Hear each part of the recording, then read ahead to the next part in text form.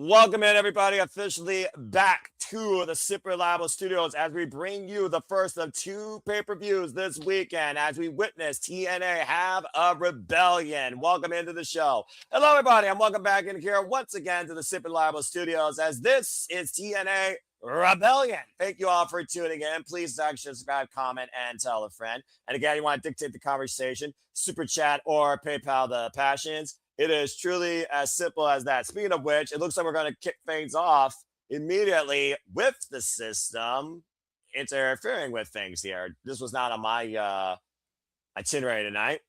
Of course, it's going to be a big night for the system as everyone tonight will be involved in in-ring action with golden ambitions. And as we just heard from the suit and from Tom Hennigan, Matthew Raywalt, the TNA X Division Championship will open things at the top of the hour, 8 p.m. Eastern Standard Time. Again, you folks still have time to purchase the pay-per-view exclusive on the TNA Plus service, TNA Rebellion. You can watch along live with us the entire night if you choose. Otherwise, we're happy to be that blind conduit for you into TNA Rebellion. And it looks like the system has a microphone. So instead of listening to them, we'll just go ahead and talk. First and foremost, it's Super Reliable, Noah Foster, Walter Cruz. Happy to be here on the call tonight for you. So again, hope you all enjoy the coverage reactions. We got 9 matches on tap. TNA X Division Championship, of course, will be on the line, as I said earlier. We have the TNA World Tag Champions on the line as Bear, Bronson, and Byron Myers of the system will go after those championships. TNA World Championship, TNA Knockouts Championship. Pray to God the name brings that title home. We have multiple grudge matches, including a hardcore country trios knockouts match that will be Falls Count Anywhere. So buckle up and enjoy the conversation, reactions, and enjoy the show. And it looks like right now the system is trying to raise the ire of the crowd. And speaking of people being emotionally triggered, we could talk a lot about that when it comes to Mike Santana and the TNA World Title, Walter. Oh yeah. Bear Bronson. And I hope they don't treat him the same way, like as his first reign. Like, can he keep this title, please? I mean, he's had the title for a little while now, but to your point, it is his third defense after his other defense was stopped inadvertently due to injury concussion protocol by the great Alice Lane. Yeah, it looks like, Cleveland giving Bear Bronson a piece of their mind. Bear said there's going to be nothing left of the GOATs, talking about the Hardys. Well, to be fair, the Hardys have been around as long as Leon Slater's run has, as both teams won last year, might I add, at Slammiversary, and have held on to their respective goals ever since. And Leon Slater, of course, the youngest in charge, the youngest ever X Division champion. Lest we grace over that factor here, Walter. Young OG Cedric saying you can't be the longest X Division. I guess if he survives tonight, he'll be the longest reigning X Division champion. So Cedric's trying to stop that? Correct, because if Leon Slater survives tonight, he will surpass Austin Aries as the longest ever X Division champion in a single run. Which is ironic because Austin Aries was also the guy to introduce Option C, which Leon Slater does have at his disposal, despite the fact he's gone to bat for the TNA World Champion, Mike Santana. Every chance there's been with a system or Nic Nemeth have tried to take advantage of him. Talking about this is where the power lies. Well, Eddie Edwards, I mean, as we know, he is the original creator, builder, designer, foundation of the system and says the power lies with us. But without gold, there is no power. And every one of the members of the system tonight could literally take control of TNA Wrestling with a win and a championship to come with it. They're talking about power. Go fitting, no offense, but it is Ohio, and they're experiencing a lot of power outages, so they might not have all the power today. To be fair, you're right, but I did not need to be reminded about being without power for 54 hours. But thank you, Walter, you freaking idiot.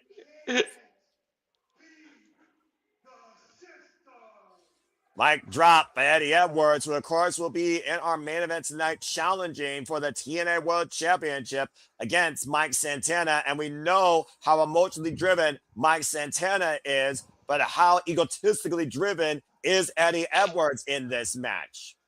It's been 6 years since he's been a champ. The champ.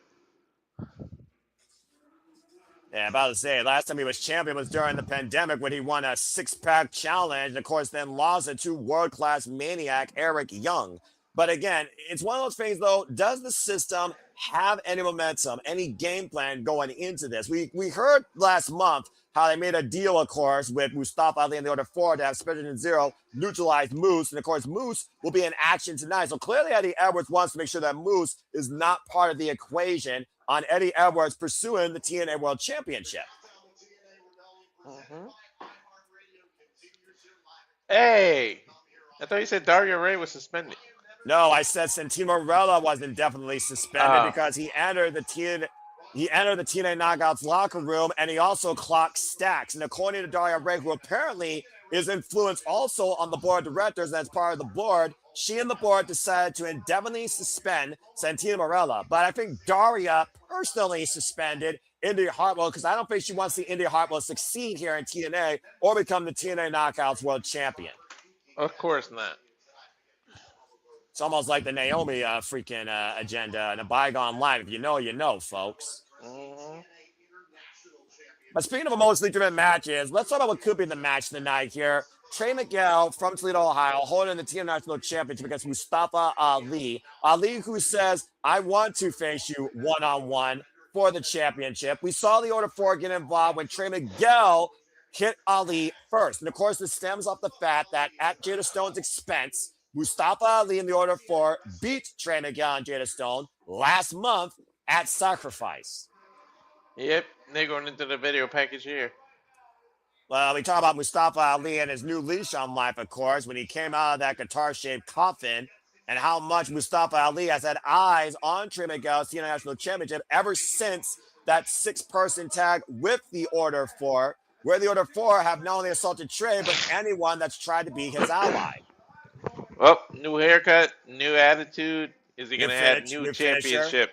I'll say, let's not forget new finisher, Dancing with the Yeah. Devil, that has led Mustafa Ali to multiple wins, including that was the last thing he did against Jada Stone last month at a Sacrifice. And since coming back, he hasn't been beaten, right?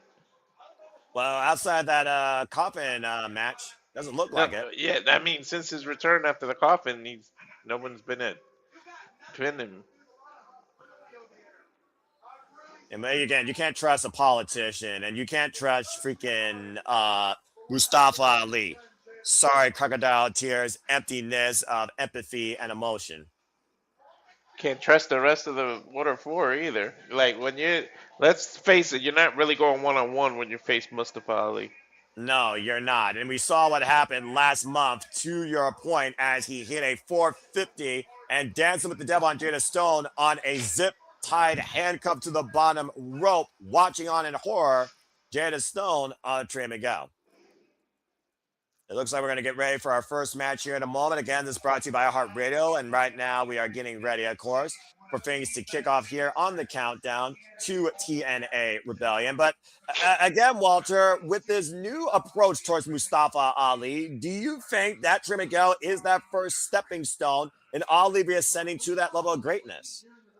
He could be, and in Ali's mind, he is. But I'm hoping it could be just a little bit of bias, but I think Trey Miguel can pull this off. However, Again, if this is Ali's first stepping stone to get back to the world title, have mercy, because this man, we seen how it is when he's got focus. When he first came back to TNA after being released from WWE, and he had that new lease on life, and he made everybody in Ali we trust. He shot up quickly that time, and he went undefeated for how long? Like when he came back, so we've seen him be the pinnacle of TNA. He could reach that again, and Trey Miguel might be the first step to that. well, to that point, we also know Mustafa Ali has company in his corner. And we know that the Order 4 have literally Mustafa Ali's back, especially Tasha Steelz, who we just saw Tasha Steelz again try to assault Miss Jada Stone this past Thursday on Impact. Yeah, the original Boricua badass. And of course, Daria Ray, apparently it's letting the inmates run the asylum, as it looks like she has no problem with the Order 4 being alongside their leader in a non-managerial role. I guess the jury is out, though, when it comes to Tasha Steeles, but again, They literally just asked her if she was going to do anything. She said, "What a stupid question. What do you mean, am I going to do anything? They're a group."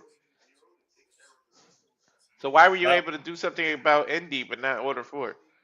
now, again, like I said, there's bias even in the highest levels of authority. What power does to corrupt the soul. Exhibit A, Daria Ray. And I'm the Superman in a suit that's supposed to be unbiased, and you're not going to get that tonight. But speaking of trying to neutralize somebody, what about Moose for Special Agent Zero? What about this agenda to neutralize the Moose problem when it comes to Eddie Edwards and making sure that the system works? Ever since Moose was communicated by the system, we of course saw last month at Sacrifice when Eddie Edwards was literally out of the gate being assaulted by Moose. Agent Zero came out like a bat out of hell and dropped the big man where he stood, to the point the match got thrown out via DQ. But Eddie Edwards got the last laugh and last statement, even keeping his wife back from assisting Moose in trying to stop this assault. You said it. She's still his wife, and I feel like she may be the X factor. Moose is completely trusting her. He may not trust the system, but he's got all this trust in her. Been having her by her side. What if he's trusting the wrong person? What if she's still part of the system, still on her husband's side? He's trusting her, and then she could change and turn on him and rejoin her husband. How long were you calling her a Jezebel and this and that when she was on the side of the ring? We know her wrath when she was in the system and how she did anything to make sure the title stayed on somebody who was part of the system. How can we fully trust her? Well, it's one of those things though where I can say a lot of things about a woman in this business when it comes to standing by your man or standing by your best business acquisition, but I'm not going to go there. And again, it's also one of those things though that we don't know what Special Agent Zero is capable of in this setting. We've seen him in Hardcore War. We've seen him come to the aid of the Order 4 in tags and trios matches, but this is Special Agent Zero in singles action. And I don't even know if he's going to have any accompaniment. Can Special Agent Zero hang with the former TNA World Champion? I think he can hang. You seen that man go? It might be all trios and tag actions that I've seen him before. That man can go. Well, speaking of going, let's go to the cheapest part of Hollywood for Nic Nemeth, as it looks like we're kicking things off here on the countdown with in-ring action. As we take things now to Mackenzie Mitchell and get ready for our warm-up match. The definition of warm-up is definitely Ryan Nemeth. And of course, we The know, little brother. yeah, because of course, his big brother will be in action, of course, later tonight when he takes on Flop Dollar AJ Francis. And he will have also a legendary quarterback from the Cleveland Browns in his corner in Bernie Kosar. And how much does Bernie Kosar play into that sort of equation? We'll find out more later. About to say, yeah, gotta get the cheap pop for your town as always. And again, thank everybody that filled out the Predictions League form. As of course, you, the TNA faithful, the new the TNA, and the Simply Predicting Resident Community, the TNA Prediction League's form is now closed. Good luck to everybody, all 25 of you. His parents are ringside. Oh, they must be so proud of their butt. They don't even care. They're not really cheering for him. Well, I mean, they got their phone. I was like, look, my little baby boy. No, I'm talking about the crowd. I mean, to be fair, does anyone cheer for Ryan Nemeth, Walter? Let's just call it what it is here. I don't even think the reflection in the mirror cheers for him. Damn! Mirror, mirror on the wall. Shatter. Bury him softly, why don't you, bruv? That was harsh. I approve, though. Anyway, it looks like he's just, of course, talking here as we got just a promo. I'm going to guess the promo is going to go longer than the match. I'm just going to put that out there. Who is he? Is he facing Sade again? Or no? No, he's facing. No, remember Sade super kicked the freaking orange spray paint off his damn chin. Not once, but twice. And I think they also had like a street fight. He's going one-on-one against BDE. Oh, yeah. BDE is probably going to wipe the floor with him, too, and make a YouTube video out of it.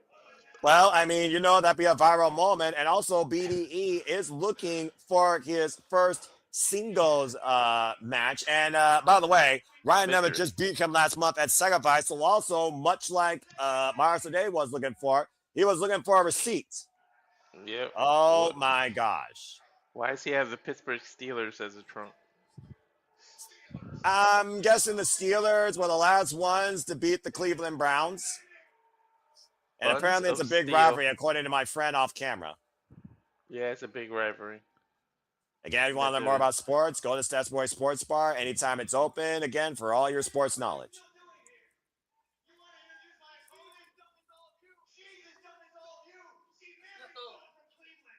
She married somebody from Cleveland. What? Oh, that's right. She is married to Vic Joseph. I completely forgot about that. Small world after all. He literally introduced his own opponent. How often do you see Well, that?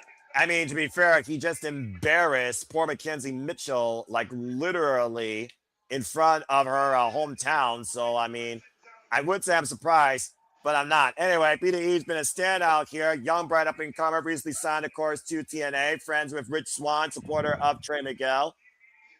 And BDE is also looking, as I said, folks, his first singles win here. Of course, breaking on to TNA and crossing the line in the Bound for Glory, Call Your Shot gauntlet. It has a heavy social media influence. Go figure he's wearing Spider-Man pants because that man be flying all over that ring. Well, I mean, from Dayton, Ohio, of course. And if he hits that... Oh! Thank you. There's the bell off the drop kick. Oh, This match I didn't even get the drop kick yet. I'm about to say, still searching for that. I just got the drop kick. Jeez. I'm about to say, yeah, and then literally you just saw the man plunge over the top. Well, I mean, you know, everyone wants to shut freaking Nic Nemeth up. Let's just call it what it is. Good grief. Now bringing it back inside the ring as BDE is looking again for his first singles victory. This guy who's literally only a year about in his wrestling career, as we are 26 minutes and 15 seconds away from Rebellion going air at the top of the hour. I got ahead of you now. Tell me when it goes to 26 even. I'm pausing. I got you, brother. And scoop slam. 3, 2, 1. Even.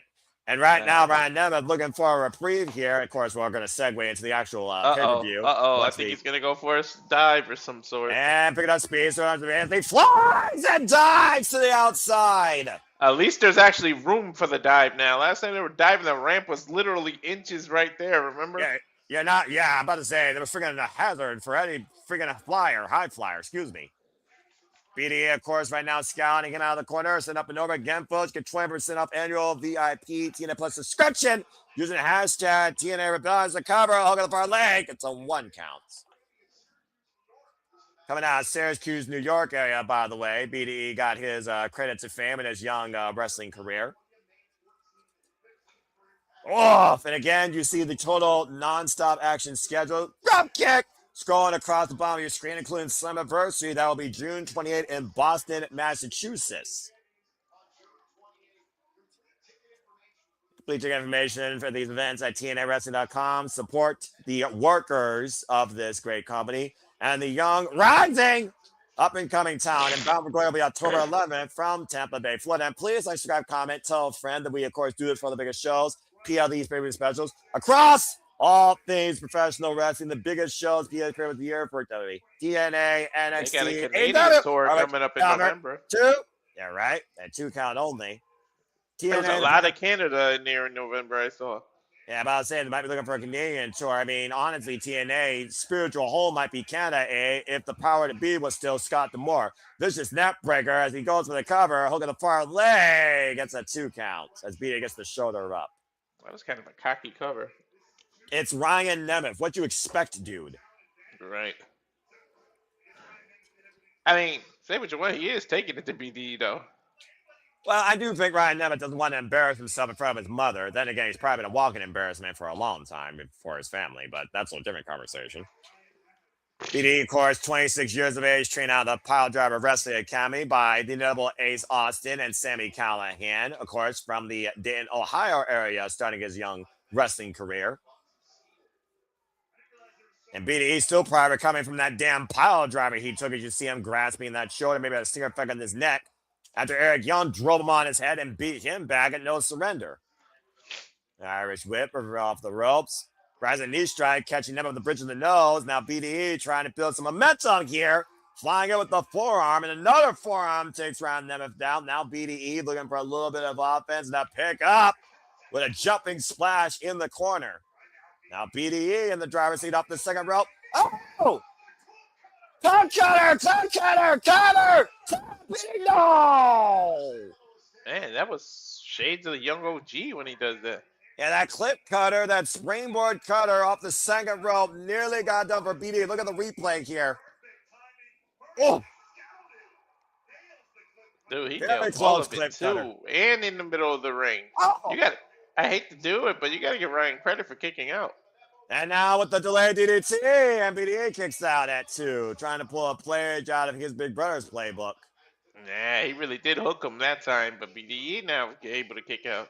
I mean, again, the Steelers still owe Cleveland's number. Cleveland looking for a hometown victory tonight. Jumping as Zaguri rocks Ryan Nemeth. It might be enough right there. Uh-oh. BDE right now. He might be uploading something here. But Ryan Nemeth trying to position. To your point, BDE going up to the top rope.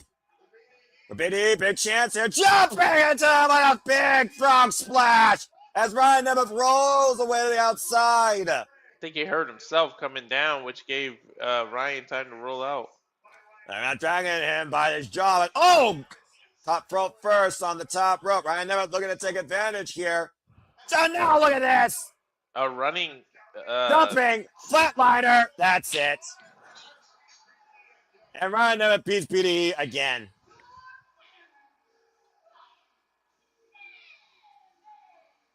Well, unfortunately, the Steelers have Cleveland's number. Still. Take a look back here at the action, though, Walter. Hitting his own Hollywood ending. His own Hollywood ending. Don't think Ryan Nemeth made any friends coming back home to Cleveland representing the Steelers. But hey, mom, be proud of your boy, or slap him in the face, whatever you want to do. You know, it's pretty much the reverse of his brother's danger zone, right? He just does it frontward. Exactly. And again, this guy believes he's Hollywood quality, but I don't think he's even blockbuster freaking retail bin worthy. Right? He doesn't even belong in that $5 bin at Walmart. Those bins that have all the DVDs.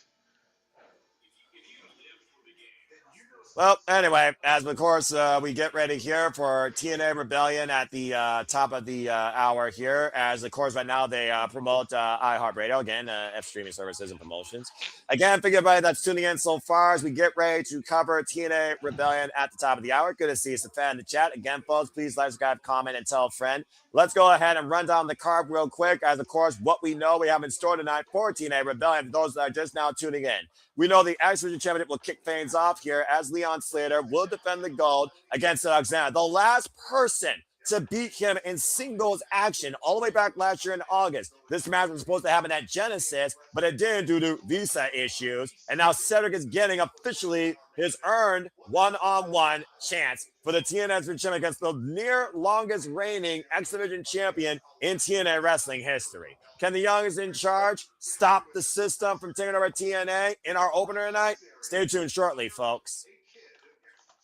And of course, we talked about clowns to left me, jokers to the right. We also talked about drifters. We talked about kings, princesses. Here's the court jester. Frankie Kazarian goes one-on-one against Elijah after Elijah's guitar was broke last month at Sacrifice, and Kazarian and Flopdown were able to get the better of Elijah in the hometown man tag team action. Now Elijah is looking to play a whole different tune on Frankie Kazarian's head. What do you think about this match, though, Walter? It's one of those things where Kazarian right now, he wants to erase Elijah. End to him.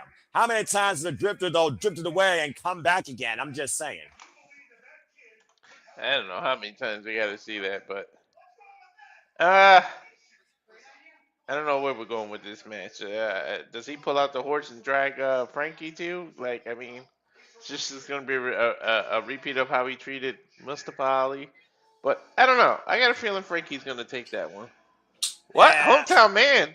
Well, we are in Cleveland. Jesus, how many times can you be born? How many hometowns does this guy have? Well, if it's a home, I mean, if it's a town, he's home in it, dude. That's as simple as that. And I was just saying the hometown man earlier, considering he was in action on the countdown to sacrifice, as I said last month. Say his name and he appears. Their hometown man's in Cleveland, apparently giving shirts out.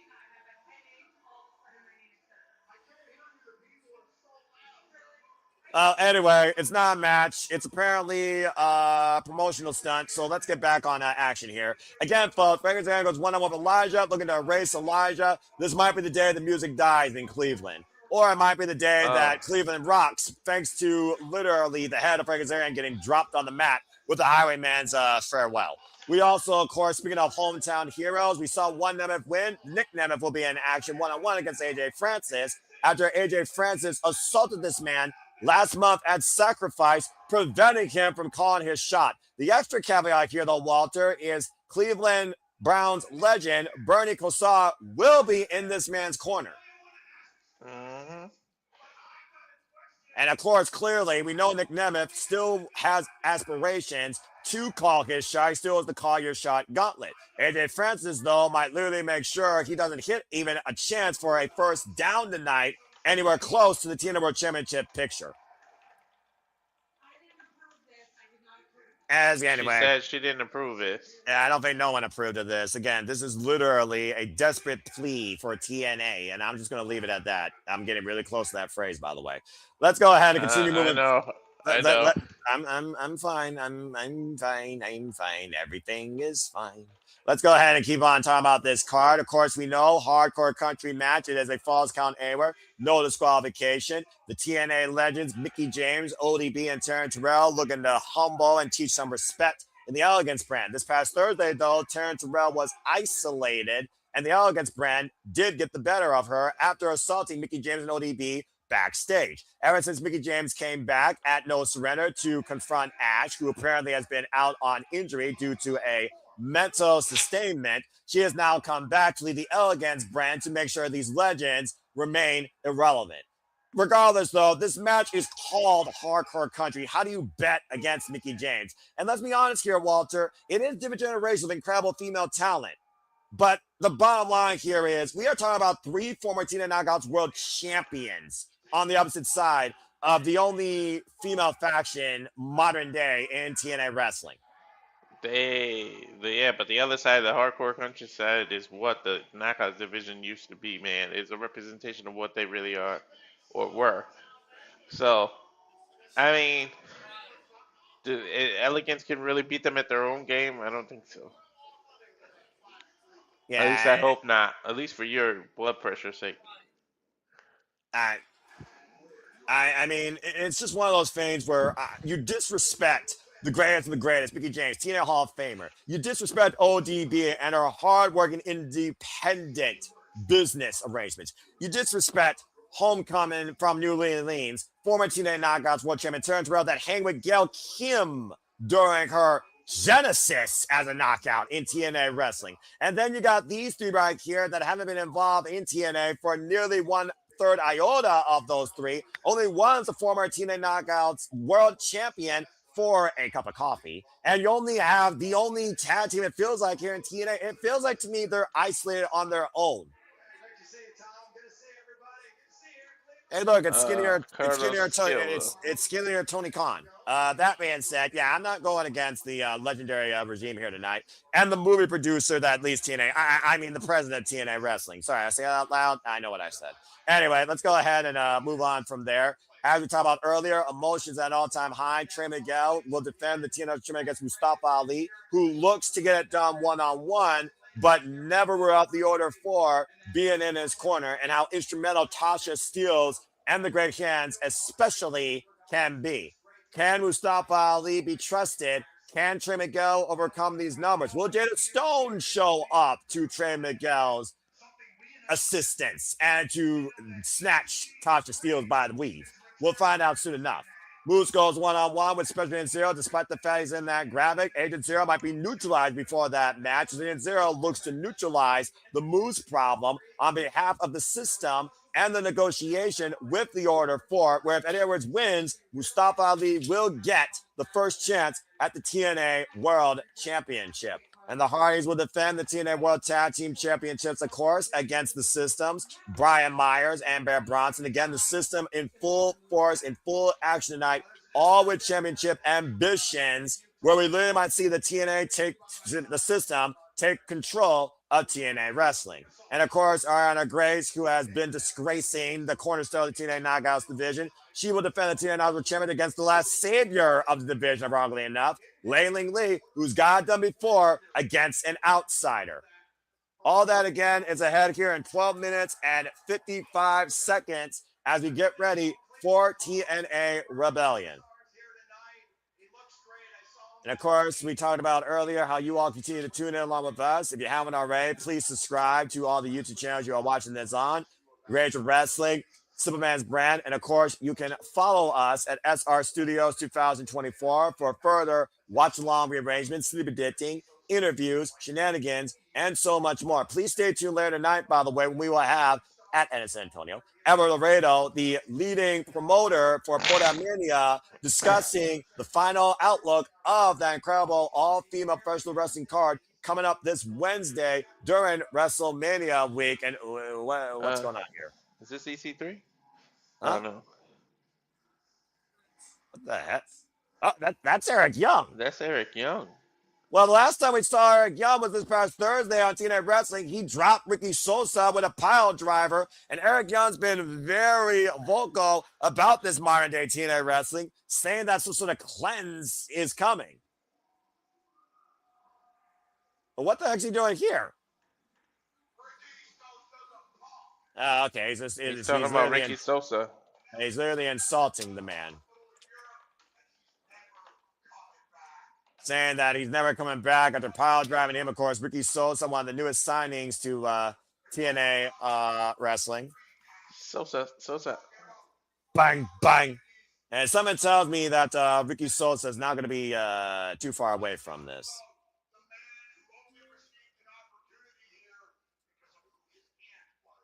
Oh, calling out EC3, saying that he only got those opportunities because of who his aunt was. I don't know how wise this is.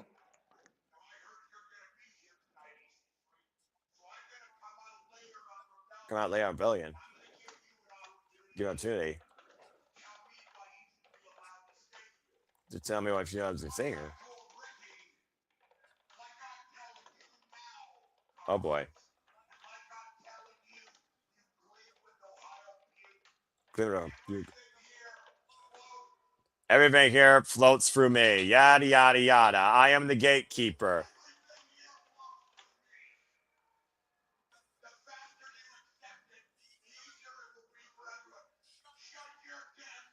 What an angry, grumpy old man Eric Young's become. Jeez. Well, this countdown has been off the rails since the get-go, as we are 10 minutes away from TNA Rebellion going live. That was a random moment. Wait, it's the same girl from the...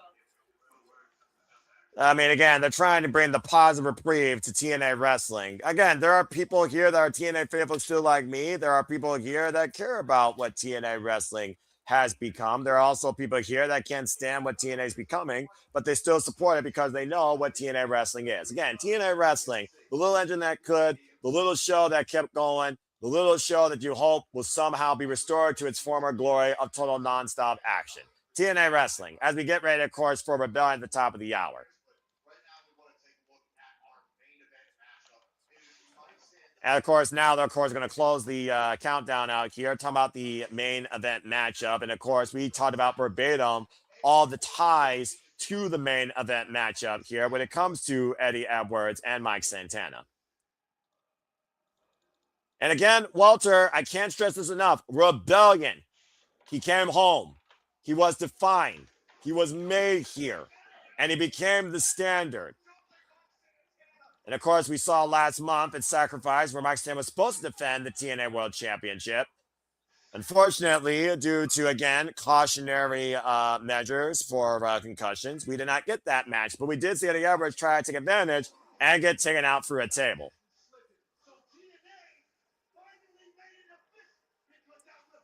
Of course, after that, I'm sure TNA made it official, as we heard.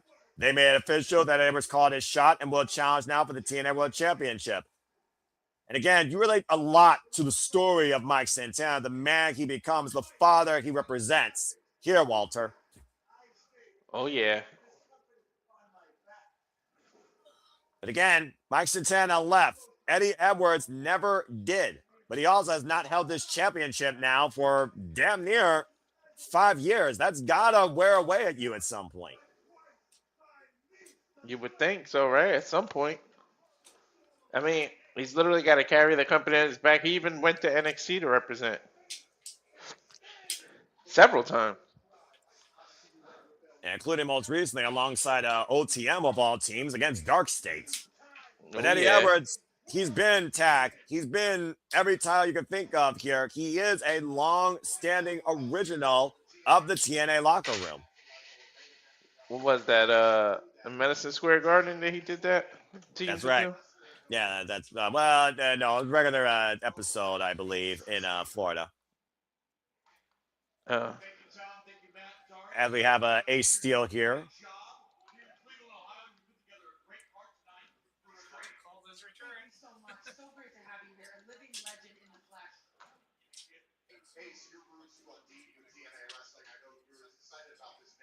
I wouldn't surprise me if Ace Steel's part of the board of directors at this point. I mean, good grief. Who would have thought to see Ace Steel on your screen again?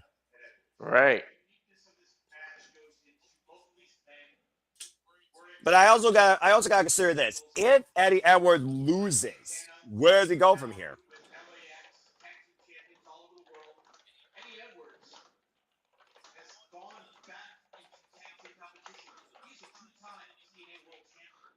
Yeah, about to say American Wolves, the system. He was literally ride or die, representing the Boston Celtics at one point, green and black, now black and white after low blowing his friend on his retirement and taking back control of the system, excommunicating Moose and rebooting it with the additions of Sir Alexander and Bear Bronson. And that whole new reformed version has a chance to run TNA by the end of the night. We might literally see titles all around their waist tonight on the system. When was the last time you could say that about a faction in TNA wrestling that wasn't called the Main Event Mafia? And if they invoke the Freebird rule, then literally they all have titles. I mean, you think about faction warfare, faction control, and we're talking about the great faction TNA wrestling, Fortune, the Main Event Mafia, LAX, Team Canada. It's one of those things, though, where we look at the system, they truly could be stronger, faster, better, stronger, Daft Punk represent, than ever here. It's very interesting to think that that could happen tonight here at Rebellion. It literally could be the system show.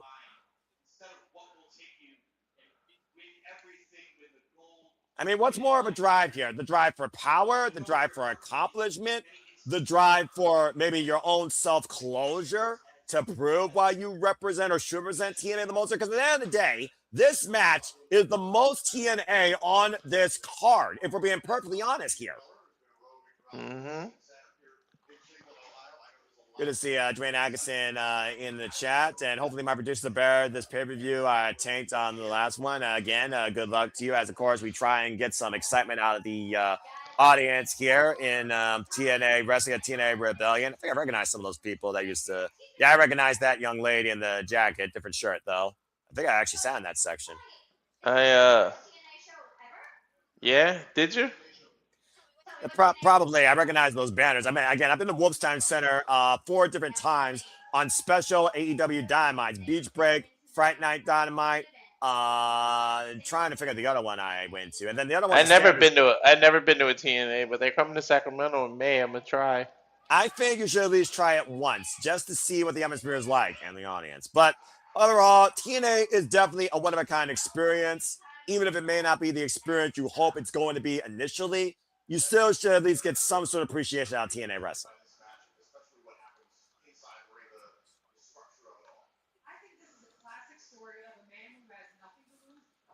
Again, the definition, like I said, the most definition of TNA wrestling, also the definition of emotionally driven, who has more to gain, who has more to lose, who doesn't give a damn when they got nothing to lose, versus who has everything to gain or lose.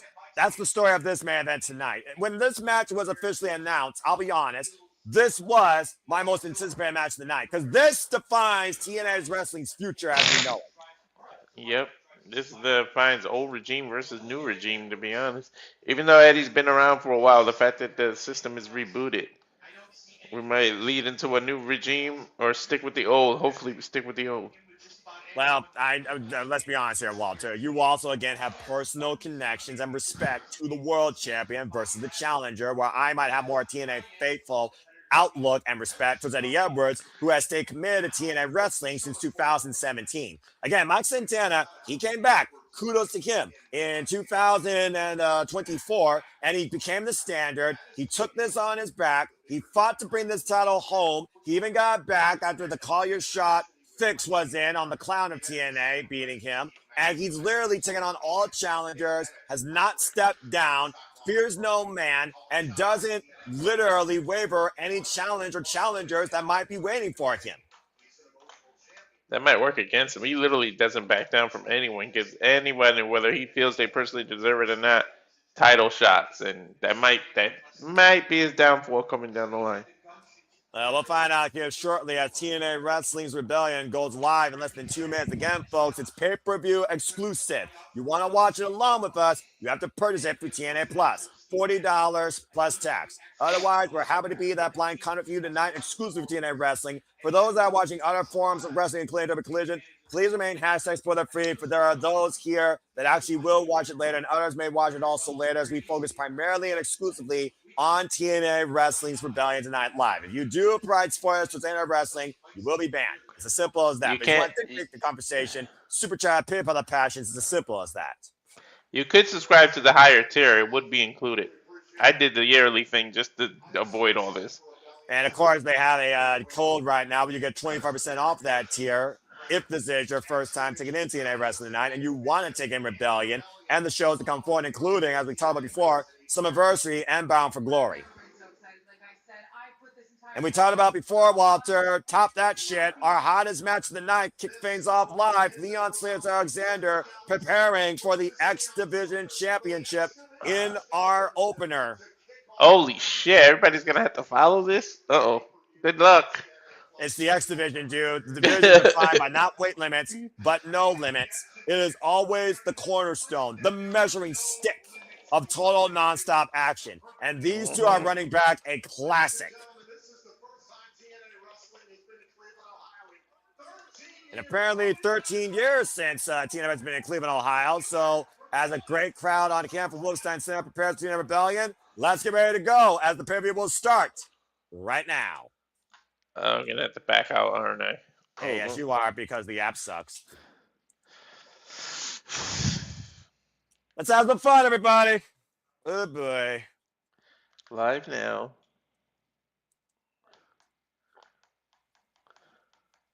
And, of course, they probably will start, I hope, on pay-per-view as usual with the Star Spangled Banner, but we'll find out here soon enough. Live event starting soon. Come on! What the hell? Don't worry, Walter.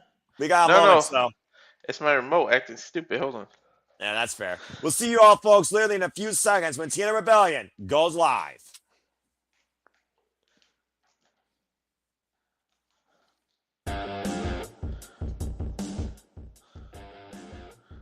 I got the FBI warning.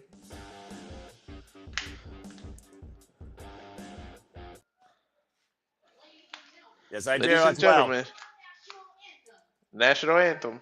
Yeah, you're a little ahead of me. Cherry Ivana. All right. When she puts the mic to her, I'll pause. Let me see. Hold on here. R&B singer, songwriter. I can hear it. I can hear your feet, so I'll know. Jerry the Vaughn. Okay, here we go. Everyone, show your respect.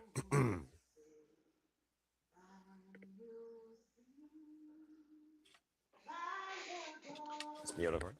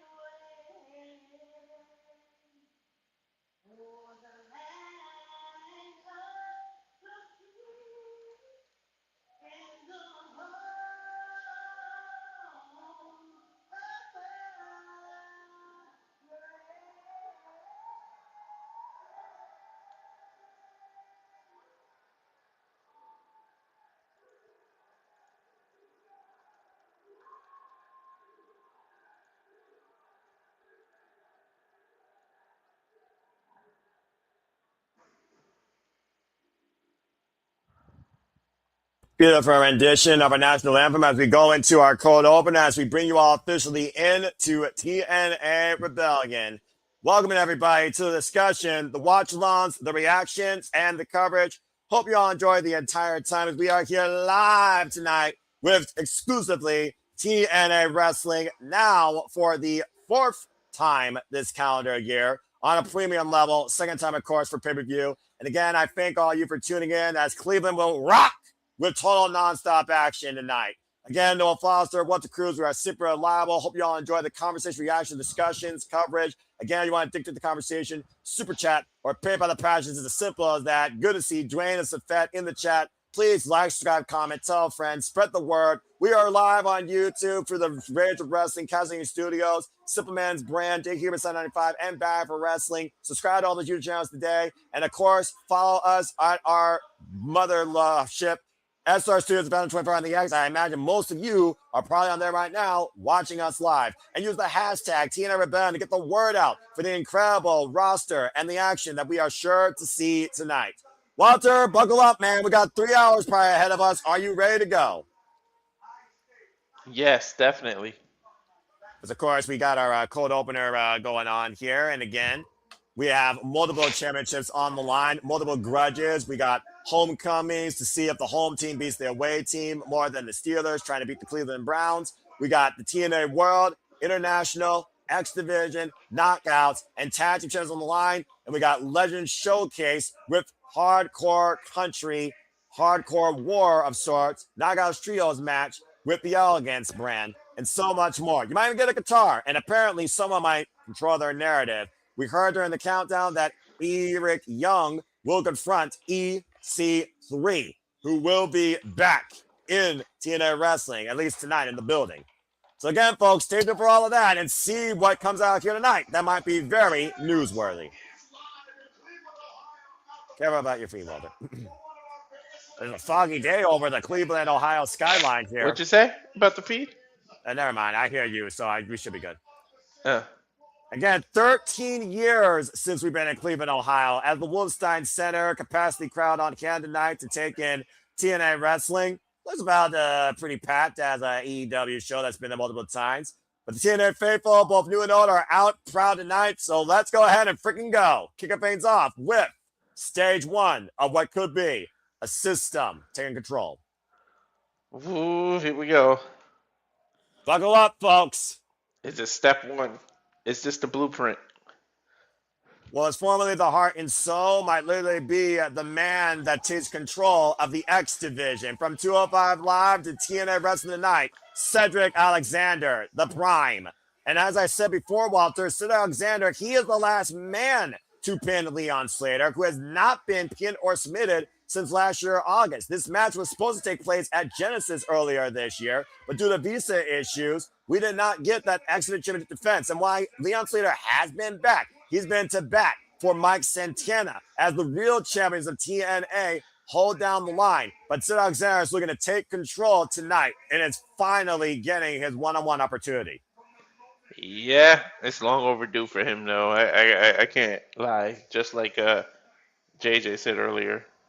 Yeah, well, Cedric Alexander, to your point, has not held a singles championship since the W Cruiserweight Championship back in 2018. And Leon Slater is on the precipice of making history. If he gets through Saturday tonight, he will go down as the longest reigning TNA X Division champion in a single run, outlasting Austin Aries as the youngest in charge has settled down in Cleveland. Interesting feat, by the way. The youngest OG from the UK, Leon Slater, who took the title from Moose last year at Slammiversary, has now been the TNA X Division champion now for 266 days. Tonight will mark his 12th defense, outlasting Eric Young, Nic Nemeth, Flop Dower, Rich Swann, Stacks from NXT, Myron Reed, who is now all elite, Manlight Reese, Marcus Mathers, Dante Leon, and of course, Cedric Alexander. But that was last year at Emergence in June. And that was not this Cedric that has been upgraded to be part of the system. Nope. This is a whole different outlook.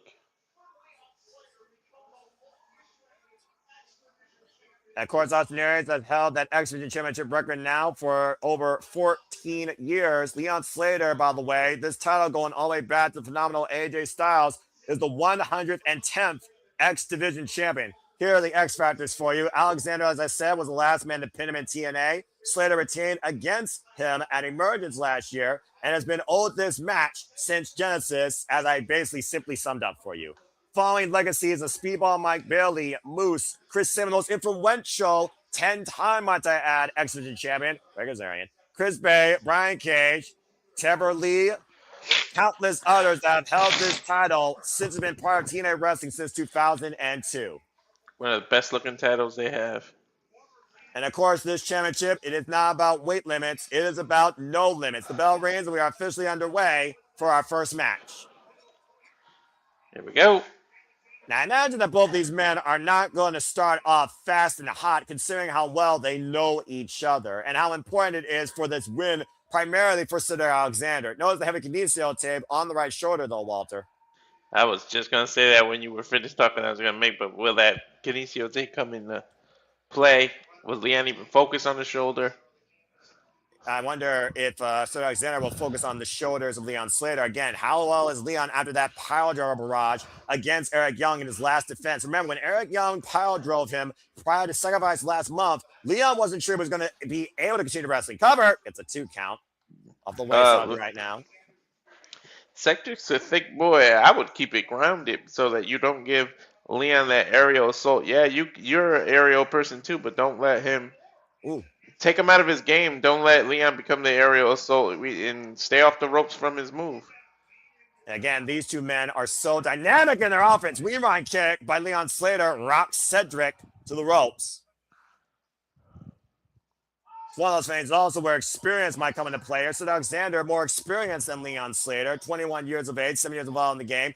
Handstand back elbow strike by the youngest in charge in the early going, getting the better of the challenger. And right now, Leon looking to pick up speed. Big boot drives Cedric.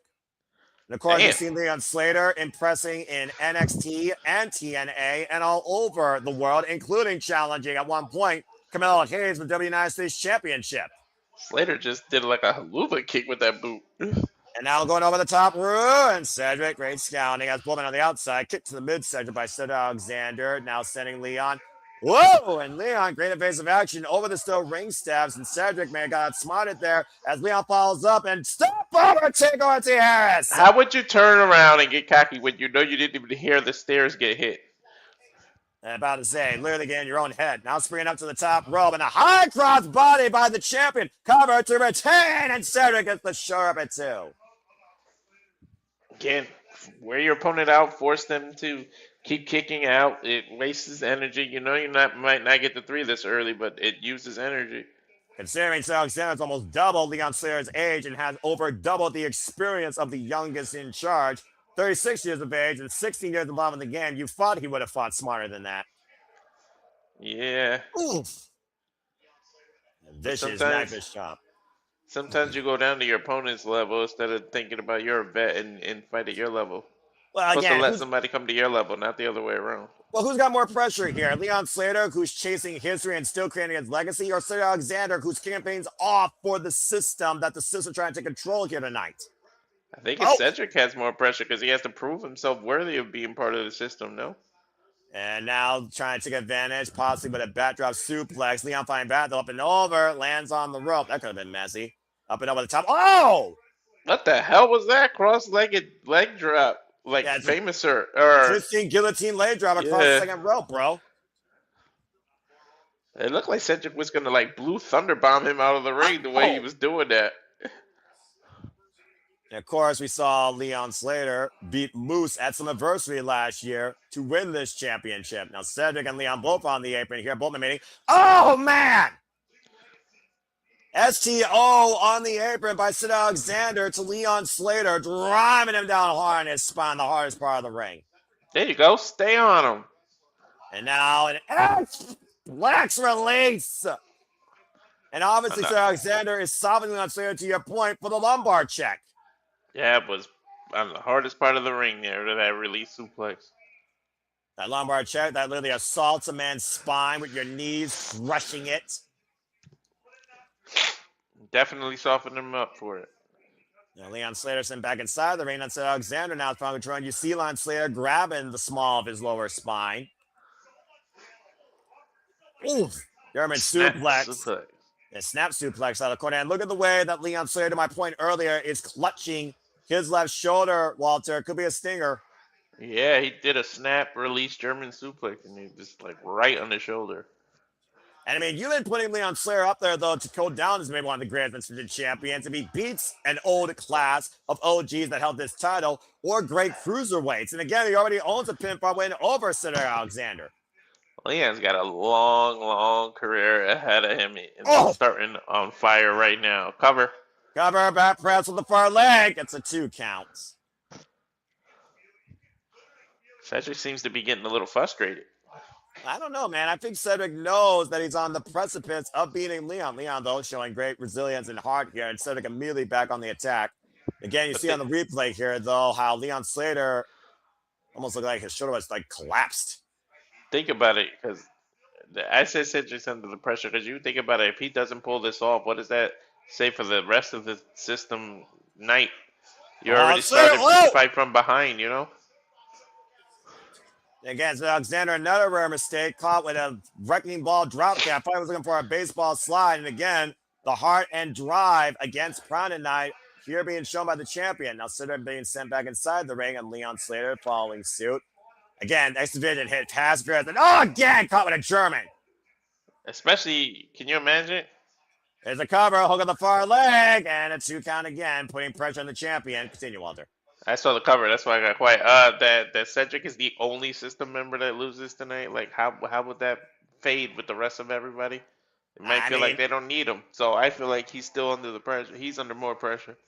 Well, we've also seen before how a leader leads by example. If anyone's under pressure tonight, there is no greater pressure than TNA original and the leader of the system, Eddie Edwards, against Mike Santana. But Sid Alexander could also be a mental omen of things to come in victory or defeat. And let's not forget, Bronson Brian Myers will take on the Hardys for the tag team championships. That was smart. Cedric just leaned all his weight when he was in that headlock.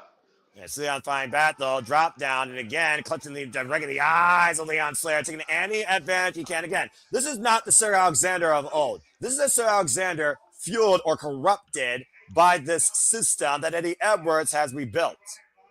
Yoster would never have done that. Well, if you can't see, you can't hit your opponent, right? I suppose that's true. And right now, Leon Slater just staggering right now. Oh, and again, another cheap shot right to the eye.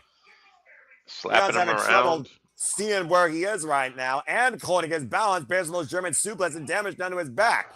He might be seeing double at this point with a finger in his eye. The vertical or equilibrium rod. Oh! What? He saw the mark on that. Yeah, bullseye with that leg lariat. Damn.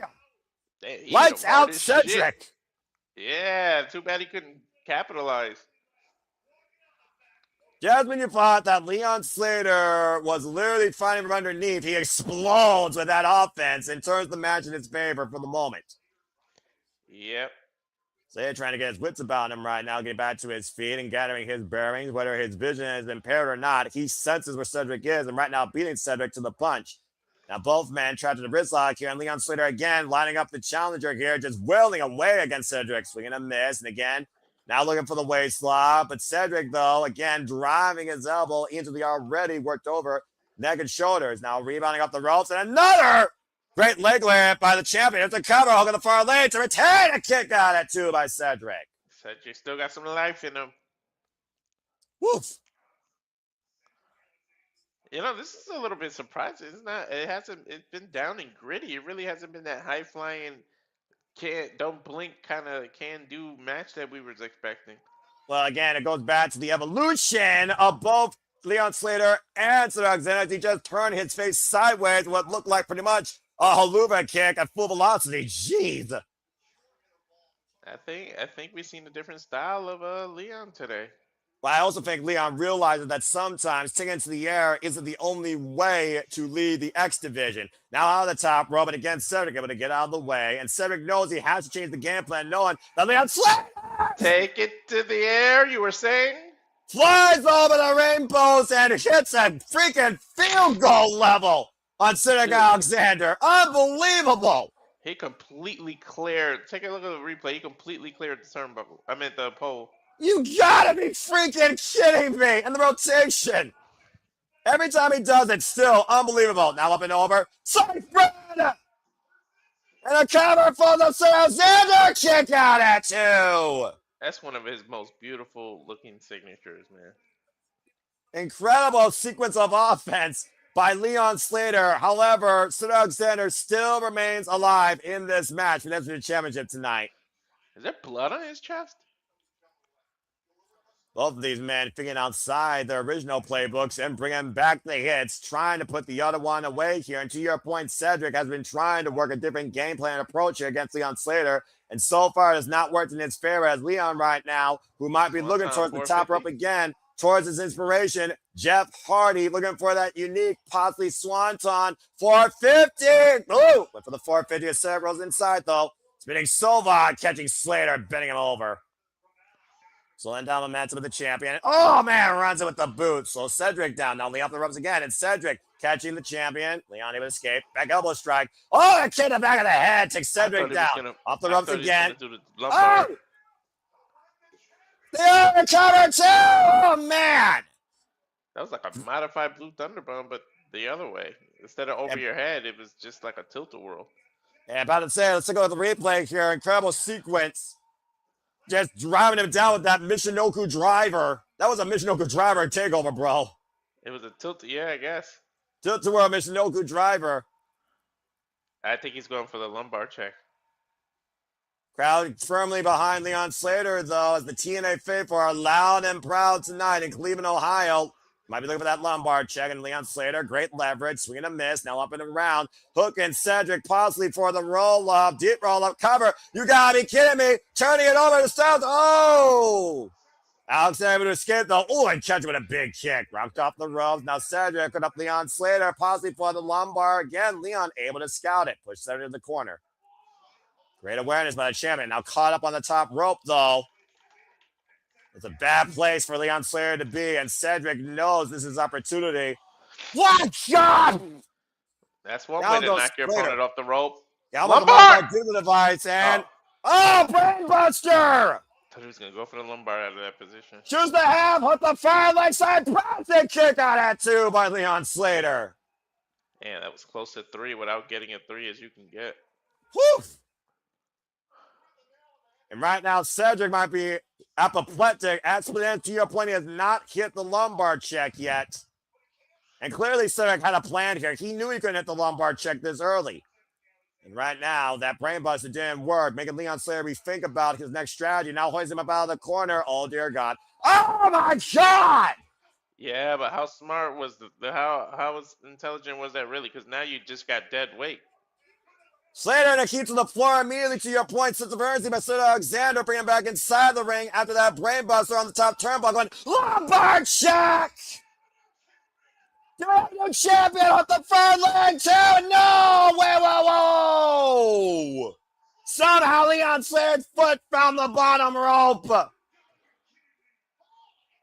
He adjusted. Look, right. Look but right before he got pinned, he shifted himself closer to the rope. Yeah, again, though, twisting brainbuster on the top turnbuckle and immediately bring it back in for the lumbar check. To your point, he readjusted, hooking the near leg, and somehow the pull and the awareness of Leon, he found his way to the bottom rope to force the break. I think after seeing that replay, that was Cedric's fault because he had the correct leg hooked to avoid that. He let it go and then hooked the other leg. I don't But know I if you think, saw it. It was a quick. yeah. I don't know if you noticed it, but it was quick and subtle. But he had the correct leg hooked, and then he let it go to hook the other leg, and it let Leon put his foot on the rope. Yeah, he was obviously trying to add more pressure to the near part of Leon Slater's body. And to your point, awareness by the champion, sense of urgency, misplaced sense of urgency by Cedric Alexander might have cost him as he now goes to look over the chance of the championship. That's what this is all about. Again, how desperate is Cedric Alexander to win this title tonight? At least it stays in house regardless of the outcome. Yeah, I'll give you that. Again, and right now, Leon Slater unable to budge. So wait a minute, Leon Slater, though, hooking up Cedric Alexander immediately. What is this? Go for it! Stop! Slash connects! Torso first on the championship! And Sarah's the one that brought in, so telling us now it's qualification! And now Leon to the top rope! Swanton 450! Cover! Leon Slater does it again! Dude, if his Swanton 450 does not win the fucking finisher of the year this year, I don't know what people are watching. Holy hell, what a phenomenal, and I truly phenomenal, successful defense for the youngest in charge against Cedric Alexander. Leon Slater is still the face of the X Division. Cedric's his own demise. He's the one who introduced the title. Pride before the fall, a tale as old as time itself, and that beautiful Swanton 450 that cameras can't do just enough for was the end note to sweet victory. Congratulations once again to Leon Slater, still the face of the X Division. I got to see how much those Sacramento tickets are because Jesus, I got to see that move live in person. You got to see Leon Slater live and in person. If no one else in TNA has your stock, put your stock in the youngest in charge because that was incredible. Damn sure it was. Another amazing successful defense for the TNA X Division Championship and the champion, respectfully. Woo, my goodness. I'm going to need another Mountain Dew after that. And I mean, damn, that was so good. That finishing sequence as well. And Dude, again, to your point, the desperation of Cedric Alexander was his downfall. Yep, but the fucking beauty in that move, dude. Woo. And of course, you mentioned earlier, Sacramento, California. They will be live in Sacramento, California here very soon. Again, as we welcome Matthew Raybot and Tom Hannigan. Tom's suit game always on point with the handkerchief, of course. Always appreciate the Drama King. Always have. And his lapel pins. And of course, we just saw an incredible opener tonight at TNA Rebellion. As of course, they run down the card again. We got the Clown of TNA taking on the Drifter, Elijah, Elias, Ezekiel in the past life. And there will not be a guitar involved, but someone's going to hit a sweet tune of victory. And Moose will also go one-on-one against Agent Zero. And the Order 4 will likely be in his corner, but so will be in Moose's corner, Alicia Edwards. Hardcore country match. It is a no disqualification falls count anywhere. The Elegance brand taking on Mickie James, ODB, and Taryn Terrell later on tonight. Something far less elegant. Let's see if the Steelers can lose to the homecoming team as Nic Nemeth goes one-on-one with Flop Dollar, AJ Francis, and the legendary quarterback for the Cleveland Browns, Cleveland Browns legend, of course, Bernie Kosar, will be in his corner. The TNA knockouts need to be restored to greatness again. Without grace, can Leiling Lee bring the championship back home? TNA knockouts World Championship on the line.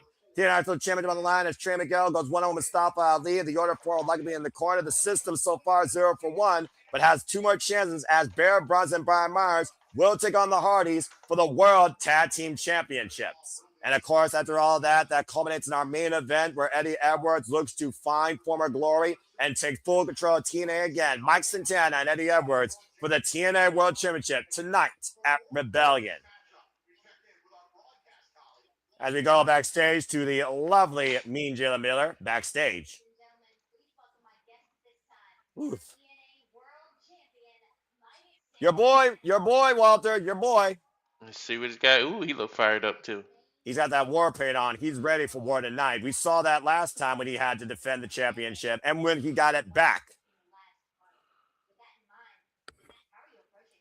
Oof. That's how he's approaching this man. Again, what's the mindset of a champion? How emotionally driven is Mike Santana? Cheap pop.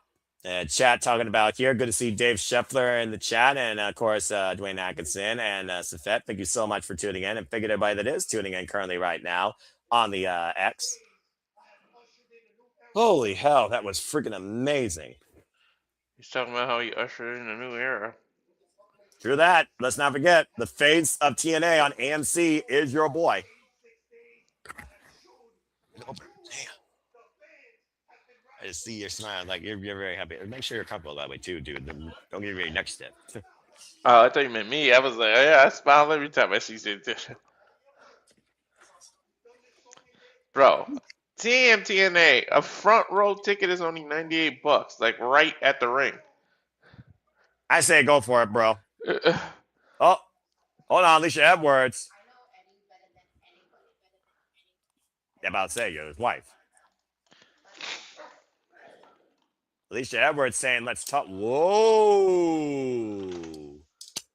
I think Mike Santana might have his own little assistants ahead of facing Eddie Edwards tonight. I'm not sure what that means, but we'll see more about that towards our main event as we get ready one-on-one. It's the clown of TNA, Kazarian, taking on the drifter of TNA, Elijah. Do you want with Elijah or do you go with the court jester? Let's get ready for the singles grudge match. We'll find out. Here comes Carlos Silva's ass clown. Oh, brother, this dude. I mean, again, the tale of the tape talking about TNA originals. This guy, once deemed the future, the OG, former 6-time X Division champion, former TNA world champion. Your boy, Mike Santana, beat the shit out of him, though, to get that championship back. Looking to get back to that former glory at the expense of Elijah, where tonight he looks to erase Elijah once and for all as we know it. Of course, Kazarian's got to do something to make sure he's part of the conversation or the equation. So, of course, he just has to make a freaking enemy out of everybody. You know it. He wouldn't be himself.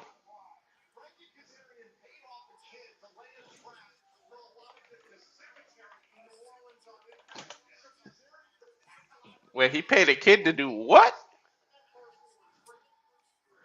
What did they just say he paid a kid to do in the cemetery? Apparently hit him smack dab in the head so that when he drives, he freaking hits a damn tree. So how bad does Frankie Kazarian want to get rid of Elijah? I think you just got your answer. I remember last time I saw Elijah or Elias in a press live was Fastlane 2019, and he insulted the Cleveland Browns.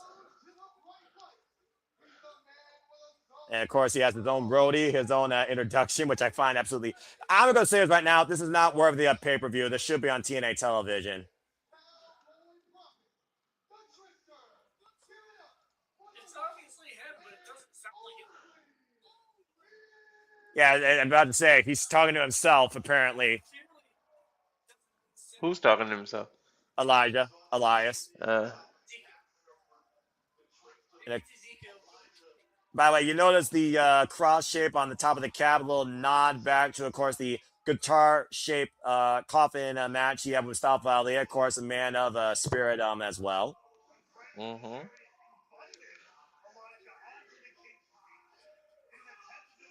Of course, this bad blood stems also from Frankie Kazarian's key speech being interrupted at one point by Elijah. We saw what happened the last time someone pissed off Elijah, though. They didn't get a guitar over their head. They got planted in a coffin and they had to be reincarnated to find themselves again. I'm just saying. True. And of course, he destroyed his last guitar last month at Sacrifice. Elijah, though, comes in here with a new tune and a new guitar. Bell rings are underway for this grudge match. Go get your popcorn, folks. It's your bathroom break. And right now, Kazarian teeing off against Elijah here. What a way to literally not top that shit, but cool things off. A swing and a miss, and Kazarian to the bottom rope, and right now down to the floor. See how pissed off Elijah was, and Kazarian right now trying to instigate him, but also slow down Elijah. Now catching him back inside, Kazarian sent off the rope, swinging a miss. As well as things also, I look at, oh man, what a boot. When I look at Elijah, who probably has his own ambitions for the TNA World Championship, I could see Elijah, if he gets a win over Kazarian here tonight, that might put him back in championship contention at some point. Oh, jeez. Big knife edge chop that literally took Kazarian almost up and over the top turnbuckle. So far, I'm liking the tune that he's playing. Another one, almost tying up the legs of Kazarian in the ropes. Now, imagine he ties up his hamstring in the top rope. Wouldn't that be a shame? I didn't say anything. And right now, Elijah teeing up Kazarian. No one can stop me. Then right now, Kazarian driven face first in the second turnbuckle, and no one will stop me. Average whip reversal. Elijah off the ropes here, swinging a miss, picking up speed again and again. Kazarian unable to beat him. What man? Just flying off with that lariat. Again, a lariat comes at you. The clothesline, you just go into it. Thank you, Samoa Joe. Oh! And face first. I mean, how would you feel, Walter, if someone destroyed one of your most prized possessions? Would you not want revenge on them? I don't know how many guitars Elijah owns, but I'm just saying. Yeah, it don't matter how many he owns. He's got one less now. You destroy my property, I'm gonna be pissed. Yeah, you know how much that is? Probably worth more than that scarf. And right now, TNA Rebellion is trying to use the hashtag TNA Rebellion. Now, Elijah might be looking for a drive-by as we walk this way and clocks Kazarian on the side of the head with a knee. Might be a little bit of field day. How fitting for a drifter to win in the city that rocks. Kazarian right now in the grips of Elijah, as Elijah might be looking to go old school. I mean, to be fair, Elijah and Kazarian have had bad blood going all the way back to last year when Elijah teamed with the former TNA World Champion at freaking Under Siege against Kazarian and oh man, and driving down his arm. Shout out to Mark Calloway. Almost got as slow as a style as him, honestly, sometimes. Yeah.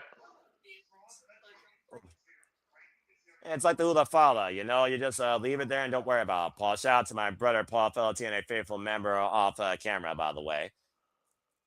And right now, Elijah just taking his time with Kazarian. And Kazarian has not been able to really get out of the gates since trying to outsmart Elijah in the early part of this match. Up and over, though, as I say that.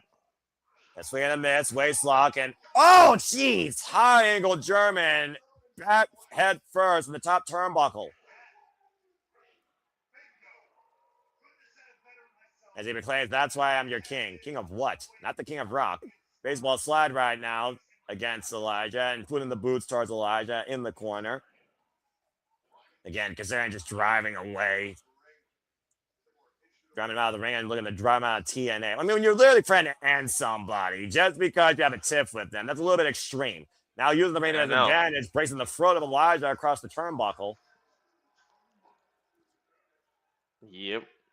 What he needs to do is stop fueling his own ego like Oliver Page and actually go for the juggler. Obviously, I know he's trying to summon for that crossface chicken wing, but again, when the king gets in his own head, that's when foolishness happens and when his challenger can take advantage. Baseball slide, and Kazarian now with the top rope. Whoa, like oh, man, take it to Harris. That's like asking a kid not to eat chocolate. You can't ask Kazarian not to be fooling himself. Oh, and right now, Elijah clutching his right elbow and shoulder. Okay, really, Kazarian, was that necessary? Again, I mean, I thought you're supposed to be for TNA. You're Carl Silva's boy. Why are you insulting the sponsor? Elijah tossed back inside the ring. Of course, it's a standard match, and I do mean standard match, TV quality, not pay-per-view quality, but it is what it is. Thanks, Daria Ray. Slingshot, leg drop across the throat of Elijah by Frankie Kazarian. Cover. And again, right now, not a cover, just literally googling Elijah. Referee calling for the break. Bazay, potential 5 count here. Kazarian looking for a statement or for a victory here. Again, let's look at the replay here, Walter. To your point, over the top, slingshot to Harris. Elijah, awkward landing, and his elbow bumped into that podium. A savvy veteran of Frankie Kazarian is, of course, former, like I said, multiple-time champion here in TNA. Inside Russian leg sweep. Former 6-time TNA X Division champion. TNA Tag Team Champion, and of course, TNA World Champion. Coming back home to TNA when TNA was brought back to life. Wrong enough at Hard to Kill. Yeah. I still remember that stage to this day. Big right hand to Elijah. And Elijah fighting on the apron. Kazarian meeting him in kind. A swing and a miss. Again, trying to be under the punch. Great outsmarting by Elijah. Outsmarting that guillotine leg drop. Elijah, though, spent and worn out. Hell yeah, he is. Again, right now, though, a moment of reprieve for Elijah here. Spring up the top rope. And oh, wait, what the hell? That's a strap from the damn guitar. Why isn't he disqualified? Kazarian is daring the referee to disqualify him, and I don't think Elijah wants that. I didn't think this was a no disqualification match, though. I mean, telling the referee, though, he has full granted advantage to disqualify Kazarian if Elijah deems it not, though. I guess Elijah, though, again, I don't think Elijah doesn't give a damn how he kicks Kazarian's ass. He's not looking to show any weakness towards this guy. And again, he's paying for it being whipped like a government mule with a guitar strap. And the referee's letting it go. But again, Elijah's told the referee he wants to continue. Referee's discretion, I guess. Well, also opponent's discretion. Oh, wait a minute. Elijah catching Kazarian, though, with the strap in hand. Swing and a miss. Spinning Sobot. Rising knee. Combination offense with the lariat takes Elijah down. So this is the damnedest thing I've seen so far tonight, and we're just starting. Yeah. From something at peak to something that's not even low in a freaking slow cooker. Right. Ugh. All right, knife edge chop by Kazarian, though. This match apparently is continuing. What are the rules? What are the rules? What are the rules? Hey, you tell me, folks. Pointing the elbow at the back of the head and neck. I still can't believe the fact of the matter that Elijah took that punishment and really decided to let the match continue. Since when does the competitor decide the outcome of a match, let alone the stipulation for it, during the fact? Don't ask me. Yeah, right now, Kazarian was looking to walk by himself and gets overhead built to the other side of the ring, back to California with that distance.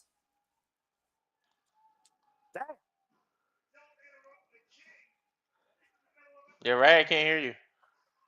And right now, Oh, Elijah trying to tune up the crowd.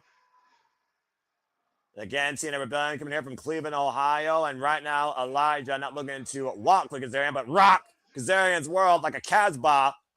And Elijah mounting some offense here. Irish whip off the ropes. And again, up and over. Lance Kazarian, though, looking for the backstabber. Jesus. Great awareness.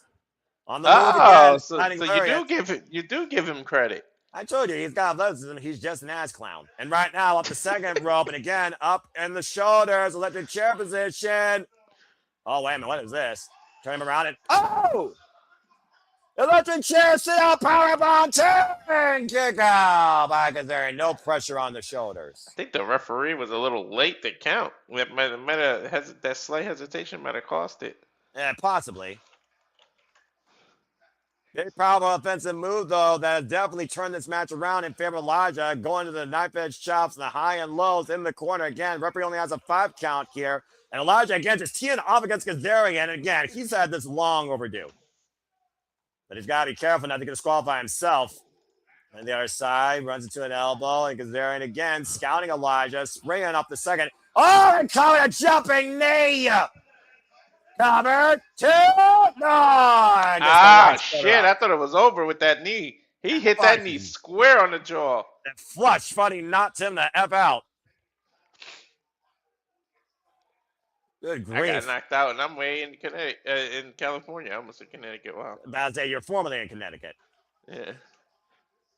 And right now, Elijah, stakes are high here on this match to get a big marquee win on pay-per-view against a former TNA World and X Division champion. Elijah was not held going at TNA. Now with the guitar drum in hand himself. Oh, man! Cracks that whip! Take his damn hide! And again, the referee's going to allow it because, remember, Elijah allowed Kazarian to use it. I mean, turn on fair play, right? Whip him all night. Oh, that over the head. Just branding the clown of TNA. Elijah's beating the hell out of Kazarian. I love it. Ugh. I love it when the devil gets their due. And right now, hoisting him up. Oh! Side choke, slam, counter, 2, kick out at 2.5 by Kazarian. Gets the right shoulder up. Now Kazarian going to the corner and grabbing the guitar of Elijah. Again, we saw what happened the last time the Drifter's instrument was in Kazarian's hand. Another weapon. I mean, at this point, the referee's going to allow one weapon. Why not allow another, right? Just throw the rules out the window. If this is a personal grudge that much, then settle it like men in the ring and let the best man win, I guess. By any means necessary. Prime bottle on the ground? They don't do prime here. They don't drink that crap. And right now, look at that slingshot. Oh, my God! Slingshot cutter! And Elijah went face first in the guitar. The cover by Kazarian. No, kick out at 2.5 by Elijah. That was that hesitation. He didn't cover him immediately. The shotgun on the Reed's face. What about the shotgun Elijah's face? And literally, it's almost like second life for Elijah here. Look at the eyes. The eyes tell the story. Now looking for Fade to Black and Elijah holding on to the top rope for everything he's worth. And again, a mule kicked off. Fended off by Elijah, and Elijah taking the destroyed remains of that guitar. Yeah, he's got the neck down. That's the guitar strum. Oh my gosh, he was looking to spike him. The referee goes, the mule kick. The referee didn't see it. This fucking ass clown steals it at Rebellion. 2 for 2. Bow down to the king of TNA, Noah. Desperate means by the court gesture, TNA Wrestling playing a tone that board. Desperate means.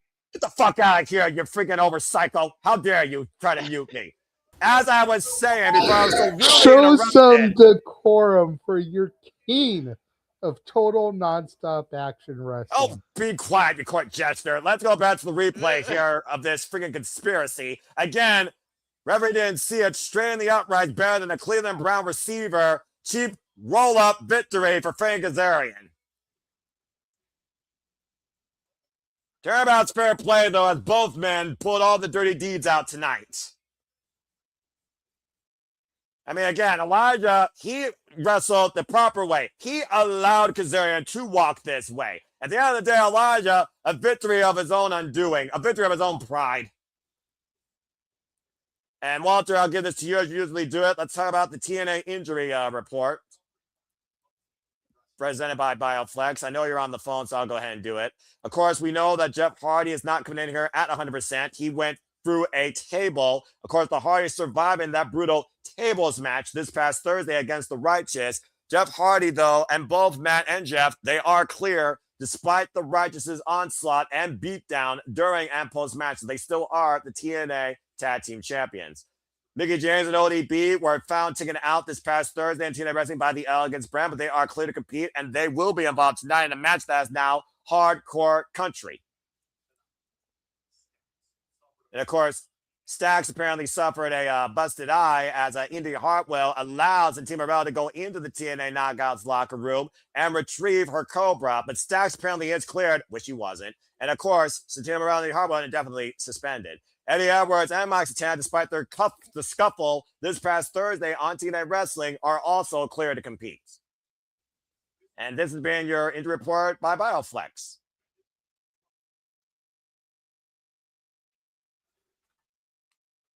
As, of course, we have the Jezebel, the darkest note in TNA Knockouts modern day history, entering in with her fiance only on a one-way trip to divorce court after this is over when she loses that title. The TNA Knockouts World Champion, Arianna Grace.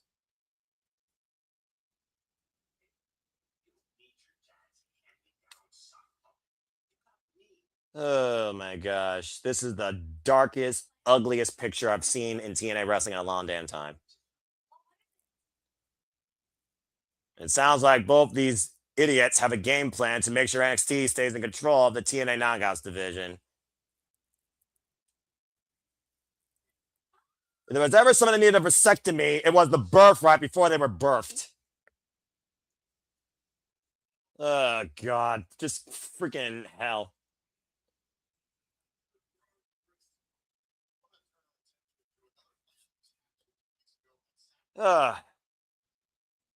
Anyway, as Walter's on a call, folks, again, he works 24/7, 365 all the time, day and night, and wears multiple hats.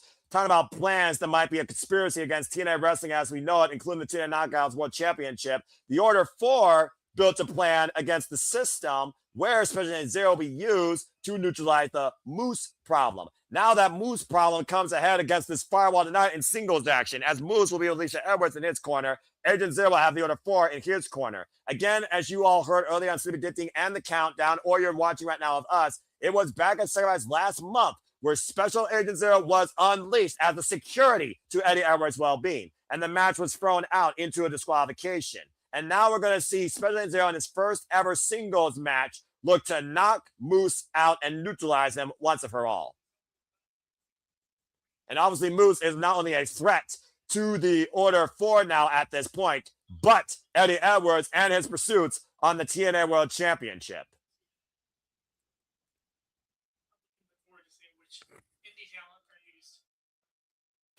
And we are in Cleveland, Ohio, and we all know that there's always Secret Service in every city for Mustafa Ali and the Order 4 as Special Agent Zero comes out by himself.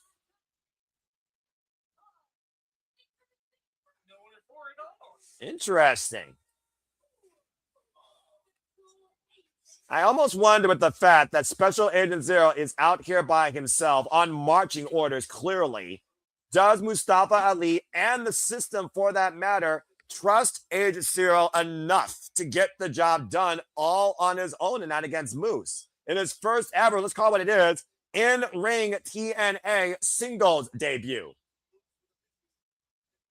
Remember, the first time Moose and Agent Zero engaged, it was a freaking headbutt that damn near concussed Moose. We are literally looking at the two biggest men in TNA wrestling going for the first time ever. This is your Haas 5 of the night, folks. Now things might actually pick up.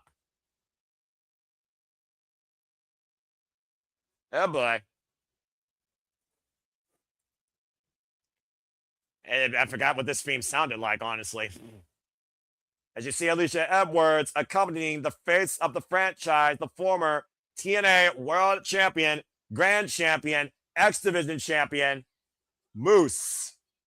A man that came from a football background and left it all together to become a professional wrestler. Brought in by the Miracle, Mike Bennett and Maria Kanellis in a bygone era of Impact Wrestling, and has been nothing but the 5-tool star of this company since. And right now, Agent Zero, oh my God!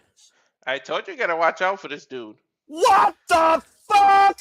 Special Agent Zero flew over the top rope and wiped Moose out. Yeah, he cleared the top rope like completely. What the hell? Moose Oh my isn't even out of gosh. his jacket yet. I've noticed that. Thank you. Or robe, I should say. I'm about to say, dude, it's a robe. That was a nasty freaking landing. Again, you literally saw the fear in Eddie Edwards' eyes before Moose neutralized him. Or excuse me, Agent Zero neutralized Moose. Alicia Edwards also out here needs to be very careful. She knows what Agent Zero is capable of. Agent Zero delivered her into a bed of attacks at Hardcore War. Yeah, I got the feeling she might show her true self. Oh! And again, right now, it's officially underway here. And Moose, look at the size of these two. There's a marginal height difference with these two men at this point, it feels like. Oh, my gosh! I wouldn't want to see neither one of them in the dark alley. A lit alley, let alone the dark alley. Oh, the top! And again, Moose wiping out Agent Zero on the floor. For those that don't know, Moose is 6'5", 290 pounds. And should not be moving the way he does. And now what Moose is thinking here, someone tells me this match is not going to stay just one of the elements. Up. He's looking at wood. I mean, you know what? The other referee was linear. Why not? With how personal this is, how much regret this is. Why the heck not? Special Agent Zero, by the way, Walter, is 6'5", 255 pounds. There's no way they're both 6'5". Agent Zero looks taller. Apparently, the tail of the tape says differently here. And right now, Moose has been face first in the apron, now being sent back inside the ring, and I sense disaster. Woody! Again, dangerous territory here. Both men on the apron. Now Moose in Special Agent Zero's clutches. He is not thinking about, oh dear God.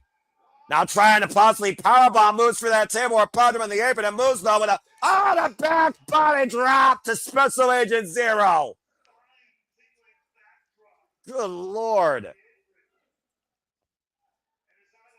This is one of the biggest heavyweight hot fights I've seen in a long damn time from this company especially. Mm-hmm.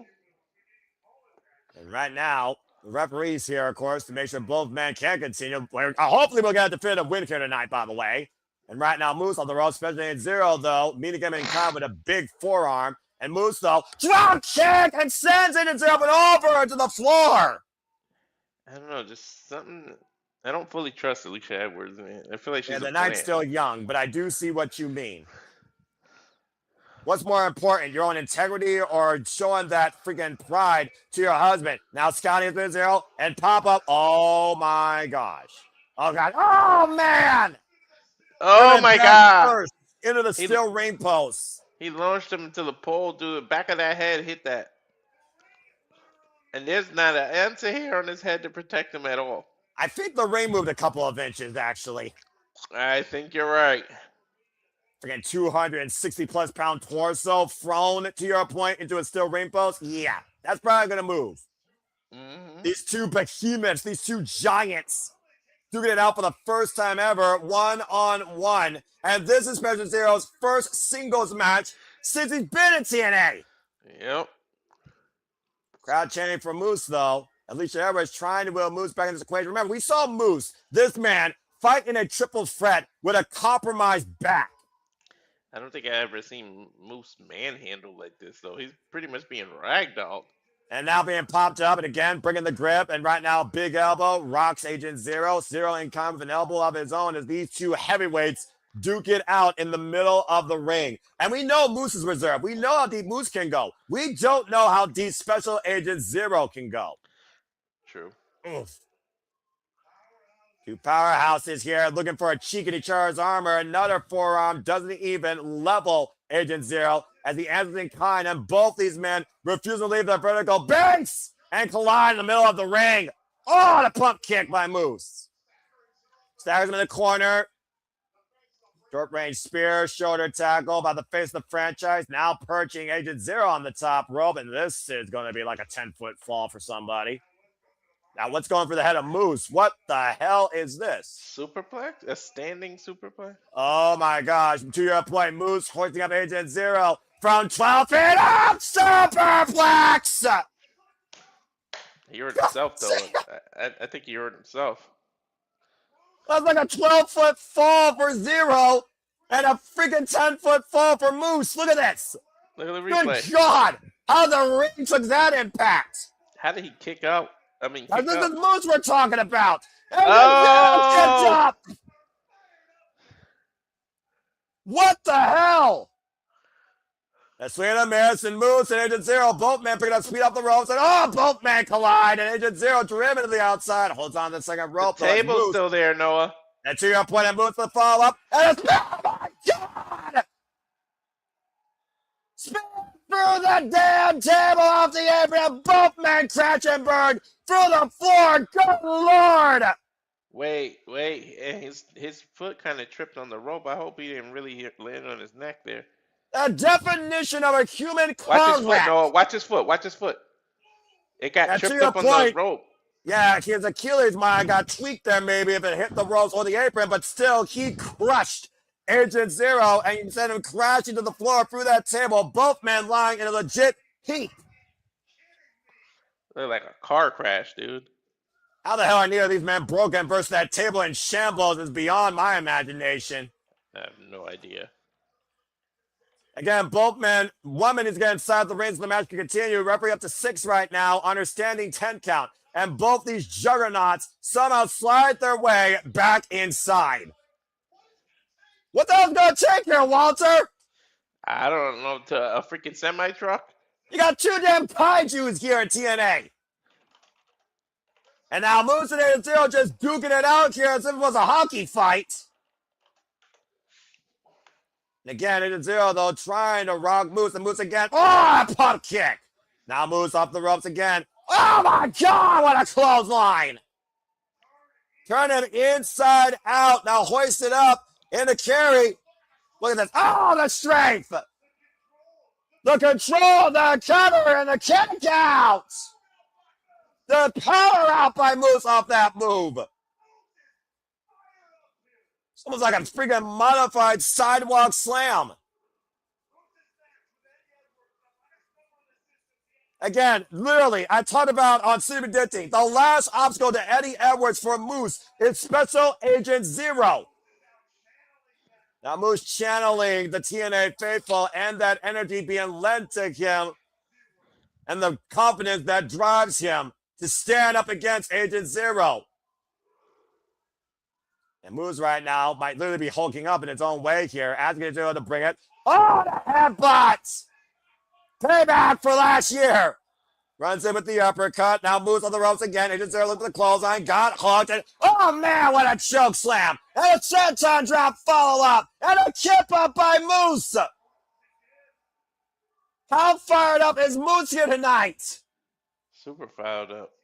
Fired up. I'm fired up. I knew this was going to be one of my matches of the night.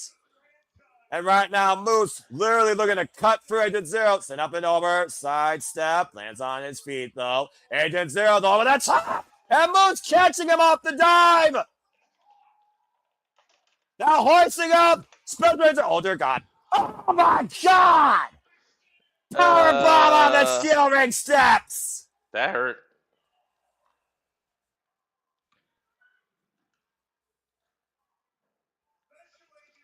Take a look at the replay, Walter. I think he concaved the steel ring steps on impact. Oh, Bro. God. Those steel steps almost bent underneath that pressure. 260 pounds plus of it. Now Dramon's President Zero back inside the ring. Of course, pinfall submission can only happen inside the ring. And Moose has gained full control of this match and has neutralized Agent Zero's stance. So far.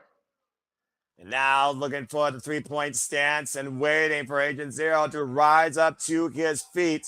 Agent Zero might need security. Oh, wait a minute. Oh, hold on a second. The great hands.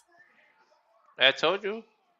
Skylar Hotch right now, and Skylar's Alicia Edwards in his grip. Oh, and Alicia just slapped the tits out of Skylar's mouth. Oh, wait a minute. Oh, the pump kick. And oh, Alicia Edwards lands awkwardly and might have tweaked her ankle on the way down. Uh-oh. Alicia Edwards caught in the crossfire of this war, and Moose checking on Alicia Edwards here. Inadvertently, with Skylar holding on to Alicia Edwards, Alicia might have literally, I don't know if she twisted her ankle or what, but right now we got, at the end, we still have a match here. Referee checking on Alicia. That was nasty, by the way. Again, why are you not wearing There's just shoes? something I don't. I feel you, dude. I do think the fix is in, but right now Alicia Edwards might be injured. Jezebel or not, that's still a human being. And Moose right now has literally cared about Alicia Edwards. I'm picking her up. Is he going to walk away and get counted out? I mean, at this point, what matters more? Defeating Agent Zero or taking care of Alicia Edwards? Oh, wait a minute. Oh, my God! Holy shit, damn near a Claymore kick. Just obliterated Moose and Alicia, unfortunately, in the crossfire, fell hard on the floor. And Zero taking full advantage here with the distraction made by the great hands. Again, the referee starting her 10 count. Again, if Zero can take out Moose here, that plays hugely for Ali.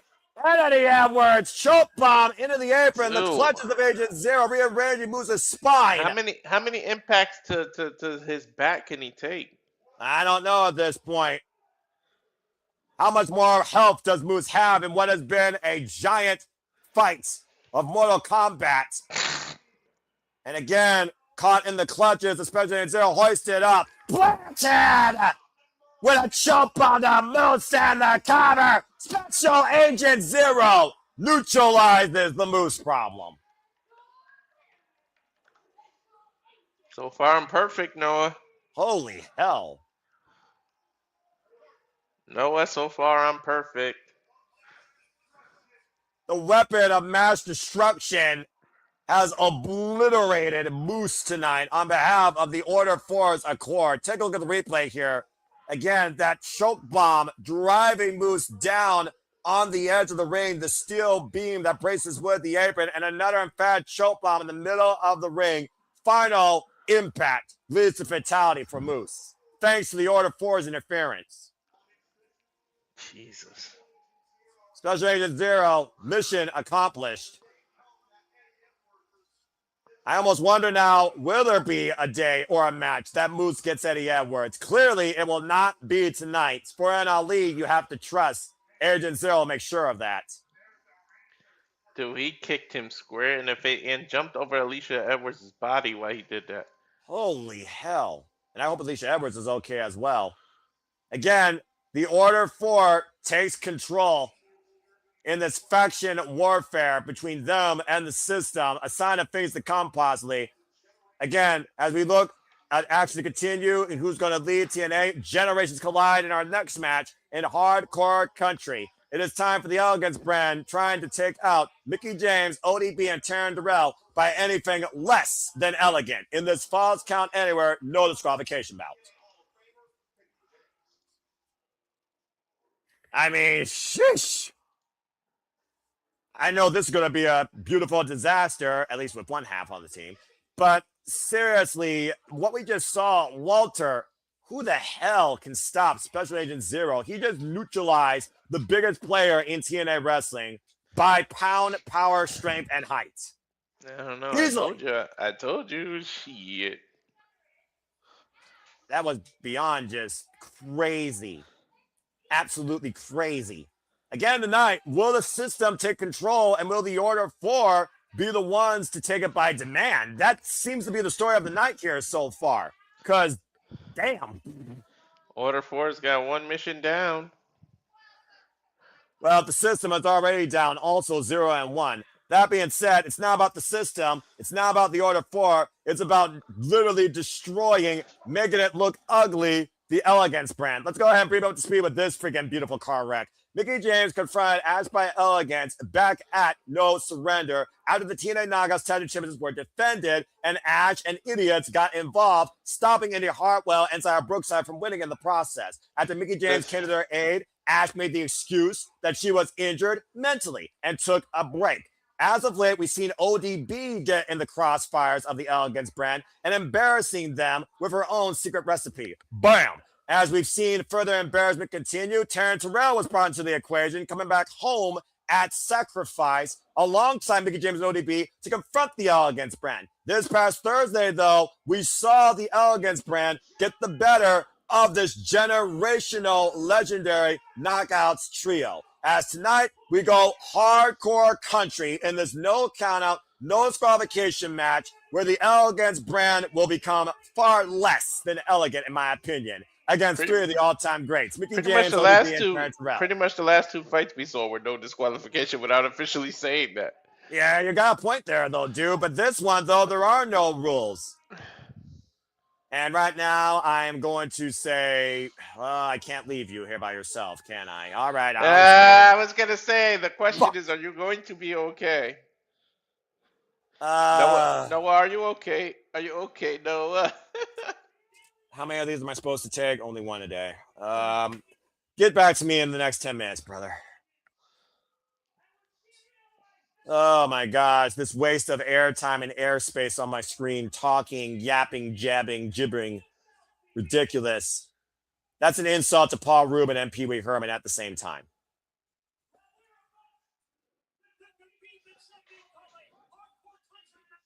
All right, I suggest you folks go get your popcorn, go watch TNA Collision to see the Brawling Birds take on Fekla and Maria Shafir if it hasn't happened yet, because it's far more better than what this shit's going to be. If I could change the channel and call that right now, knowing it's on, maybe I would. I'm almost tempted to get my phone on here and look at AEW, but nope, not going to do that. Not going to do that. Oh, God. How the hell does Tom Hannigan endure this every freaking week? He gets paid a lot of money. Yeah, well, sometimes you wonder how much something really is worth.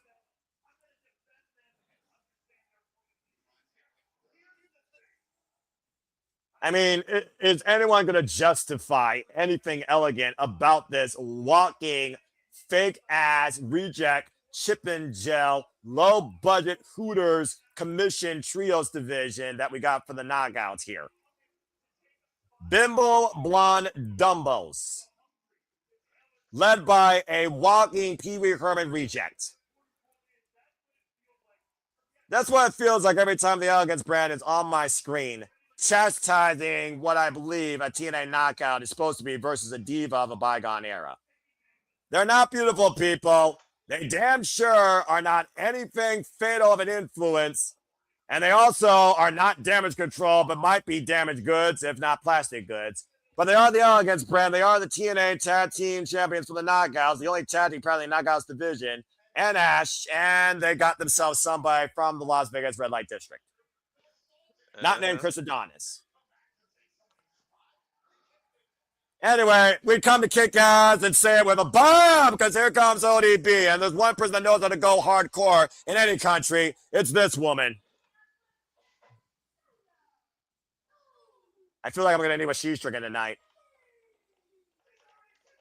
ODB, of course, fights more tipsy than the Sandman. The Sandman's got to fight the Invisible Man at Joey Janela's Spring Break. Of course, you will see that live in Las Vegas, Walter.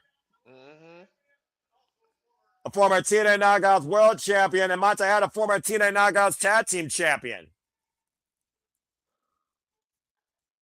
And here comes a hot mess herself, not named Chelsea Green or Laura Van Ness in the bygone era, but the former TNA Knockouts World Champion, leader of the Dollhouse, Taryn Terrell, who held it for 238 days alongside assistants with, of course, one half of the Hex, and the former Jade, now known as Timu Batty, Meacham. And of course, has shared the ring with the likes of Gail Kim, and of course, they are a team with the greatest of the greatest, not named Gail Kim, hardcore country herself, Mickie James, who redefined that TNA Knockouts World Championship 3 different times and win the TNA Hall of Fame last year. Where's she going? What's she grabbing? Oh, here we go. Mark Bucket? Mark Bucket? What the? What's in the bucket? Bucket of fun. That's what that is. I mean, again, it's hardcore country, right? It's defined by Mickie James. If you're going to rearrange something to be far less elegant, you need a Mark Bucket, I guess. Something tells me there's not going to be a cosmetic day for the Elegance brand.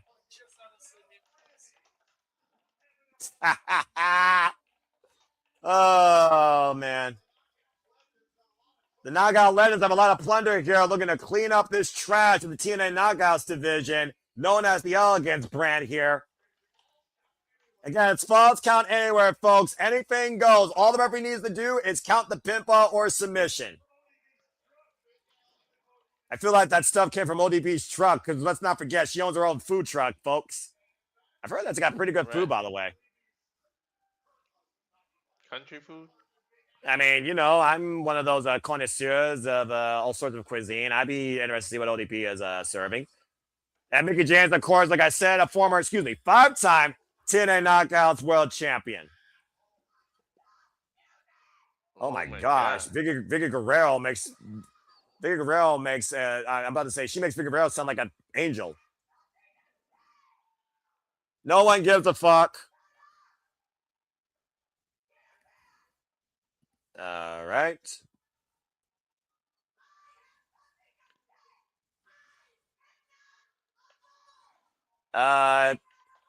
Okay, so you're a mark. We got it. Let's not forget who inspired Ash to become a wrestler. It was Mickie James.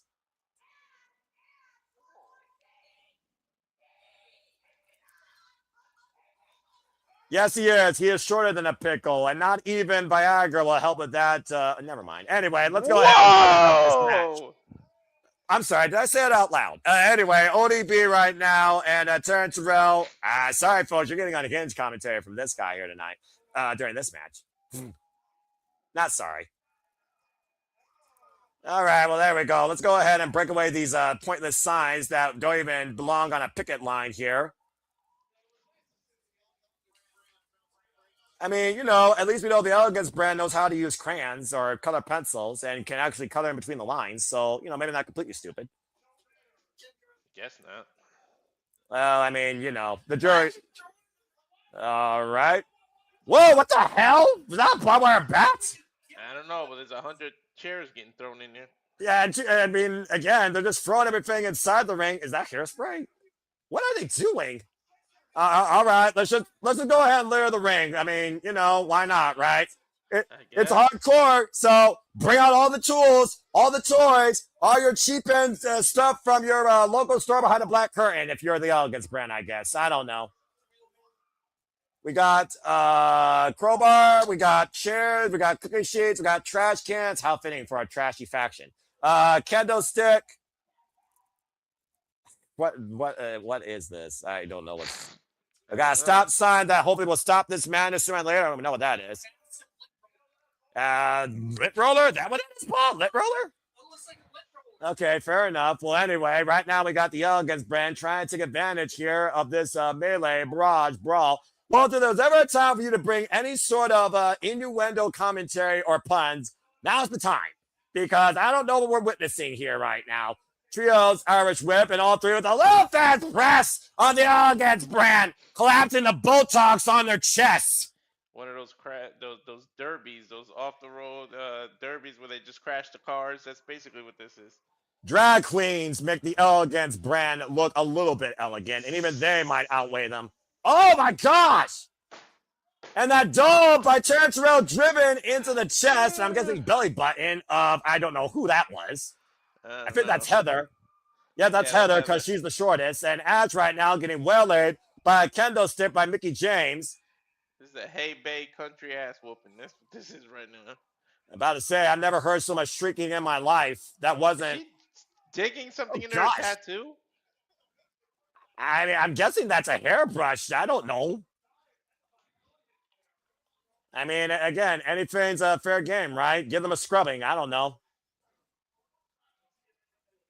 I mean, this is the first match in TNA in many years I remembered for the knockouts. Oh! What the fuck?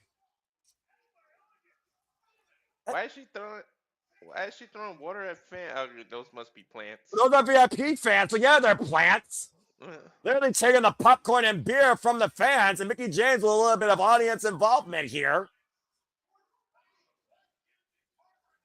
I mean, I'm about to say, give her a drink. Why not? ODB appreciates that. Well, that wire is going to be sold on eBay. Right. Yeah, you know, some of them need that liquid, right? Oh, bucket heads collide, and there goes the Elegance brand with a meeting of the minds. I mean, is this anything less than beautiful? You tell me. This baby oil, pathetic excuse of a Chippendale dancer right now with the grimace on his face that makes AJ Francis look like he smiles during the day. And now inside the ring, Terrell with a lollipop bucket of dum-dums for the dum-dums being spread across the ring. And there's Heather getting involved here now. Dummy, yeah. Uh-huh. And right now, Terrell looking to send Heather for a ride. Suplex into the dum-dums. Into the lollipops and a cover to a kick out. Able to escape. Remember, it's falls count anywhere, folks. Pinfall Smith can happen anywhere in the building. And right now, the Elegance brand gathering together on the outside of the ring. I don't think that's going to last up pretty long. And lollipops for the faithful. I guess that's worth the price of admission. Yeah, you know, get a lollipop from Mickie James, and your moment's made for the night, I guess. Oh, my gosh. And right now, baseball slide drop. I do not know what the fuck I'm calling here. A country ass whooping. Yeah, I guess so, but I didn't know they like lollipops in the country. You don't grow those on farms.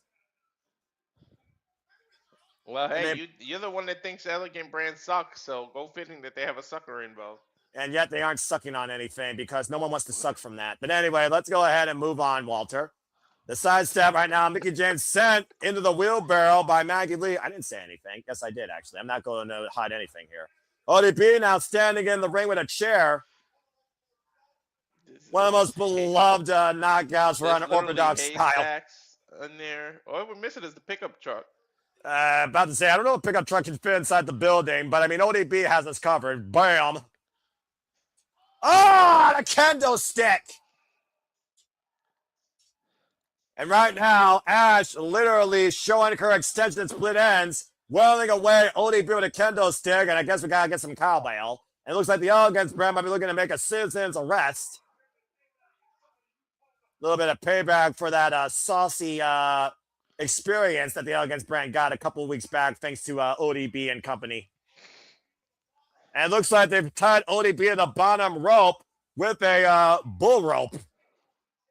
Effectively been taken out of the equation. Now we got a hail bale coming into play. Now that sounds more country. And right now, Maggie Lee with the wheelbarrow in hand. I'm not sure what she's looking to haul away here.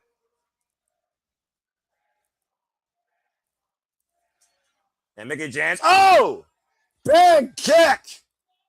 Dropping Maggie Lee up and over the wheelbarrow and sending Heather through the hay bales. Terrell, I think, caught with a takeover tiaras. This has just been an absolute beautiful catastrophe.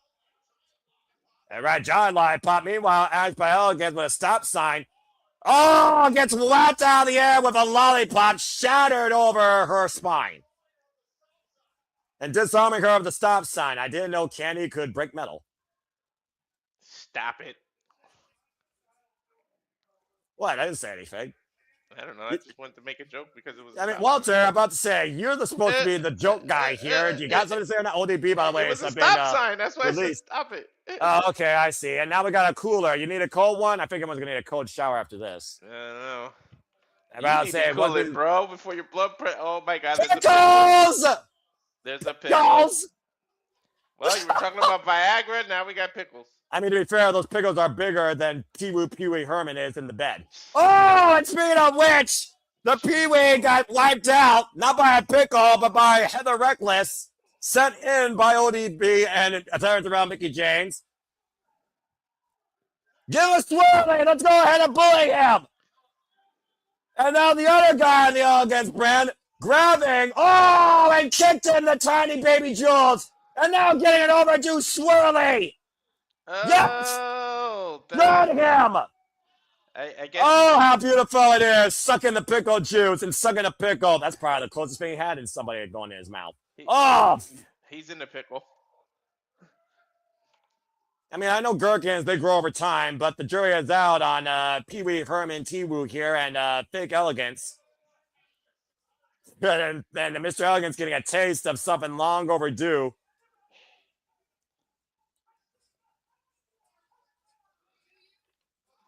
Look at this now. The personal concierge pleading for his life right now while the Elegance brand's been neutralized. And ODB just literally chest bumped him down to the mat. Oh, look, tongs. You know, that could be used towards maybe an extension of something. Wait a minute. What is that? Is that a pickle costume? Rick and Pickle? Well, I mean, I've heard of the Pickle Rick. I've heard of the the topsy turkey, here, the turkey trot, but now we literally have a pickle in the ring. And there goes Mr. Pickle out to the outside. Then we saw pickles and then we literally dressed a pickle, I guess. And right now, Terrell going up to the high risk district here. Look at a fly! Side cross body wiping out everyone in the Elegance brand.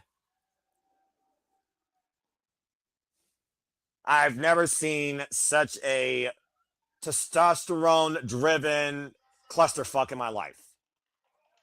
And right now, ODB, and the only testosterone's ODB in the ring. Oh, man! Oh, no! Well, she doesn't have a V, but you know what? It will work here. Oh, Mr. Elegant getting involved, driving Mickie James out. Now, Terrell coming into play. Dropped down, though, by Heather and Lynn. And a clothesline by the Chippendale Reject wipes ODB out. He's just mad they didn't give him no french fries with those pickles. Yeah, look at him standing over ODB. Wait a minute. She has the tongs. Okay, this is an absolute embarrassment. She's gonna pinch his nuts. Oh! That's how you crack a man's peanuts, no matter how small they are. ODB getting herself some tonight. ODP got her hand on his pickle. Well, if he wasn't a virgin before, he sure as hell will be now. Mm-hmm. Oh my God! Hairspray in the face by Ash DDT in the middle of the ring. Cover 2. Are you fucking kidding me? I fucking knew it. I knew I should have went with my gut and picked this. If there was ever a travesty bigger to the Knockouts division than fake plastic bimbos or Arianna Grace, it was this. Yeah.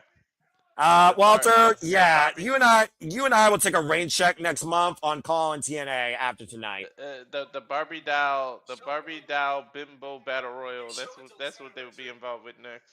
Well, considering they only got 3 knockouts on their payroll that are willing to take this shit, congratulations, and I mean that from the deepest recesses of the darkness of my heart, to Ash, Heather, and M by Elegance winning this, I don't even know what to call this friggin' car wreck. That was beyond pathetic. That's going to go down as one of the biggest car wrecks of all time in TNA wrestling, and that's saying something. Oh, wait a minute. Tommy Dreamer here. Cut the music. Guys are cleaning up. Why is Tommy Dreamer and Carl Silva out here? He said weird plexi guy. What did he just say? Well, let's see what Tommy Dreamer, who knows how to eat shit because he's done that his whole life, has to say here. Marky March and the Funky Bunch. The Funky Bunch. Pee-wee dick. Pickle Pee-wee. Come on, nigga, please get out of the ring. Tommy Pickle. Mickey, stop being crazy. Mickie, stop being crazy. I mean, she didn't do the V thing. All right, I guess we got an intermission here. Again, this is pay-per-view, right? Man, I regret paying $40 for that. All right. Ugh. Life's hard, life's harder. That's, you understand? It's the connection.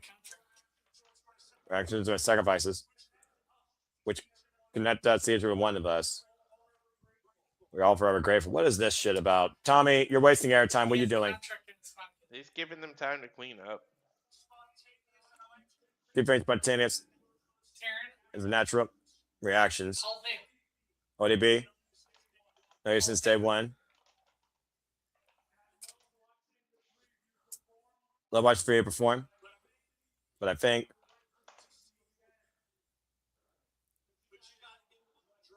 I would like to see you again, but you gotta get dressed up. Wait, what? No way. Huh? For all the fans and everything they've done for the TNA team and our company, we had to announce tonight that October, we're Let's See It Bound for Glory, because you're going to be in the 2026 TNA Hall of Fame!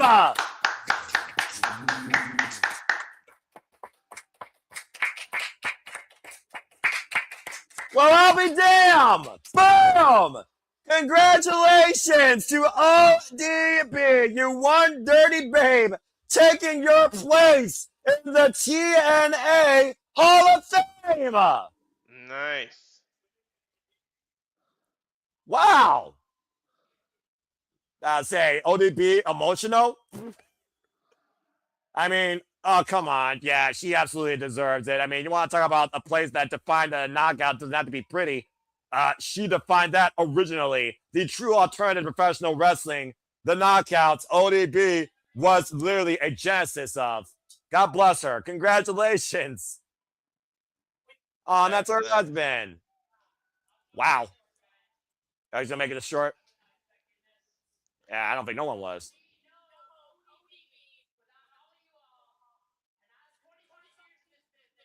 25 years in the 25 business. years. Ooh. Yeah, I'll let you transcript. That's beautiful. I'm about to say food truck to run. Let's not forget.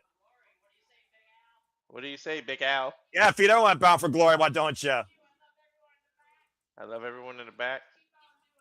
Let's keep on doing this. Yeah, I'm watching everyone.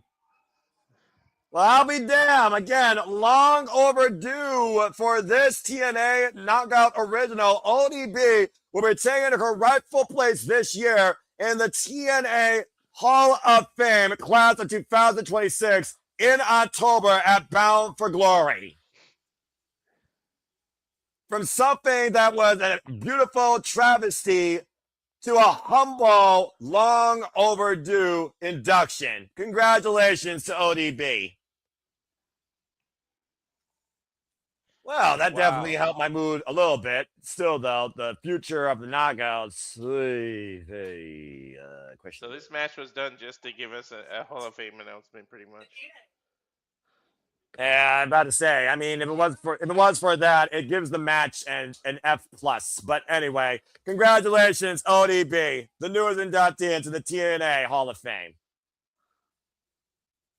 As we go backstage to, I believe that is Elena Black. Elena Black. Who might be getting more clicks on her Instagram or other website that she works with.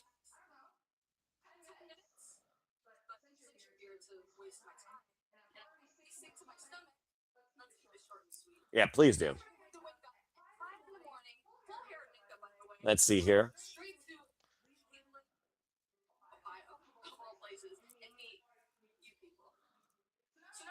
I was unhinged. I get unhinged sometimes, folks. Sorry, not sorry.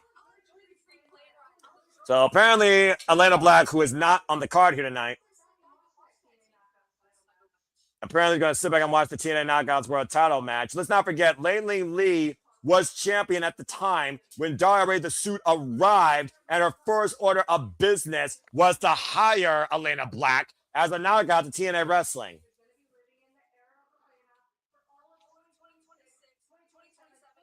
Well, your era doesn't have any sort of foundation without you holding gold, girl, because you lost, by the way, at Sacrifice to Mar Sade. Well, that was a waste of my time.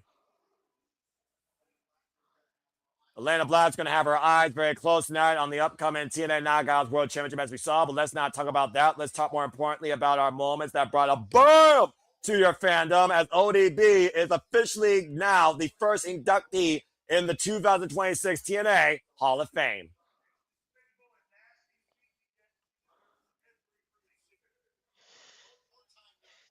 She definitely deserves it. I'll say a four-time Knockouts World Champion. Dream come true, and much to my friend's point, that might have been ODB's last match, and it was as beautiful as she was, I guess, in her opinion. Who knows? And, of course, Mr. TNA fan himself showing us the TNA Rebellion dream sheets here being given to the VIP fans here. The ultimate ringside experience, where I believe this experience is far more valuable and worthwhile than any WVIP experience you're willing to pay for. Sorry, did I say that out loud? Anyway, well, then again, won't cost you a kidney. Walter, ODB, Hall of Fame, congratulations to her. Any thoughts you have regarding that, or, of course, her career or the moments that she's given to TNA? She definitely deserves it. And, man, I remember when she was first out. She was the anti-knockout, quote-unquote diva. They never called them divas, but she was the anti that. Damn right. She always been that. Mm-hmm. Well, speaking of moments going down here in Cleveland that have given more victories than Cleveland Browns in recent memory, a Cleveland Brown legend, Bernie Kosar, tags alongside and homecoming boy. Nic Nemeth goes one-on-one with Flopdar, AJ Francis, next here at Rebellion. And again, I don't think this match belongs on pay-per-view, but it is what it is. At least Nic Nemeth will get a sweet victory in his hometown. Here we go. Oh, boy. The man that reeks of fake dollars, the false franchise himself, Flop Dollar, AJ Francis. This guy ain't worth Monopoly money, but nonetheless, he's here tonight because, of course, he screwed Nic Nemeth out of calling his shot last month at Sacrifice. Do not go past goal. Do not collect $200.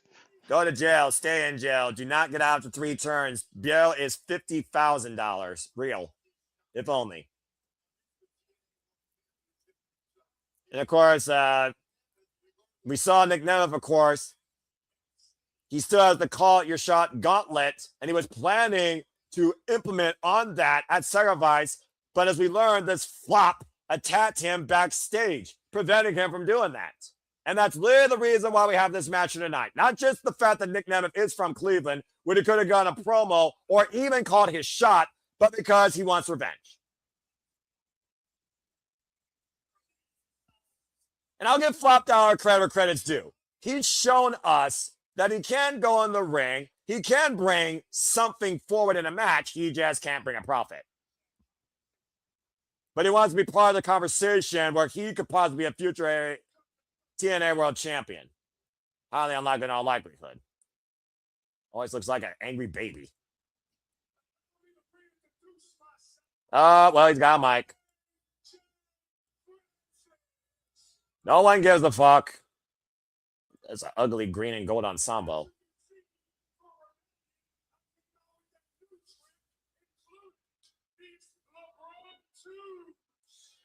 And a shout out to LeBron James, that of course led the Cleveland Cavaliers to victory. That shit is ugly, yo. The green. Yeah, I'm about to say, ugh. The Cleveland Cavaliers to their last championship back in 2016. Someone fact check that for me. Anyone in Cleveland, Ohio in the chat, let me know if I'm right, by the way, because I don't give a fuck about any sport besides professional wrestling. But outside our first match, I'm not sure what I've been watching so far tonight. And the Haas fight with Moose and freaking Special Agent Zero. Anyway.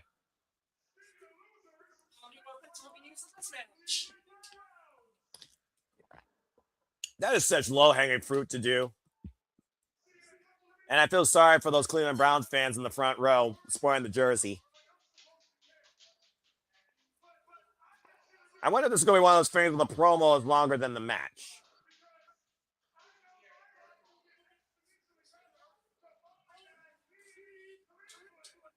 I mean, Cleveland's not that bad. I mean, you know, the home of the Rock and Roll Hall of Fame.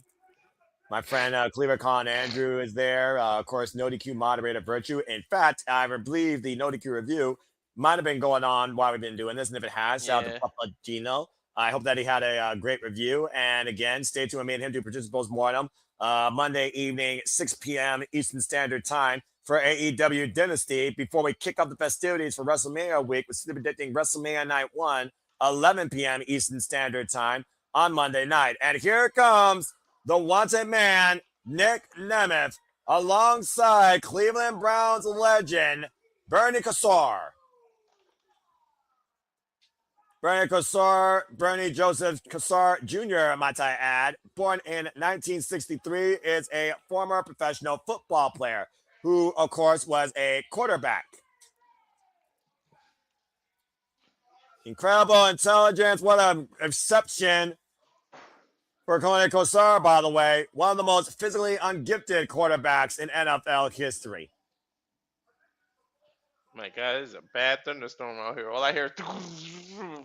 I'm about to say, there's no clear skies on TNA Wrestling after tonight, outside the fact ODB will be going into the TNA Hall of Fame. And of course, Bernie Kosar is a Cleveland Browns legendary quarterback, quartering the wanted man, Nic Nemeth.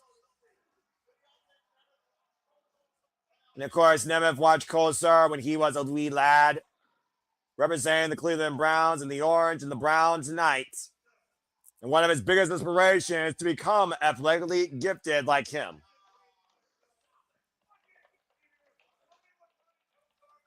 Oh, boy. It's another game of home versus away. Can the Cleveland Browns get the touchdown? Let's find out. First and blank. So here we go with this one-on-one affair that might as well be TV, but again, it's Nic Nemeth. Let's be honest here. AJ Francis, Flopdower, is not a show stealer. Oh, he's a bench warmer. First kick, though. Cover. What the front leg? Kick at 2 by the best seller of the modern era, the show-off, Nic Nemeth. trying to end this early here and already looking to tune up the band. Shawn Michaels right now laughing behind his seat in NXT. Went for the super kick. Nic Nemeth gets out of the way and a big right hand by the former TNA World Champion. Let's not forget, could be a future TNA World Champion who still possesses the call your shot gauntlet. Flopping in the corner with the body splash and Nic Nemeth getting out of the way. Again, height and power advantage might play into AJ Friends' favor. But of course, experience and accomplishment plays in favor of the one-man Nic Nemeth trying to hoist up the 300-pounder. Not a wise move. That swing and a miss. And again, just teeing off against AJ, trying to wear him down. Francis, of course, going to take a tremendous amount of power to take down. And, oh, man! Just flopped and dropped to the outside. Yeah, we're all waiting for that, Charles.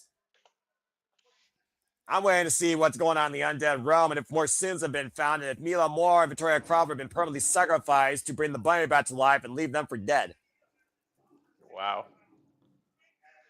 I said what I said. I'm telling you, I'm going to be unbiased. Irish whip. And AJ Francis prevents Nic Nemeth from going stepping steps. Body shot, though. Of course, every man's the same size but on the mat. Big headbutt, though. And AJ, though, again, hooking up Nic Nemeth. Uh-oh, looking for a choke bomb. Nemeth able to scout it. Land on the apron. And Nemeth right now. Oh, man!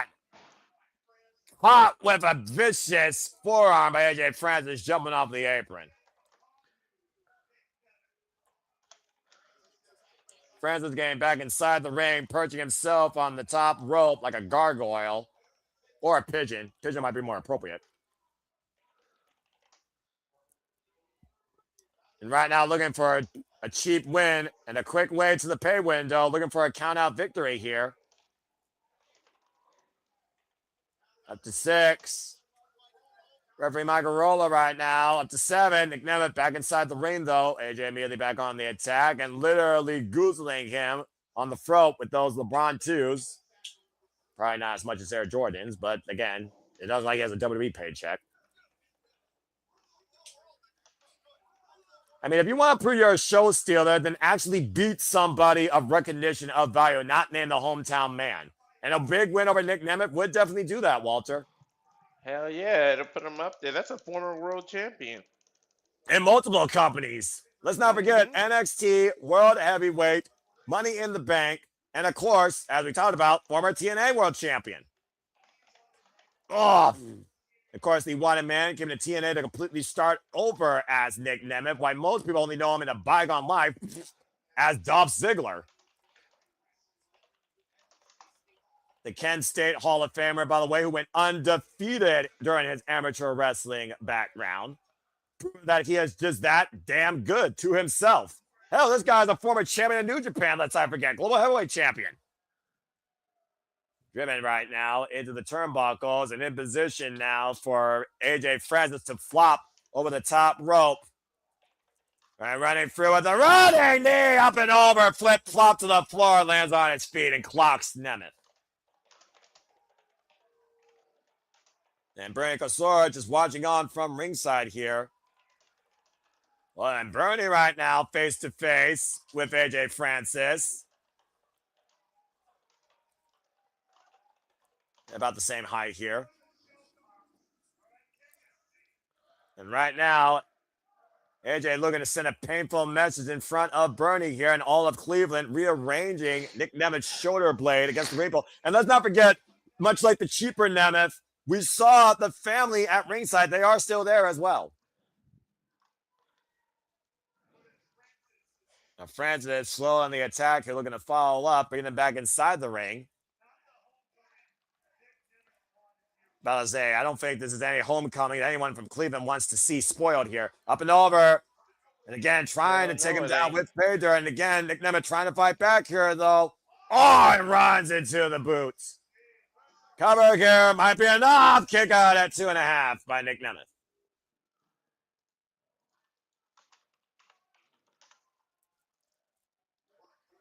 I didn't think AJ would come out of the gates like this. Dude, Nick hasn't done anything pretty much offensively. Yeah, about to say, he hasn't been showing off. He's been snuffed out of the fireman's carry right now. Elbows to the side of the jaw of AJ. And now He's Nic been Nemeth showed up. trying to hoist up the 300-pounder again. All the way up, Nic Nemeth for fatal shoulder. Oh, it collapses. And Nick is built like a brick, too. Don't Trevor, think. just a half. Yeah, to your point, though, but even bricks has point due decay and also can break and gets a 2 count on that. With 300 pounds collapsing on his back. That's the thing about Nic Nemeth, too, that also has carried him his whole career. The punishment he's willing to take to show how damn good he is. Of course, representative, alumni of Cleveland State University here. AJ again, though, trying to neutralize Nic Nemeth. Nemeth still fighting back here. We know that Nic Nemeth has heart. That one thing we do know. And a stomp, a big headbutt, and another massive headbutt. Rocks flop, and again, looking for the delay. DDT takes him down. Lunging DDT, excuse me. And Nathan, good to see you. I'm glad you're enjoying the show. And you might be looking for those Revolution elbow drops here. The crowd counting down while Nic Nemeth keeps spinning the needle on the record with these elbow drops to the heart of AJ Francis. Almost like a defibrillator trying to resuscitate him or stop him altogether. And Nic Nemeth looking to show off for one last jump and big one! Right to the heart of AJ. And this is the rallying cry that Cleveland needs for a Super Bowl-sized victory tonight. Up again on the shoulders! All the way up, 300 pounds! Shout to the GOAT! To the adjustment! Cover! 1, 2!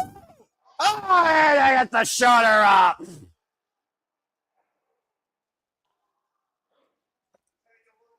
Well, you can't see victory, apparently, unless you're John Cena hitting that.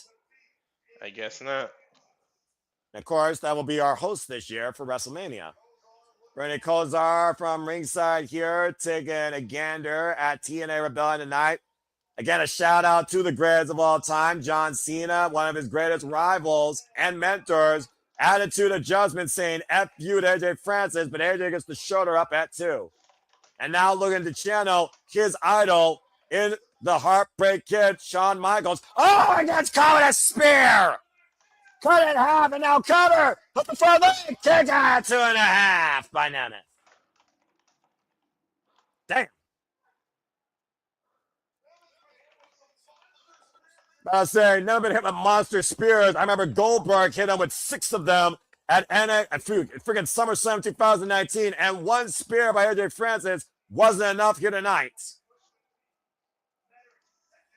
It could be a matter of seconds, though, before Nic Nemeth goes bankrupt and AJ Francis hits pay dirt looking for that down payment choke slam.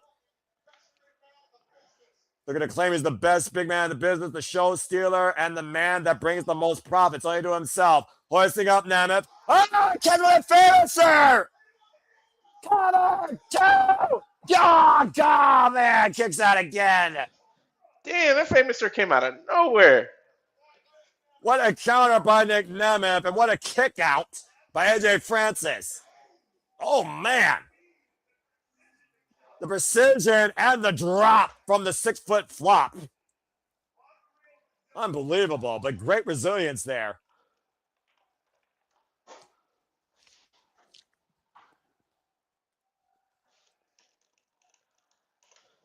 And about to say, you hear the fans rallying behind the hometown man, and I do mean the literal hometown man here, Nic Nemeth. Nic Nemeth getting back up to his feet right now, looking for a second win. Now going up, posse to the top rope. Well, AJ's a lunging and hitting the top rope and taking out Nic Nemeth's huevos. Huevos. Ay, ay, ay. Shout out to my important pink Power Ranger friend Attila. Follow her at Rangers of Wrestling when it's wrestling time. Oh, wait a minute. What is Francis thinking here? Looking for maybe Eddie Guerrero here with some Latino heat, possibly into a superplex of the Three Amigos, and you see Nic Nemeth attacking the core. A big headbutt, though, between Nic Nemeth and AJ Francis, just teeing off against the big man. Just clocking him, rattling him with these rallies. Okay, both these men need to be extremely careful here. I sense disaster. Wait a minute. You don't think he's going for zigzag? He got it too. Or danger zone. But how much did it take on Nic Nemeth? Or Nic Nemeth cover, but the near leg too. He checked out. AJ Dan sure cooked out. Francis kicked out of the avalanche into the danger zone. Avalanche zigzag, whatever you wanted to call it. That should have been the Hail Mary, but to your point, the crash on down, the flop, and the distance to the cover was the saving grace for AJ Francis. Now AJ to the outside of the ring on both his feet. A little bit of a safe haven here tonight, or a reprieve, it seems. And the crowd chanting, "This is awesome." Again, this is TNA wrestling. And now Nic Nemeth, what the hell's looking for here? Looking to follow up. Oh, and caught off the attempted tope suicida in the clutches of AJ Francis. Oh, no. Oh! Down payment on the floor. Good Lord.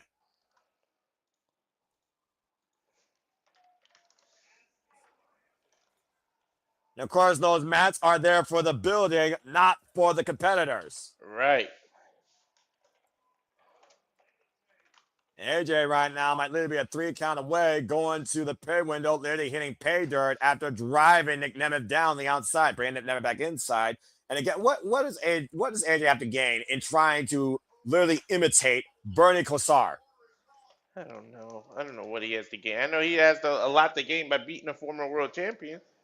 Well, again, AJ friends on the driver's seat. He doesn't need a steel chair, and this is not a no disqualification match. What is he thinking? That's fair. If Friends with a steel chair, referee catching him red-handed. I mean, Friends could have had the victory here if he didn't let his own stupid proverbial ego get in play. Whoa, whoa, whoa, whoa, whoa. Still looking to get with the chair, and the referee taking it out of Francis' hand.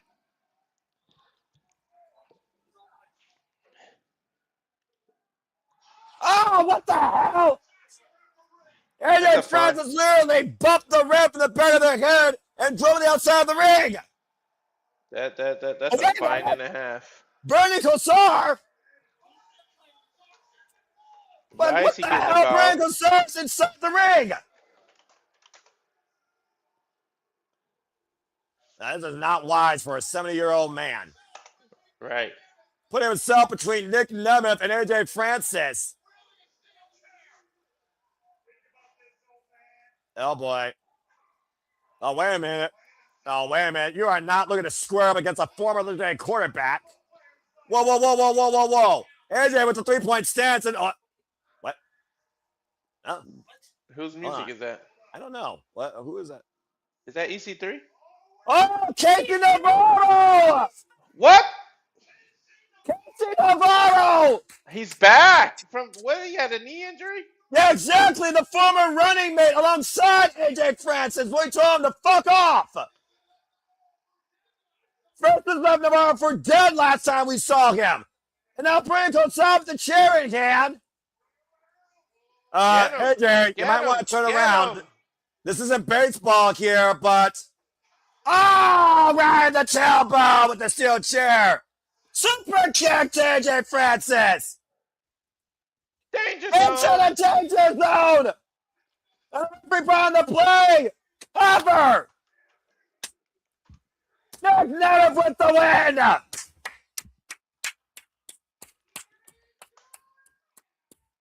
What the hell did we just see? Casey Navarro gained long overdue revenge against the flop that left him for dead and a victory for Cleveland. That's what you just saw. All he did was distract him. Come out and beat his ass with a chair or something. Sometimes that's all you need to do to get a little bit of revenge, Walter. Ask Rich Swann about that. The sins of AJ Francis' past come back to bite him in the ass tonight in Cleveland. From first class to trash. I mean, Bernie Kosar just swung a steel chair against AJ Francis' tailbone. I just want to say that for the record. And then into the danger zone, Nic Nemeth took AJ Francis. Casey Navarro threw the ref back in the ring, call it a buzzer beater. Nic Nemeth touchdown and a winner in Cleveland.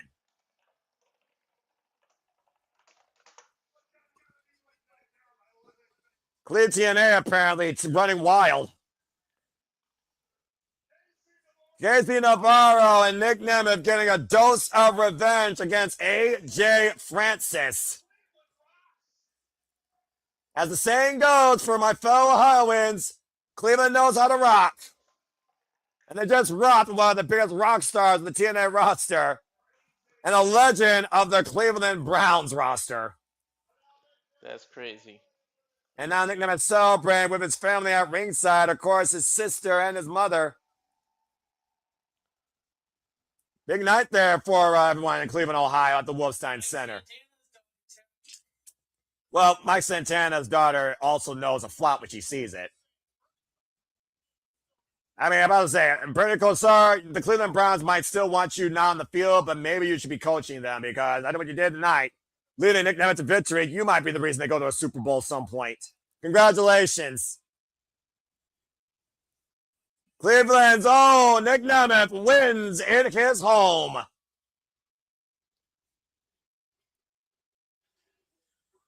All right, well, I've got a moment to breathe. Again, let me thank you all for tuning into our coverage of TNA Wrestling Night for TNA Rebellion. Hope you're all enjoying. Hello to everyone in the chat, by the way, as I acknowledge you. Charles, Lily, Raheem Han, Safet, Nathan Banks, thank you all so much for tuning in. Hope you're enjoying. Please like, subscribe, comment, tell a friend. Follow us, of course, at SR Studios 2024 for all the latest continued coverage, updates for everything we do here, especially ahead of WrestleMania week. And, of course, stay tuned at the top of the hour where we will go live simulcasting with Edward Laredo at Ed San Antonio, follow the X, as we hype up Poda Mania. As you see, Edward's hyping himself up for the biggest task of his career, and your boy Mike Santana in the biggest chance of his career, proving why he deserves to be the standard of TNA wrestling. Pressure is at an all-time high in our main event tonight when it comes to who will lead TNA into the future on AMC. Wait, so he took all the face painting? But right now, it is time to witness, hopefully, the return of a dynasty back home where it belongs as Layling Lee looks to correct the wrongs of the past against NXT's Arianna Grace with stacks for the TNA Knockouts World Championship. Thanks to her father, thanks to manipulation, thanks to stealing his Pride Cobra, Arianna Grace stole this not given by birthright TNA Knockouts World Championship against Layling Lee at No Surrender, and has driven us into a dark travesty on the TNA Knockouts roster, thanks to Stacks at the company. And Layling Lee has been waiting for this one-on-one rematch since, at the expense of her own Angel Warriors partner in Zaya Brookside, at the expense of Jody Frett. Arianna Grace has done everything possible to hold on to the cornerstone of the TNA Knockouts roster. And hopefully, like last time, this title was held hostage by another company. Layling Lee, the Warrior, can be our savior, bringing this title back home tonight at Rebellion.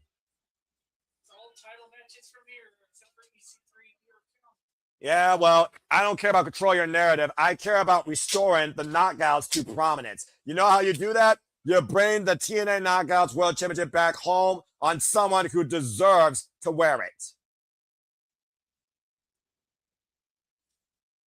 Let's go ahead and look at the tail of the tape here. Minimal height difference. Grace with 5'7", Layling Lee 5'3". Her finisher being the Graceland. And of course, Layling Lee is the Warrior's Way. As she is our reigning, unfortunate TNA Knockouts World Champion, making this division even less than it already is. Layling Lee is a former one-time TNA Knockouts World Champion, will become a two-time TNA Knockouts Champion at the expense of NXT talent.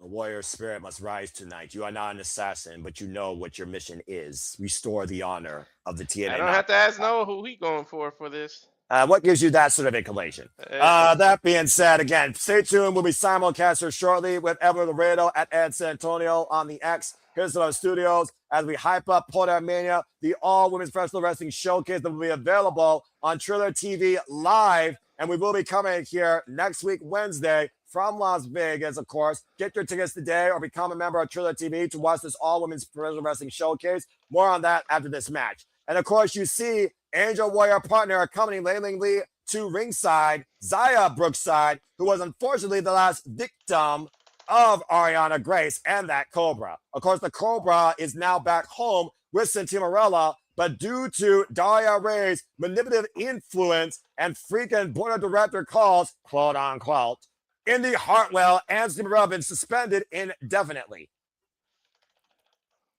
We saw how instrumental that foil Stacks was in that triple threat match when Layling Lee and Danny Luna were fighting tooth and nail for the cornerstone of the TNA Knockouts title. You know, the original storyline that was in-house where Danny Luna had every chance to become the face of TNA and rightfully deserved to be, but NXT had to take over and ruin the Knockouts division. Just saying. They abandoned storyline. We still don't even know if Frankie was working with NXT, that invasion thing. None of that shit ever got concluded. Well, unfortunately, what should have got concluded for a vasectomy wasn't, as his birthright now holds the cornerstone of TNA Wrestling, and I pray to God that ends tonight. We'll see. I'm fearing, though, what Stacks was talking about earlier. Oh, get a fucking room at a coach-written Motel 6.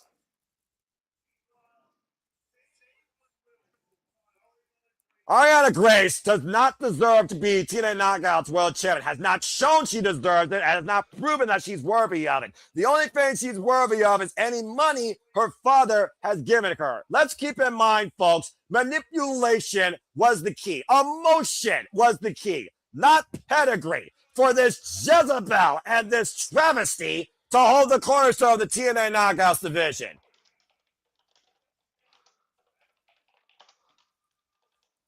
Only thing you got is Stacks, no stats. Let's go down to Mackenzie Mitchell for introductions.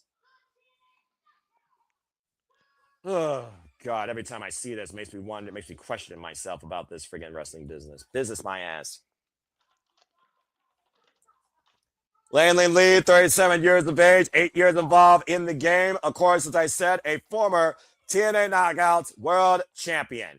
She won that title against Kalani Jordan and Jordan Grace at Gold Rush last year in the theater on NXT.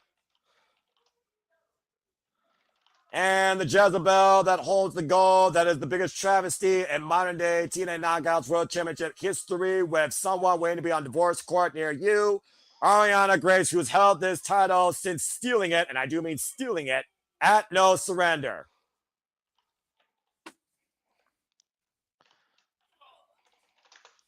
There are still 4 matches to go.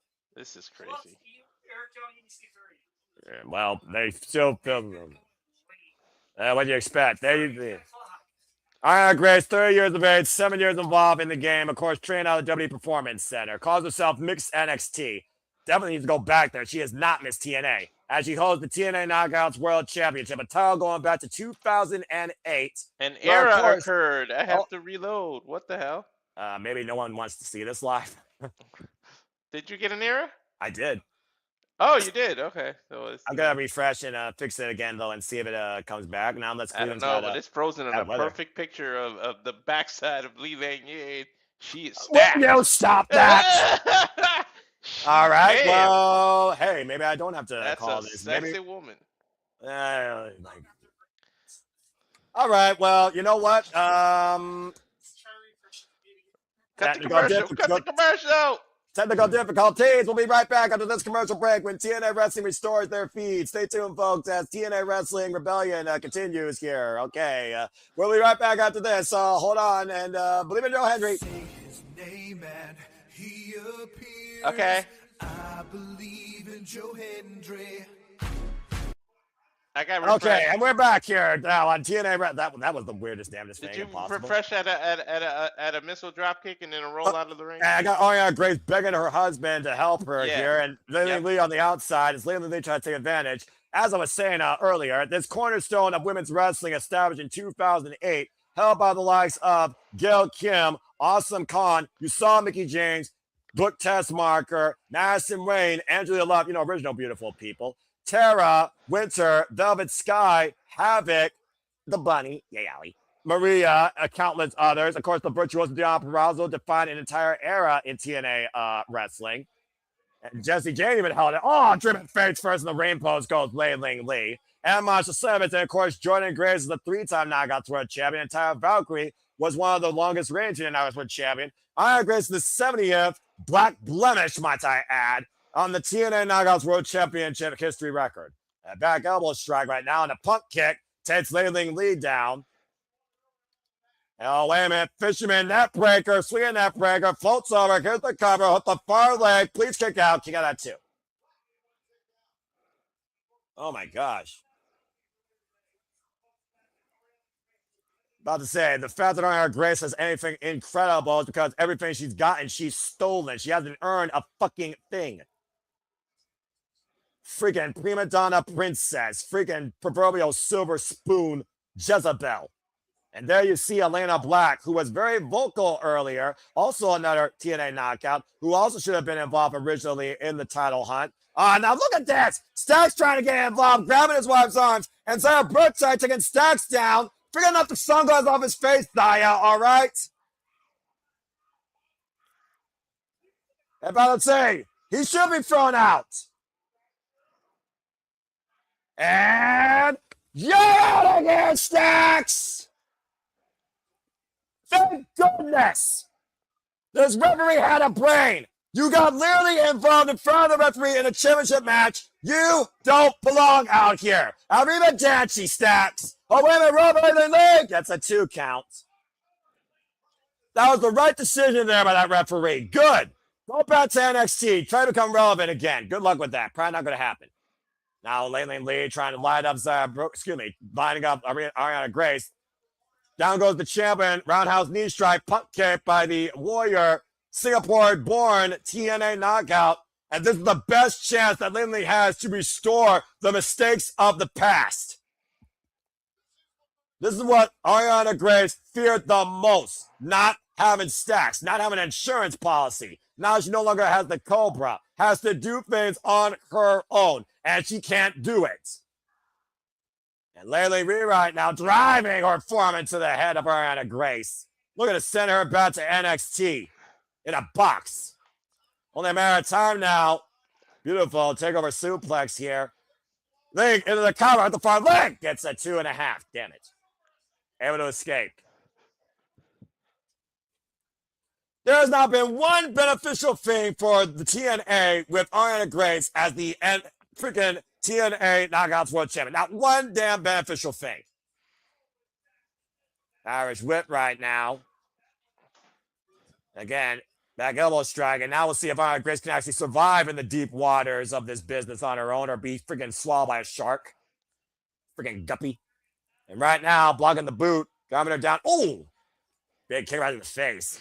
Out of the corner! Flying out with the forearm. The cover, hooking the front leg, and Lei Ling Lee thankfully gets the show of it too.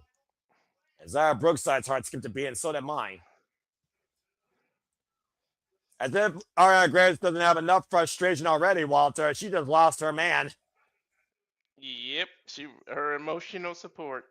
Oh, that's a sad thing. Go cry about it somewhere else. And right now, Arianna Grace perching Lei Ling Lee on the top turnbuckle. Lei Ling Lee fighting back here. Of course, Elena Black confronted Lei Ling Lee after she decided to defend the title against Zarya at Genesis, already putting her name out there to become TNA Knockouts World Champion. Oh, man, face first with Arianna Grace. Big kick there now, and Lei Ling Lee. Big blockbuster out of the corner. Is it enough? Cover, bring the title home. Kick out 2. Damn it. By Arianna Grace. Not quite enough yet to win the championship. At the end of the day, I want TNA to be restored to what makes TNA, and what makes TNA great. They don't need NXT holding their gold. They don't need NXT part of their growth. And right now, regular the eyes by Arianna Grace, when all NXT does is take advantage of this brand. Call it what it is. It is a one-sided relationship. Oh, gosh. Reversed into the knee, face first, cover, 2! Kicked out at 2.5 by Lei Ling Lee. That's the same move, by the way. I want to remind you folks that literally Arianna Grace used to beat Zaya Brookside. Now trying to go to the turnbuckle and rip it off and can't even rip it off. Again, the desperate means of the TNA Knockouts World Championship. Wait a minute. Now grabbing the TNA Knockouts Championship. I'm about to say desperation. She knows it gets disqualified. She holds on to the top. She also knows she literally is nothing, and the birthright's nothing without that championship. She is irrelevant. There is no insurance. There is no cheat code. You will earn it or you will lose it.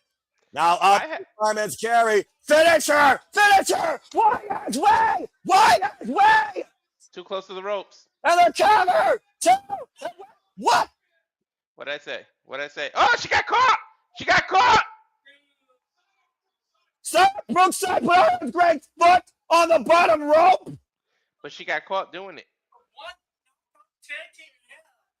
What the fuck are you doing, Zaya? Zaya's turning heel. Oh! She is attacking her partner! Zaya Brookside just literally assaulted her friend! She wants to be the one to bring the title back. She's She jealous. had her chance though, Walter! She's jealous. What the fuck are you doing? And again, this is about TNA, not about you! Shit. You could add this to shit that wasn't on my bingo card. Oh God, come the fuck on! If you tell me you expect Zaya to go heel and be the cause of this match, I'll call you a fucking liar. What the fuck's going on, Zaya Brookside?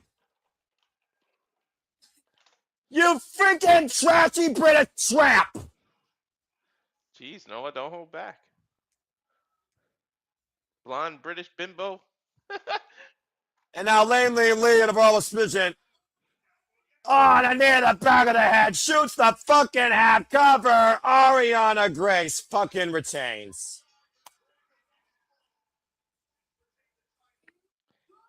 Zaya Brookside of all people, though?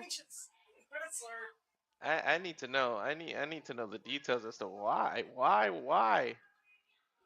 Why the fuck will you continue this travesty when you had a chance to see the title come back home to TNA Wrestling? This angel just became a fucking Lucifer. Judith's in her mind. Judith's on site. Zaya Brookside just cost TNA the TNA Knockouts World title tonight. How much does Stacks pay her to do that? There's Stacks as they go to embrace each other. That color me surprised. I would have had 10 guesses as to how she retains. I wouldn't have said that. That is the biggest fucking bullshit victory I've seen yet. I'm shocked. But how did the referee completely stare at Zaya putting her foot in the ropes and not kick her out? Well, regardless, referee stupid or not, Zaya Brookside just cost Lei Lee everything. And to your point, Walter, the Angel Warriors are no more. Zaya just cost TNA the Knockouts World Championship at the expense of her best friend.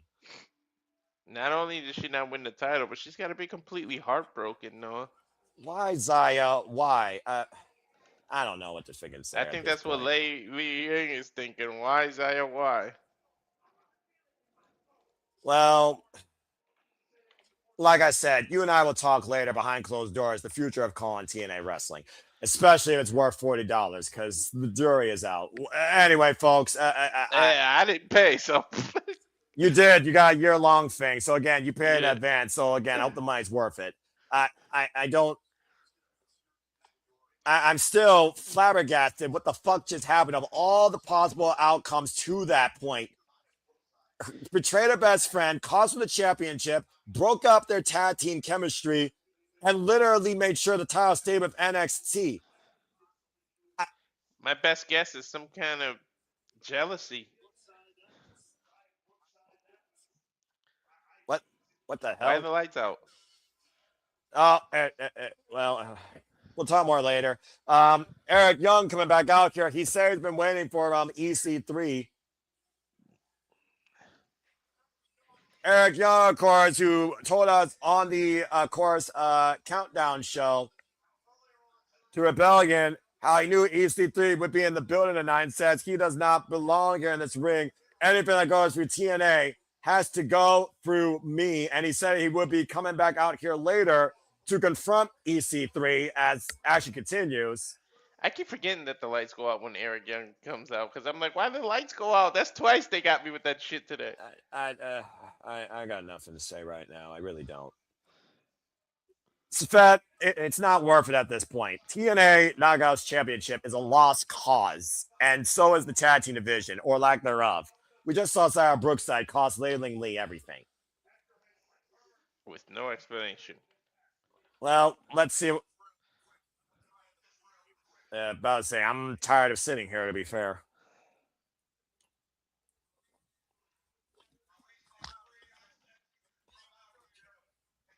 We got Eric Young in the ring, by the way, right now, folks, as we wait for EC3 to show up here. Oh, my God. Damn, nipple baby. All right, a little bit. No, I'm sorry. I was reacting to the crazy-ass thunder I just heard. I heard that thunder, dude. Are you going to be You okay? did? Yeah, your feet going to hold up? You all right, bro? Yeah. I have backup powers, but jeez. You know this is the WWE product when they start the what chants. And the mic isn't that well. I think ever since that freezing, something happened. Well, again, hopefully you're okay for the shenanigans to ensue with our annual wrestling karaoke and my timeless spectacle for those who didn't watch it during Sleepy Ditting, as the family always asks for. And Lights went out. Okay. EC3. Are they going to play its actual theme? Yep. EC3. Trouble. Ladies and gentlemen, Ethan Carr III is back in TNA Wrestling. For the first time in 9 years, we welcome back home EC3 to TNA.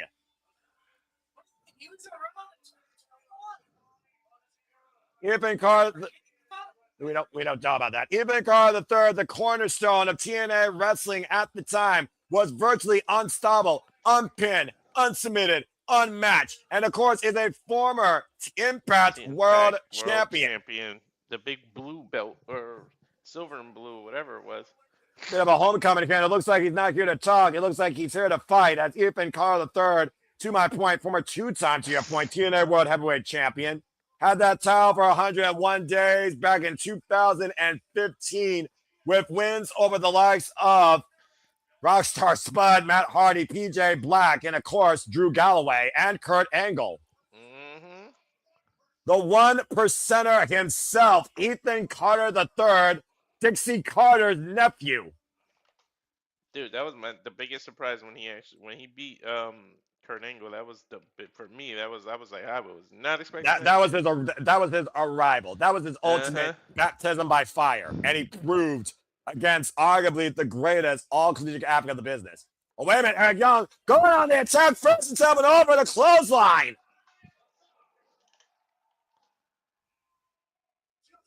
Damn. Just that quick.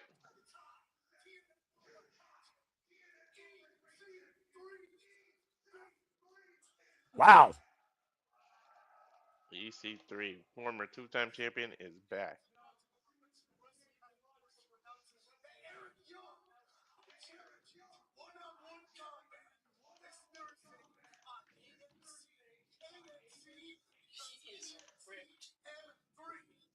Apparently, even Carl III wants to challenge Eric Young to a one-on-one match this Thursday on TNA Impact.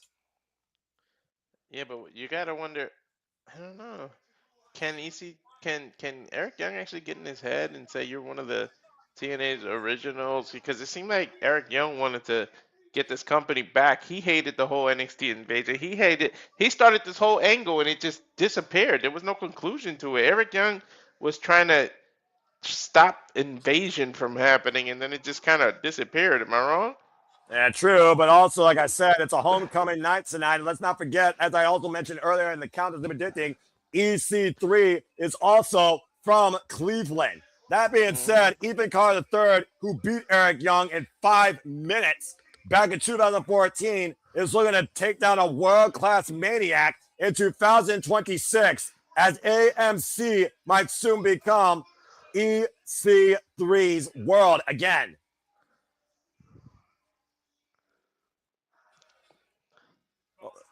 Boston. Fenway Shout out to Park. the 74 people watching, by the way. Yeah, about to say, thank you to everybody that is tuning into our coverage of TNA Wrestling tonight. Hope you have enjoyed, but hope you also question your future right now when it comes to TNA Wrestling, but still support the workers, not the brand, but wonder if TNA can be great again or at its greatest again. Please subscribe, comment, tell a friend. If you're watching, please subscribe and watch all of our channels. Again, as we know, Summerversary will be Sunday, June 28th in Boston, Massachusetts, live exclusively on pay-per-view, and we will be covering it here at the Simply Reliable Studios. And do you think this EC3 thing's a short-term one-off, or do you think it could even be a Summerversary? I don't know. I'm afraid that Eric Young's gonna try to get in his head, man. I'm telling you. Well, again, we are still not done here, folks. By a long shot, we have nothing but championship matches to go. And as the Order 4 are probably taking control, neutralizing the Moose problem on the behest of Eddie Edwards and Mustafa Ali, for that matter, who was speared this past Thursday, he now has a guaranteed shot, it feels like, to really become the TNA National Championship. Trey Miguel defends the gold against Mustafa Ali.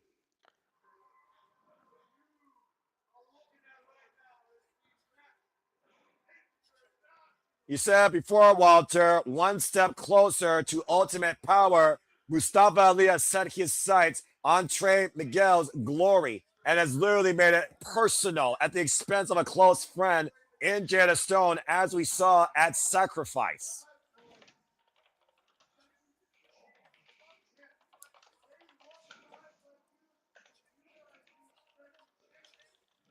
Gonna be a championship. Mustafa Ali saying that they like people like Trey because they're all about people with second chances. I'm too good, though, for just a second chance. I am literally what is needed for TNA. Might have a point, though. And again, Mustafa Ali was talking about how he would face Trey Miguel one-on-one. But we saw the entire Order 4 literally there behind Mustafa Ali. And by Witch Swan, BDE, and Jada Stone may have Trey Miguel's back. We saw what happened with Jada Stone last year at Sacrifice, which led to Trey issuing this challenge for Mustafa Ali, who wanted this title match.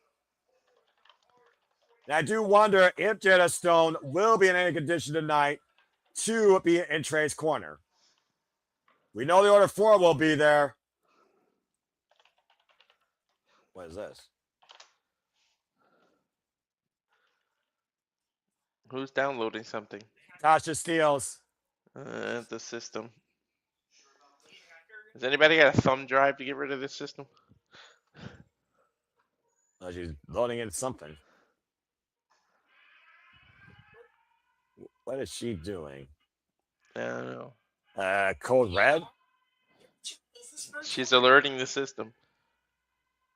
Or she's literally turned this to DEFCON 4 for the Order 4. This isn't Squid Games, but something tells me they have something planned for Trey Miguel that might flatline him and his run as the TNA National Champion. New theme. Uh-oh. Oh, new theme. Oh, that's the Secret Service stuff. Yeah, but there's a lot of them.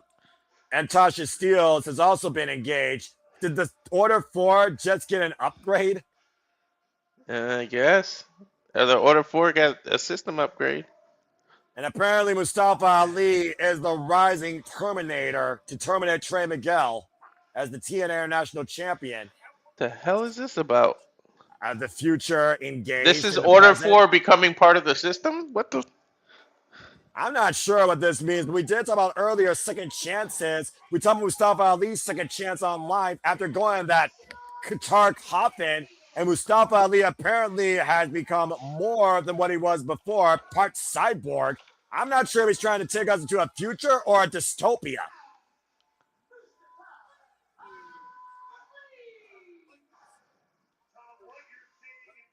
What the hell?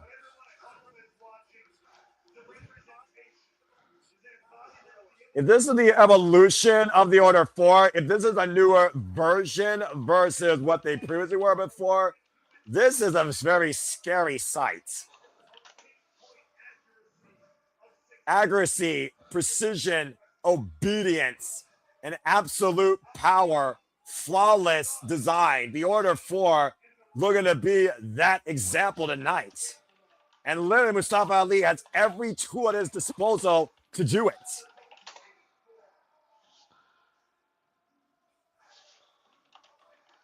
This is not the same Mustafa Ali that originally came into TNA wrestling. I'll tell you that fucking much.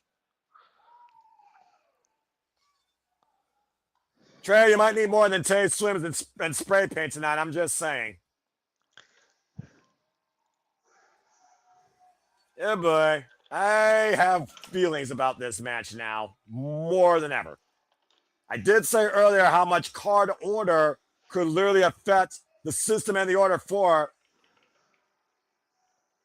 And Trey Miguel coming out here alone. Trey Miguel, who came back home to TNA Wrestling, as I talked about earlier, folks, won this title back at No Surrender. And this will be his second defense of the TNA National Championship, I believe. Spray paint his old shade of green, anything but with envy.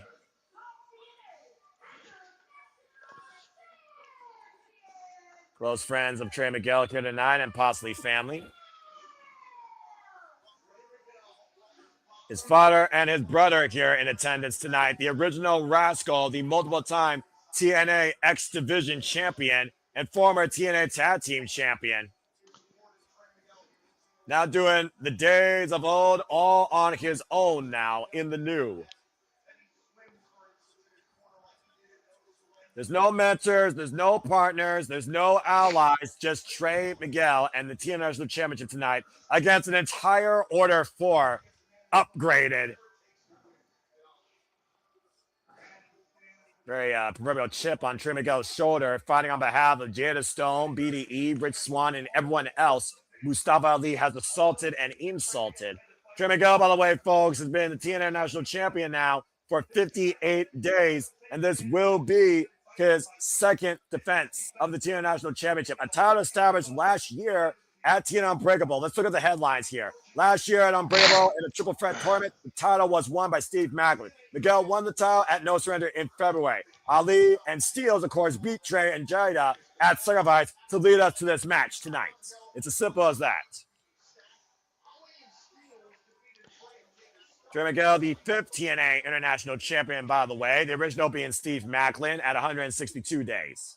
And Mustafa Ali looking for his first championship accolade since holding the TNA X Division Championship. I think that was back in 2024. Bell rings were underway. Trey Miguel just stay on his own. Mustafa Ali says he will do this on his own, but the Order 4 is looming at ringside. So you can't trust that word. A combo tie up here in the early going. These two, of course, very familiar with each other as well. Are they trying to control him? Trey Miguel early on with the side headlock here. Two of the most experienced veterans and mentors also in this game. Trey Miguel was really teach people in wrestling. Trey, 31 years of age, 16 years involved in this game, trained by Dave Christ. Up and over, swing and a miss. Chris, excuse me. Yeah, you know what I meant. Thanks, Paul. Take a right to yes! Been saying Jesus Christ more than one time tonight. Lord, forgive me for all the wrong. Oh, wow. Dropped on his head, take a right to here. It's with a fastball special and clocking him like a mudhen's baseball bat. Miguel, I'm an answer for the early blitz in the ongoing. And of course, representing from my literal hometown, Toledo, Ohio, my Ohio boy, Mustafa Ali talking game plan with the Order 4. They've not faced each other one-on-one since literally May last year. Or November, excuse me, on TNA television. That's crazy. Well, like I said, the long-term history with these two goes a long way back. Oh. Oh. I've been shopping Trey unfazed by that by Mustafa Ali. Again, we look at Miguel. We talk about emotions being at an all-time high for many people tonight. Swing and a miss. Knife edge chop. Kip up. Jumping as a Gurry. Rocks Mustafa Ali. That blitz offense by Trey Miguel. As only he can do it. Yeah, but I feel like Ali can match that style. Well, again, they're both similar sizes, similar styles. To your point, it's a coin flip who could win this match at this point, considering how many times they, oh man, face Yeah, I'm each telling other you. as he goes full throttle, face first into the second turnbuckle. I think Miguel has the height advantage, but everything else is pretty much dead even. And Agility, right now, Trey, speed. step up! Oh, Yeah, but nice. In Step terms up, of topic on agility, Hilo. Yep. I was trying to let you get that call. That's why I kept stopping myself. Go But in ahead, terms man. of agility, terms of skill, what they do in the ring, they're pretty much even. The only thing I think Miguel Oof. can really got over him is the height. And look at Yeah. that. He hit that turnbuckle when he slid down there. Yeah, I and didn't even again, notice Trey that the got, first time. Trey got all of that topic on Hilo springboard. And again, the great hand trying to get involved here. A cheap swing to John Skyler. Mustafa looking for the advantage. Up and over. They miss out drop kick in the corner. He Ryan almost drop got caught in kick. a tree. Of Oh! Twisting Destroyer cover to retain. Kick out at two. What the hell was that? That was a cool ass looking twisted destroyer. That was like a Tijeras into a Destroyer instead of a Hurricane Run. Again, innovative offense by Trey Miguel. Again, take another look. The problem is look on the outside. Trey, this isn't a one-on-one match no matter what you say. Well, again, the bottom line, Trey knows the sense of urgency he needs there. To your point, now the great hands trying to get involved here, all parties distracting, and now tossing. Oh, and tossing to a cover to Tasha Steele. See? Oh, the ref didn't see it. Holding for a leg kick at two. When you face the order 4, you're at least 4-on-1. At the least. We saw how effective that mixed team cohesion was against Trey and Jada Stone 1 month ago, Walter, to your point. Mm-hmm. Again, take another look here.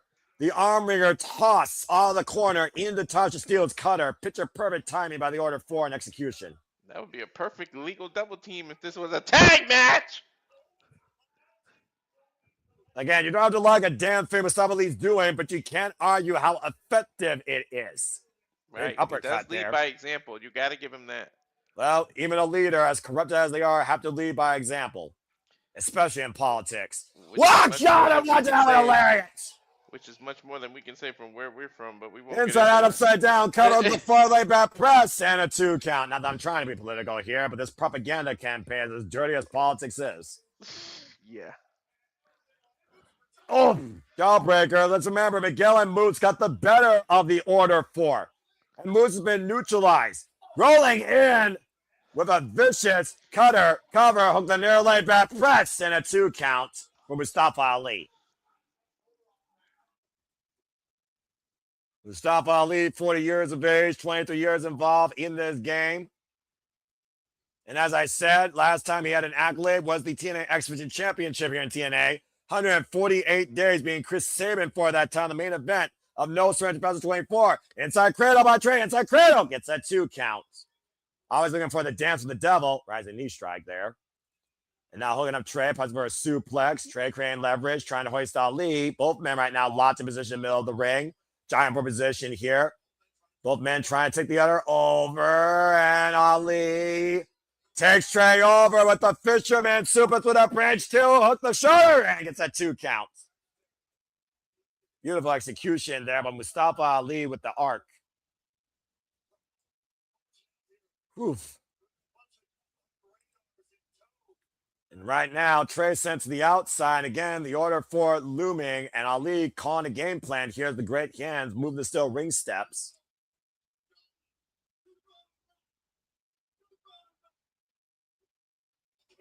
Jaw-jacking the actual president of TNA, Carlos Silva. Order 4 moving the furniture here and rearranging a tool for destruction from Mustafa Ali. Oh, no, we saw how bad this was earlier for Celveland 0. And Trey able to escape, though. Oh, man, a pump kick. And now Trey with the that steel ring steps. Oh, gosh. He fought up Ali like an accordion, but might have crushed his own knees in the process. Take a look at the replay of me, folks. You're watching. Come on. Jesus. That was crazy. Sorry, I had to go run and get water. Oh, you're fine, but Trey with a Pyrrhic move that might have literally blew out his own kneecap, too. I saw. Damn, dude, my house just shook. Holy shit. The crowd chanting holy ass after that move. It's the levels that these two are willing to take to win tonight at Rebellion. I'm going to turn off these lights and I'm going to see if I can see the lightning flash on my camera. Careful, brother. Don't That's scare crazy. yourselves, all I got to say. And right now, count of 6. Of course, the title cannot change hands via pinfall, or excuse me, via count out or disqualification. Weirdly, it looks beautiful.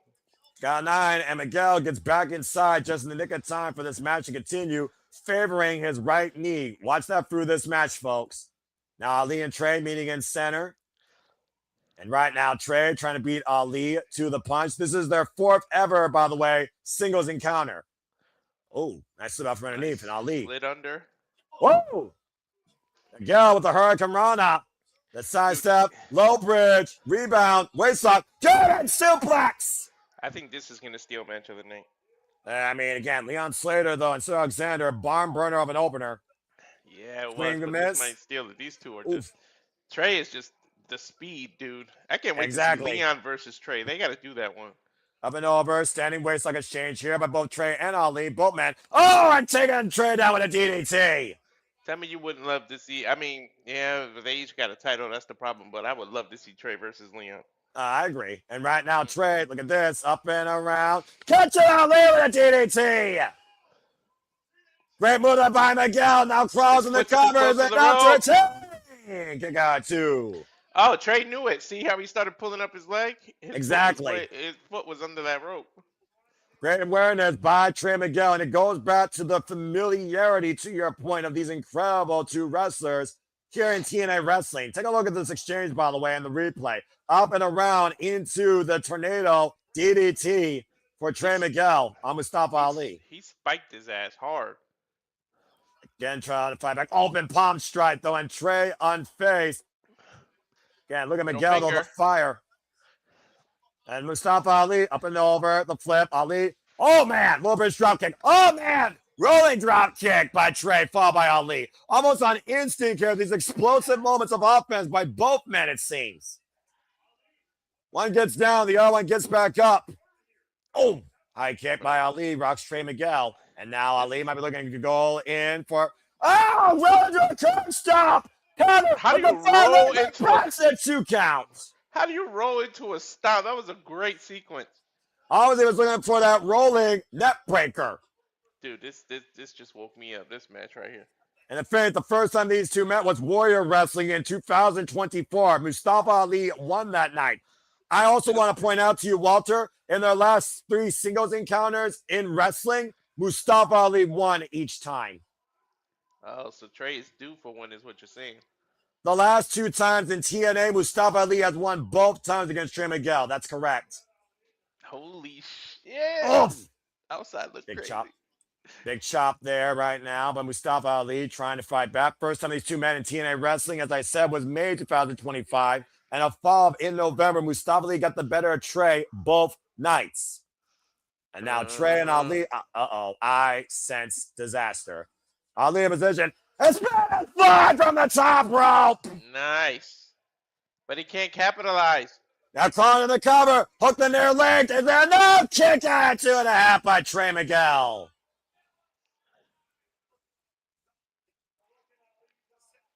The look in Ali's eyes shows the frustration and exhaustion that this match toll has taken on both men, Walter.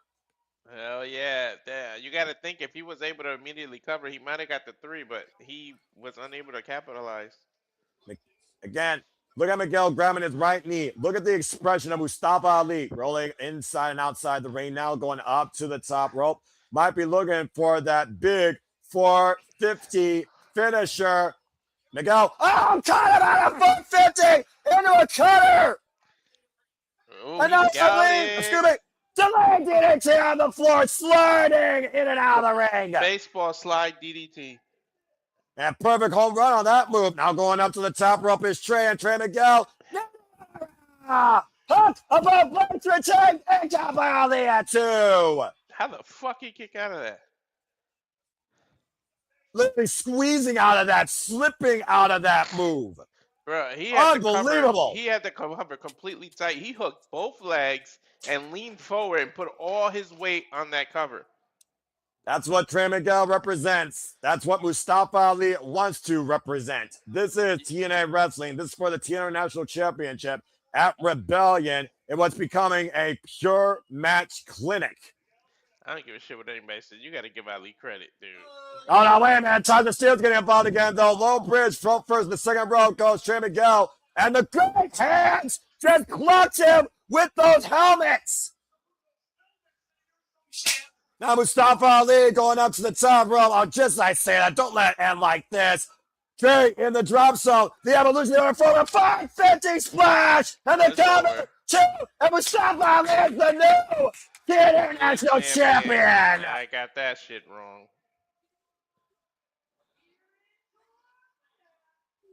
Doomsday and Armageddon falls on Trey Miguel with this upgrade of the Order 4, not only in confidence but control. Mustafa Ali is the new TNA International Champion. All because it's some futuristic helmets. Call whatever you want to. That match was too. Call whatever you want to. Call it a game plan. Call it what is going to define Mustafa Ali's rise here in TNA Wrestling at the expense of Trey Miguel tonight. Look at some of the highlights here. Yeah, about to say, let's take a look at this incredible match before that Saranova finish. Again, that incredible 450 into the cutter, and then Trey Miguel baseball slide to the outside into a beautiful tornado TDT. And it looked like he had him dead to rights. Again, how the hell do you time a 450 into a cutter is beyond me, Trey. Unbelievable. All the momentum was on the side of Miguel until the Order 4 came to the fearless, corrupted, evil leader's aid and willed him to victory tonight in TNA Wrestling Rebellion. I told you when you face you never it's never one-on-one. I told you. It's a dictatorship is what it is. Intercepting the president, Carlos Silva, Tasha Steeles, handing Mustafa Ali his new crown jewel of TNA, the TNA International title. Something tells me that's not going to stay green for long. It might become a corrupted black and red with Mustafa Ali at the helm of this division. The rise of a dictator tonight, ushering in a dark future at the expense of Trey Miguel and his TNA International title. She got to be heartbroken, man. Not just that she lost the match, but she lost her friend. Well, let's see if we get some words here with Gia Miller. Are there true friends in this business, though? No, it's a selfish business. Let's see if Laylan Lee has anything to say tonight regarding what just happened. She might be speechless, man. I mean, I know I was.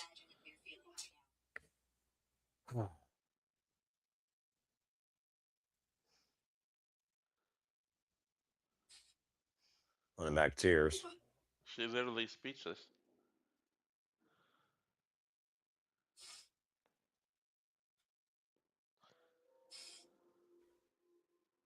Uh-oh. Man, I don't know. Again, poor Gia Miller. I also just got a feel for her. Well, the bunny nope. just came on my screen. What the hell is this? Follow the bunny. We're in the undead realm. Let's find out more about these sins. Folks, this is your cinematic intermission. If you want to grab a drink, please enjoy the escapade of bringing the bunny back to life. That's Abyss and Rosemary? That is exactly right, Walter. What the I mean, you know, forgive me for I have want to go down this rabbit hole? I don't know if I want to do that.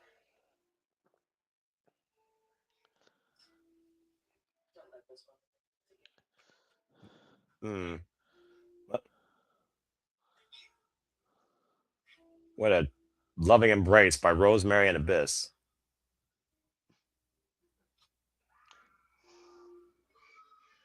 What far as Mr. got to see the abyss now? What the fuck are we watching? I don't know. Tessa? Well, there's Victoria Crawford running for her life. So is Tessa Blanchard. That's not Tessa, dude. Tessa's fearless, and Tessa right now is also in the undead realm, just making her way around.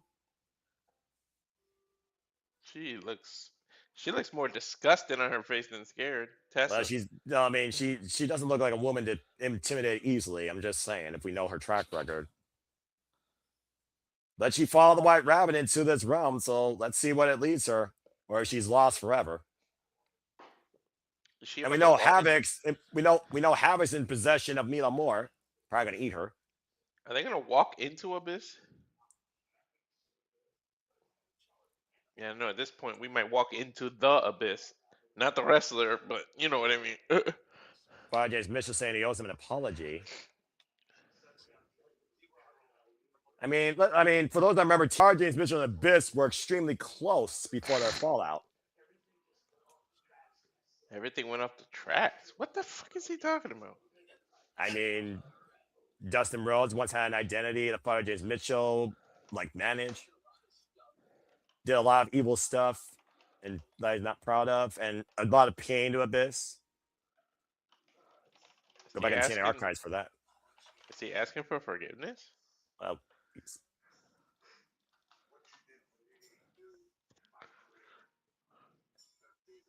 a monster and a creator reunited. What the fuck are we watching? A recompense. Biz talking about providing me a family I have none and saying, Father James Mitchell, you owe me no apology. Who knew that the devil could actually have emotion? Okay. Aside from manipulation? Yeah, I guess that's an emotion, to be fair. And first world championships. Yeah, that's right. Biz, of course, former TNA world champion as well. Been through barbed wire massacres, been through 10,000 attacks. He's been through mixed tags with Stevie Richards, Taylor Wilde, and Daphne. He's literally been through hell and back. Just put it like that. You know, that's a fair point, Walter. That's a fair point. Phenomenal AJ Styles being brought up here. There it is, Barbed Wire Massacre. Oh my gosh, those Barbed Wire Massacre matches. Whee!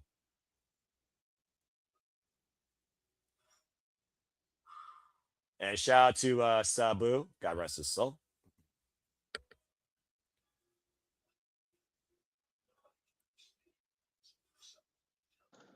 Wants to tell him something. Back in the day.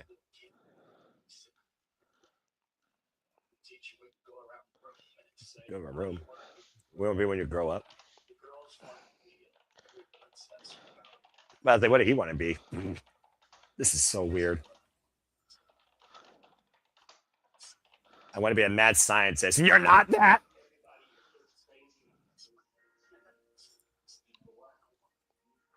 Wanted to make monsters. Well, I say he succeeded.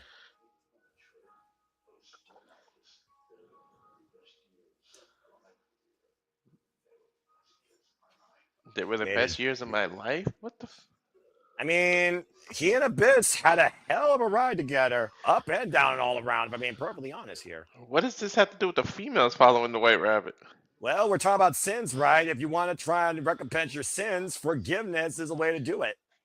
Confessions first? I guess.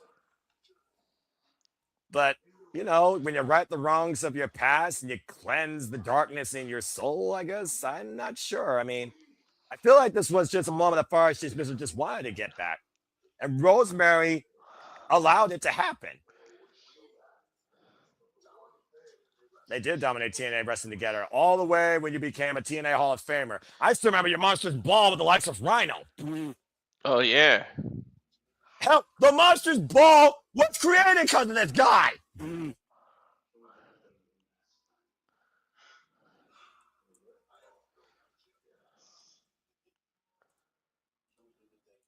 Can we do the thing one last time? Oh, yeah, I remember this thing.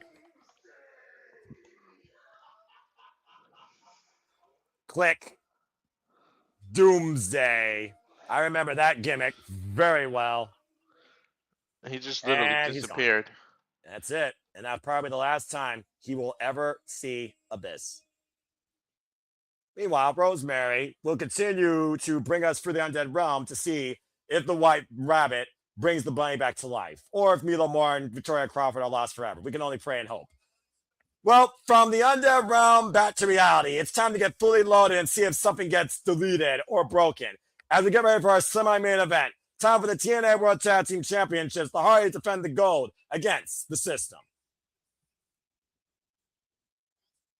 As we get set for this World Tag Team Championship match, Walter, let's go ahead and look at the taglines here. Bear Bronson and Brian Myers won a fatal four-way #1 contenders match last month. The Hardys have been dealing with injuries, though, from Impact due to the System and the Righteous. And Matt and Jeff Hardy, though, haven't lost a traditional tag team match in TNA, though, in nearly a year. They won these titles back in the most innovative way possible, a rope ladder in a ladder match at Slammiversary last year, and they have yet to lose them. This might be the night, though, the System takes control.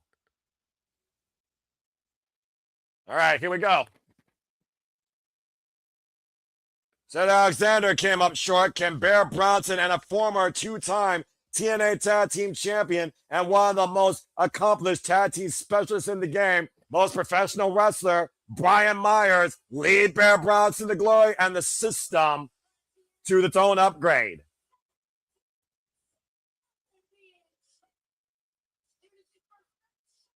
That's interesting, though, how much that segment only revolved around Fathers James Mitchell and Abyss basically relieving each other of their past guilt. Was that one of the sins that Rosemary was basically trying to, So are we going to get leverage? 7 of these for the Deadly Sins?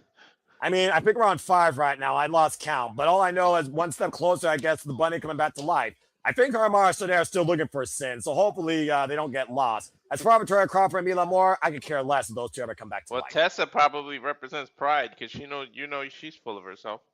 You know what? That's a fair point, honestly, now that you mention that. Well, again, to be continued. Stay tuned, folks, on TNA Wrestling's YouTube channel and X for further highlights, if that's the only thing that matters in TNA to you, much like me. That being said, let's talk about the TNA World Tag Team Championships as the crowd gets fully loaded for the Hardys. And we know the Hardys are not coming in here at 100%. We just saw a title change. Yeah, I'm about to say. This last, and you see the damage right now on Matt with the kinesio tape on the right shoulder. And look at the heavy bandage left arm of Jeff Hardy.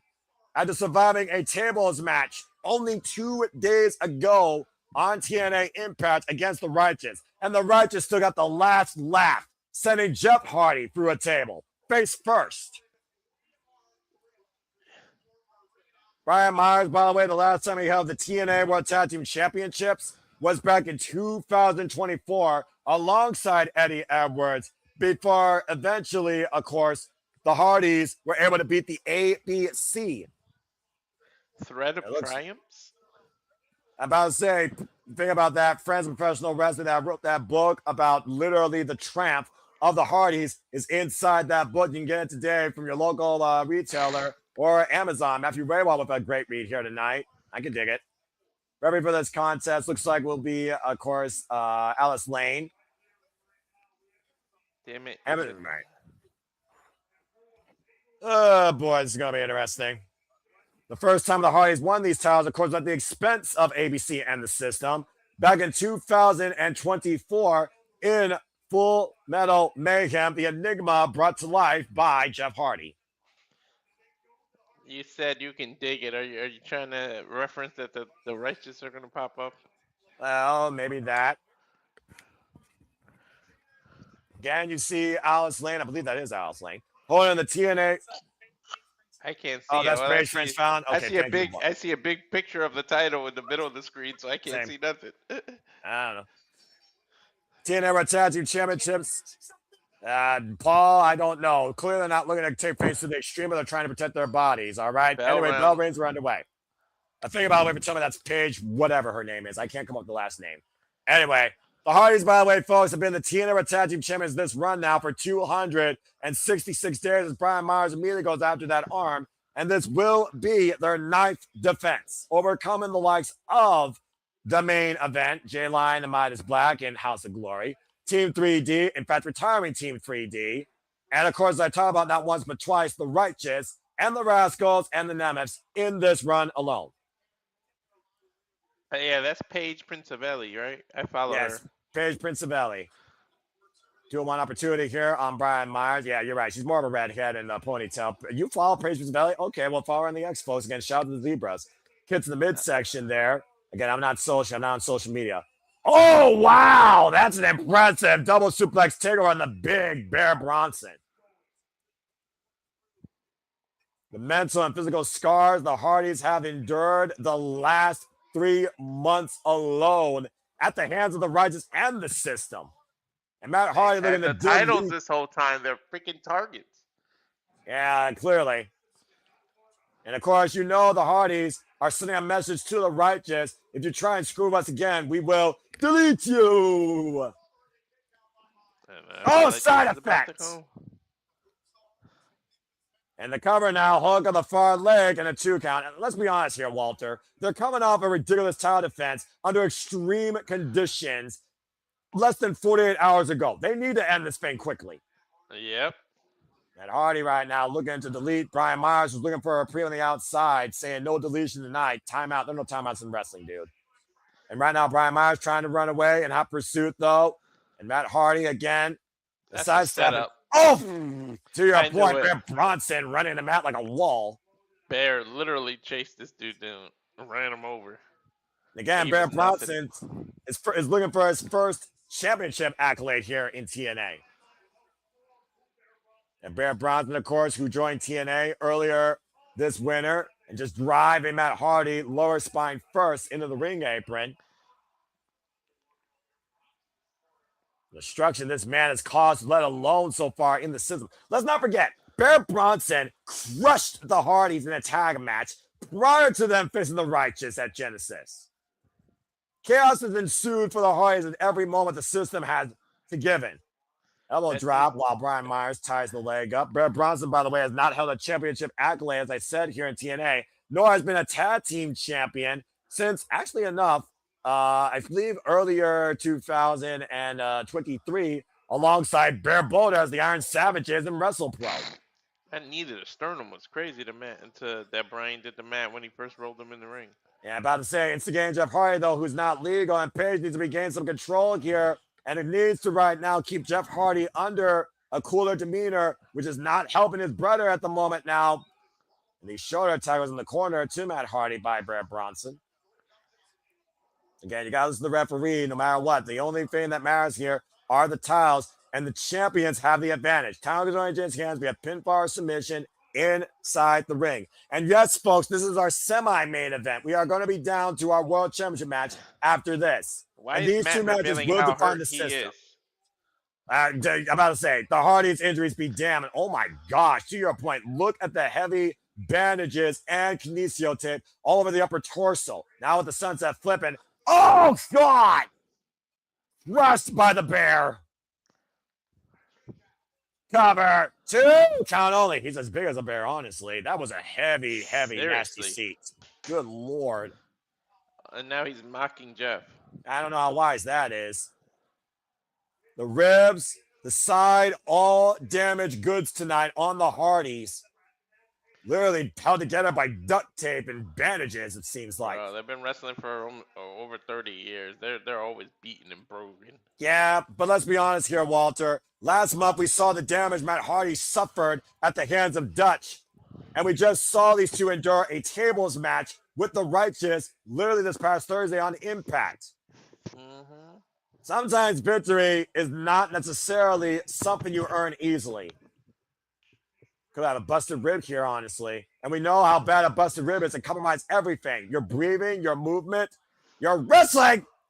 Back suplex by Brian Myers, and Brian Myers is heavily exploiting that. Impact directly on the ribs when you get slammed like that.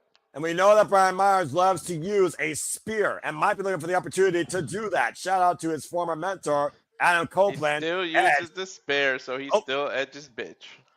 Oh, it gets caught at twist of fate.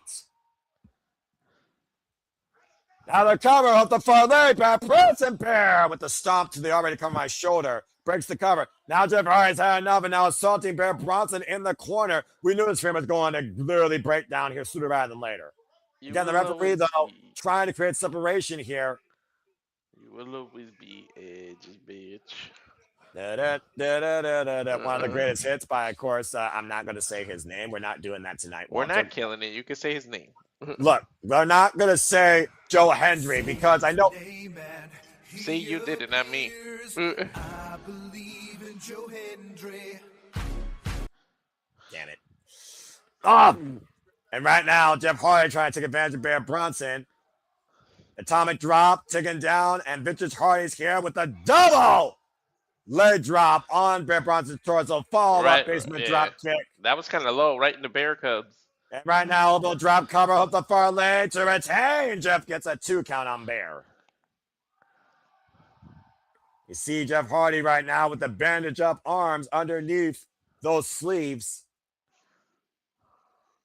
And Jeff Hardy scouting Bear Bronson possibly for a twist of fate. Get to midsection, twist of fate denied, pushed up to the ropes, Bear Bronson catching him. Watch out! Down goes Jeff with a boss man slam, or Bronco slam. Top rope elbow drop by Brian Myers, saying that might be it. And the cover, and Matt comes in to save the titles. That might have been it if Matt didn't save it. They're called the freaking gatekeepers of TNA's Tag Team Wrestling Division for a reason. Now Matt Hardy on the outside with Brian Myers here, the 2 non-legal men fighting. Now pushed off, and Brian Myers collides with Matt. Good grief. Every movement just hurts Matt. Ribs hurt more and more, though. Yeah, but to be fair, Brian Myers has also been neutralized for the equation, time being. Yeah, but he's not legal. Bear and Jeff are. Bear Bronson looking most fresh here amongst this entire match. Bear has Jeff in his sights. Well, right now, the crowd trying to wheel Jeff Hardy back into this match, and I'm not sure what Bear Bronson is thinking. Thinking to pull his hair. Bear Bronson trying to insult Jeff Hardy, bringing him back up. A big right hand over the head, overhead right, though delivered by Jeff, and Jeff will not stay down.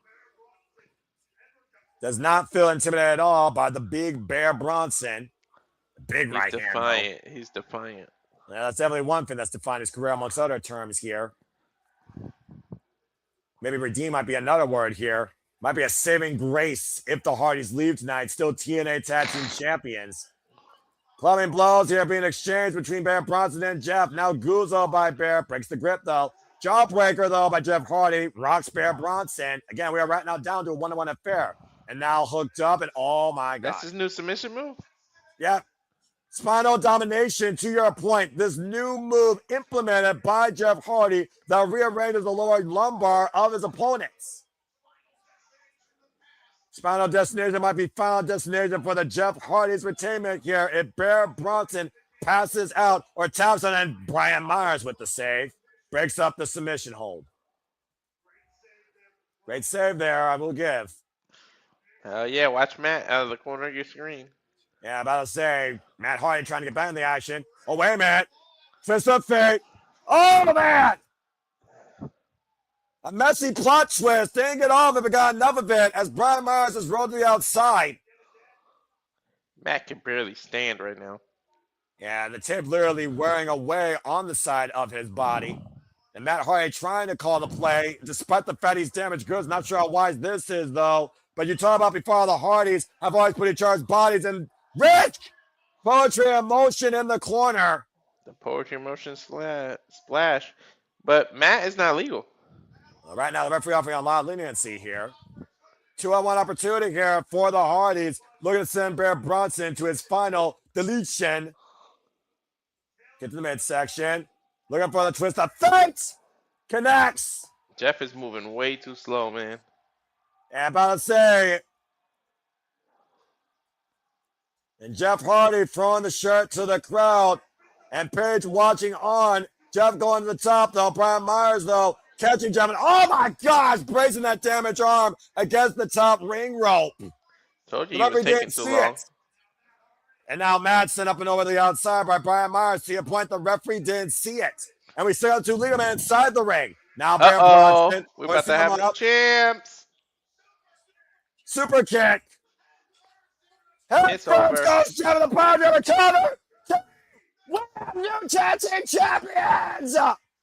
New champs. I told you, JJ.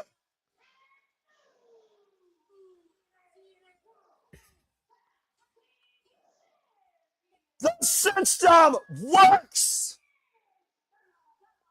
Bill Bronson and Brian Myers are the new TNA Tag Team Champions. The reign of the Hardys is done. 2 titles in a row changed hands. The night of the system continues to move forward at the expense of Matt and Jeff Hardy.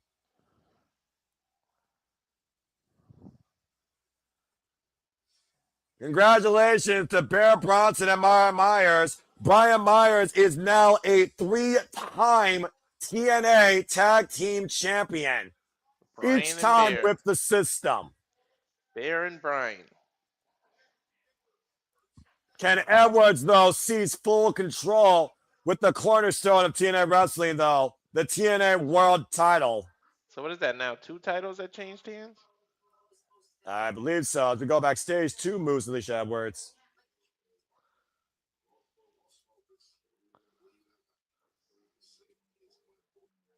Moose saying the safety is more important of Alicia than any match. I'm telling you, man. I got the feeling, dude.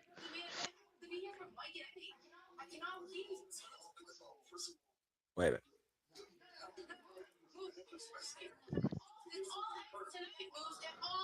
It all is tonight. It all ends tonight. Give me more ice.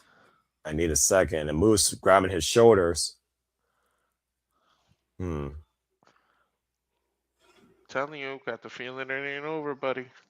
Well, I mean, again, tension's at an all-time high, considering the TNA World title is on the line. And to your point, we did see Alicia Edwards, of course, talk to Mike Santana earlier. Says she needs to see this for the end, but she, for all we know, has a compromised ankle. Anyway, following what happened tonight, Case Navarro returns to MMA action this Thursday against Flop Dollar. Case Navarro versus AJ Francis one-on-one. And it is official, EC3 will take on Eric Young. Folks, on a night where we crowned a brand new international champion, where Mustafa Ali beat Trey Miguel, where we saw the system fail in our opener and Leon Slater defend successfully against Cedric Alexander, where Nic Nemeth got a homecoming win against AJ Francis, where Frankie Kazarian stole a win against Elijah, where Moose lost to Agent Zero, where the Elegance brand disgraced the legacy of the TNA knockouts, beating those 3 knockouts, and ODB going into the TNA Hall of Fame, with Arianna Grace besmirching the good name of TNA knockouts with a championship, and Zara Brookside bringing the heart of her friend and costing TNA her the opportunity to regain the gold. And we just saw the system win the TNA Tag Team titles as Bear Bronson and Brian Myers took advantage of damaged Hardys. Let's call it what it is. And the bunny comes one step closer as far as James Mitchell and Abyss literally relieve each other of their own sins. It all comes down to this. Our main event for the TNA World Championship. Eddie Edwards versus Mike Santana.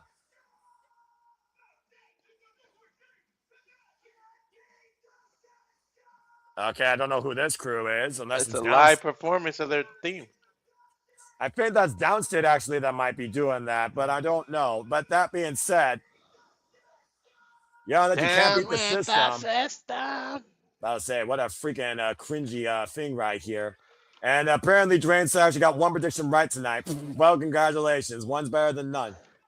I got the first 3, I think, right. After that, downhill.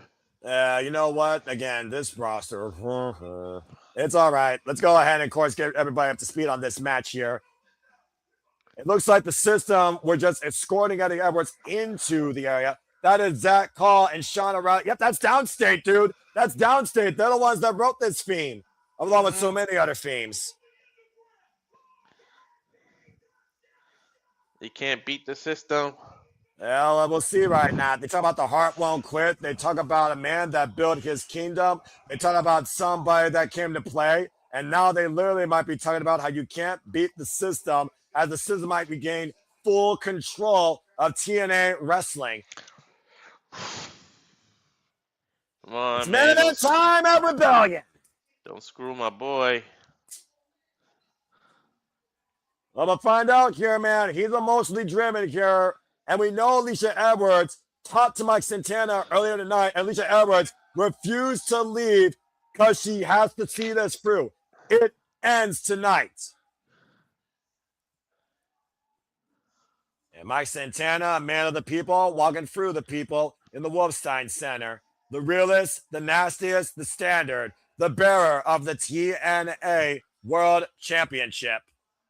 Following a legacy going all the way back to the all-time greats like Sting, Samoa Joe, AJ Styles, Moose, Josh Alexander, X Factor, Bobby Roode.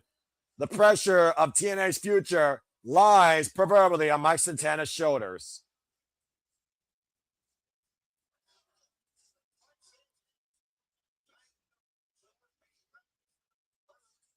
And of course, you talk about again, Walter, how personal this is for you. That war paint sporting the Puerto Rican ancestors, that culture that Mike Santana represents and holds so much pride for every night. Yep. And the pride of his daughter. What is it? And then 7 years sobriety too. Everything That's on the right. line. It isn't just about his title, man.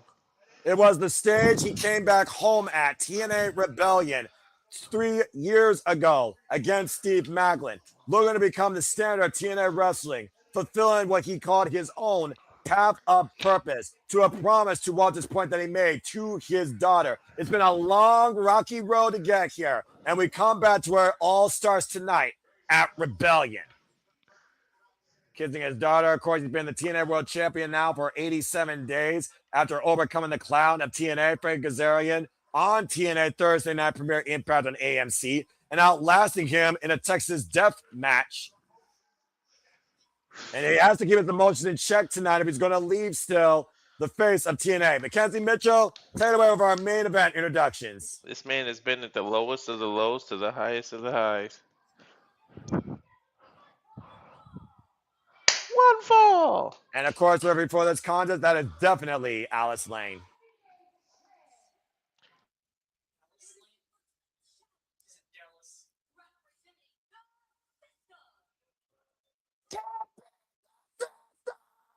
Good grief.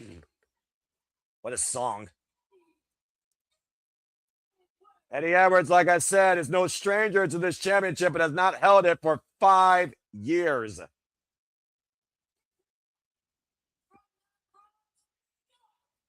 Straight out of the Bronx. The current 65th TNA World Champion and 2-time TNA World Champion. Your boy, Mike Santana.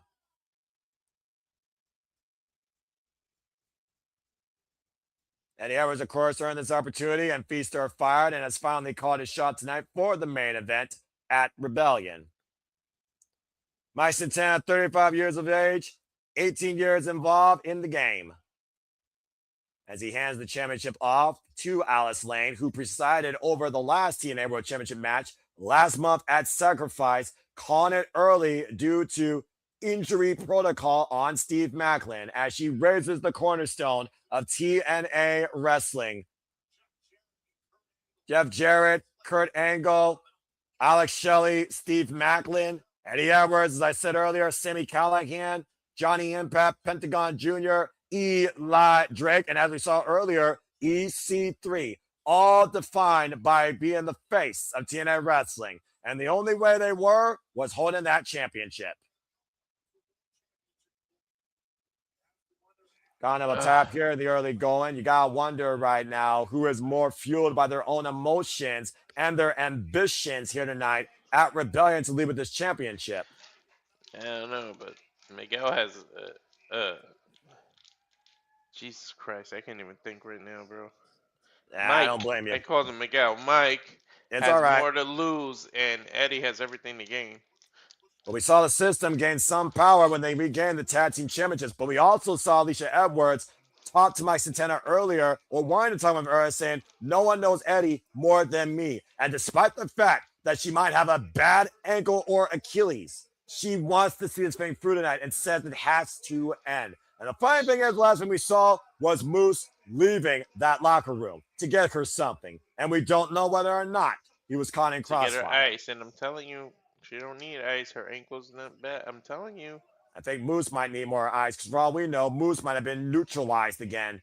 Again, Eddie Edwards made an agreement with the Order 4 to use Special Agent Zero to neutralize the Moose problem, to make sure he couldn't stop Eddie Edwards or beat the system. Look at the spin the block early. Look at the Boston Knee Pie early. Now the Akana roll. Looking for the reverse. 150, rolling buck 50. Able to scout it. Look for the Shining Wizard. And again, Boston Knee Party. Both men look for the kill shots early. And Mike Santana and Eddie Edwards are a stalemate.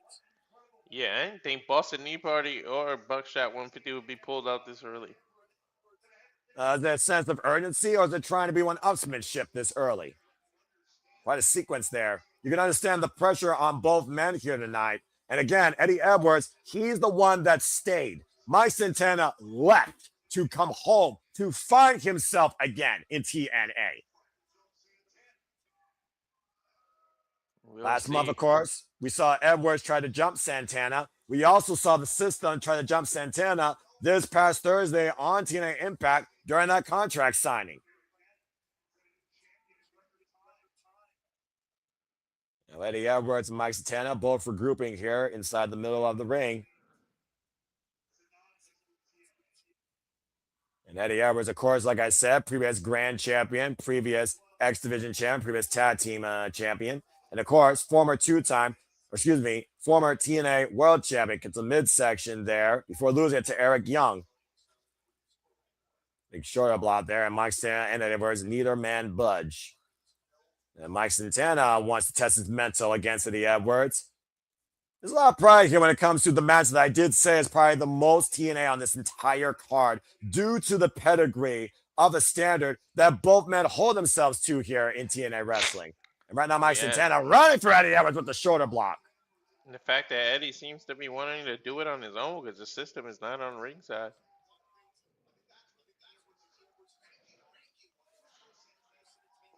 I don't know how long that's going to last, but... Yeah, and also, if he could take advantage of Mike Santana's emotions, that might be the only thing that Edwards needs to do tonight. If Edwards can get Santana thrown off his game, that's all that he might need. Once again, looking for the Boston Knee Party. And then Santana beating him to the punch with a chop. Irish whip, reversal. Ooh, and a chop receipt for Eddie Edwards there. Again, knife edge chop. Last singles accolade that Eddie Edwards held was literally the Impact World Championship in 2020. Off the second, springboard moonsault, beautifully done by Mike Santana. And now Mike looking to pick up speed again with a tope to a seat up. Messy landing. Able to wipe out Eddie Edwards, though, regardless. See a point right now, it has been a one-on-one match. When the system was first initiated, it was Moose that went one-on-one against Alex Shelley. And he won that night at Hard to Kill. And went for the big splash of the Edwards, able to scout it, though. Front face lock applied, hoisted it up. Oh, man, face first goes Mike Santana. Now the double underhook. What the hell is this? I don't know, but he shifted his position. Powerbomb. Tiger Driver! Cover. Count only by the former Pro Wrestling Noah individual, might I add. Might I add, Eddie Edwards is a former GHC. That is the Global Honor Crown Heavyweight Champion from Pro Wrestling Noah. Okay. Now, Eddie Edwards right now looking to continue his focused attack here on Mike Santana. Dueling chancer right now for Mike Santana and Eddie Edwards here, it sounds like. Yeah, right? Awkward. Well, I mean, again, that goes to the pride of the TNA faithful. Oh, rising knee strike, knowing this title will stay in house. Oh, hardest part of the ring. But a bat drop driver. Back suplex right into the apron. Jeez.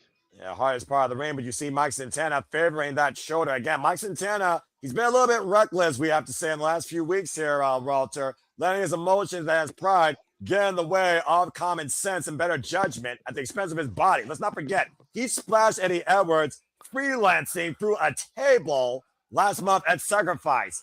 Now, right in the eyes. And of course, the title can only change hands. We have pinfall submission inside the ring, driving Eddie Edwards into the ring post. Oh, no! Spin the block and hit nothing but steel. That's just who he is, though, man. He's always wore his emotions on his sleeve. Well, imagine if spin the block is taken out of Mike Santana's arsenal. It may have been because that arm got hooked on that turnbuckle. Kind of signed by a she's talking to his referee. daughter. You better focus on the match, Eddie. If that ref gets to 10, you will lose your chance at the TNA World Championship. This is not a no disqualification match. The title can only change hands via pinfall submission inside the ring. And again, that shoulder might be compromised here after running through that steel ring steps after he spun the block into the steel ring post. And Eddie Edwards is, focusing his attack on that forearm. In front of his daughter. And talk about really trying to get inside a man's head. The pride of a father, the will of a champion. And the best weapon in Mike Santana's arsenal, let's call it what it is, might literally be taken out of the equation. And Santana won't make any excuses, though, regardless of the outcome here tonight, as Eddie Edwards, again, is hyperextending the muscles in that forearm. This just might have been the opening Eddie needed, because he's been attacking that arm ever since. And then Eddie Edwards mentioning Mike Santana's daughter just goes to show how personal this has gotten. The sidestep, and shoulder first into the ring post, the right shoulder as well. The same ring post, too. Same arm, same ring post, same calculated strategy. Now going to the opposite one, and again Santana hits nothing but steel on bone action. It has been nothing but a slow, calculated, methodical approach by Eddie Edwards. Systematic destruction of the TNA World Champion. Take a look again, Walter, on the replay. Oh, yep. God, clutching that post. He's systematically breaking him down. And yes, pun intended. And you see the way Mike Santana's trying to get feeling back in that right arm, shaking out his hand. If there's anything left in that right arm, I'll be absolutely surprised. It can't be much. A press and a 2 count, and Santana gets the shoulder up. And you think about this again, the small things. It still involves your body, Walter. So everything Eddie's doing is still further exploiting that possible injury. Now hammerlocking that arm, it looks like, into a submission. All the pressure on the right arm and the right shoulder right now on Mike Santana by Eddie Edwards, who has him locked in the middle of the ring with that S grip. And Santana right now trying to press forward here, attacking the core of Eddie Edwards with the good left arm, trying to grab some range and a headbutt to the shoulder, though. Eddie Edwards again, very methodical here. Mike Santana off the ropes, though. Lunging forward! But that wasn't smart. That's the same arm. Yeah, to your point, it might have been a Pyrrhic mood. It might have been a pure instinct that he did that as he keeps on clutching it. It's his right arm. He's right-handed. He's just used to throwing that. Well, at the risk of injury, how far are you willing to go to preserve your title versus the one that's willing to gain it? Eddie Edwards has nothing to lose. Might be a stinger going on. Mike Santana has everything to lose. So again, who's the most dangerous? I don't know. And when things get hard, that's when Mike Santana is at his meanest and probably at his most dangerous, but also at his best. We saw it against Mustafa Ali. We saw it against Trick Williams. Oh, we saw it against Steve Macklin. And again, jumping against Seguri right now, the former member of LAX. Knife edge chop turns Mike Santana around. Irish whip, arm ringer. Eddie Edwards up on the shoulder. Oh! Line and chalk. Running cannonball. Lunging forward through Eddie Edwards. And hoisting him up again. Sit out power bomb.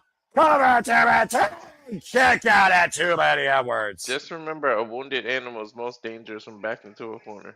And so far, wasting no time and no motion is Mike Santana off this offense here, Going up to the top rope, and Eddie Edwards in the drop zone. Challenge of the Tinoki. Frog splash. The cover. The tail kick out at two, Eddie Edwards. I think he got a sudden rush of adrenaline. Or Adrenaline that makes second wind. Yeah, adrenaline makes a man do crazy things. What a freaking flurry of offense, though, but the TNA World Champion. Shout out to Rob Van Dam, also another former TNA World Champion.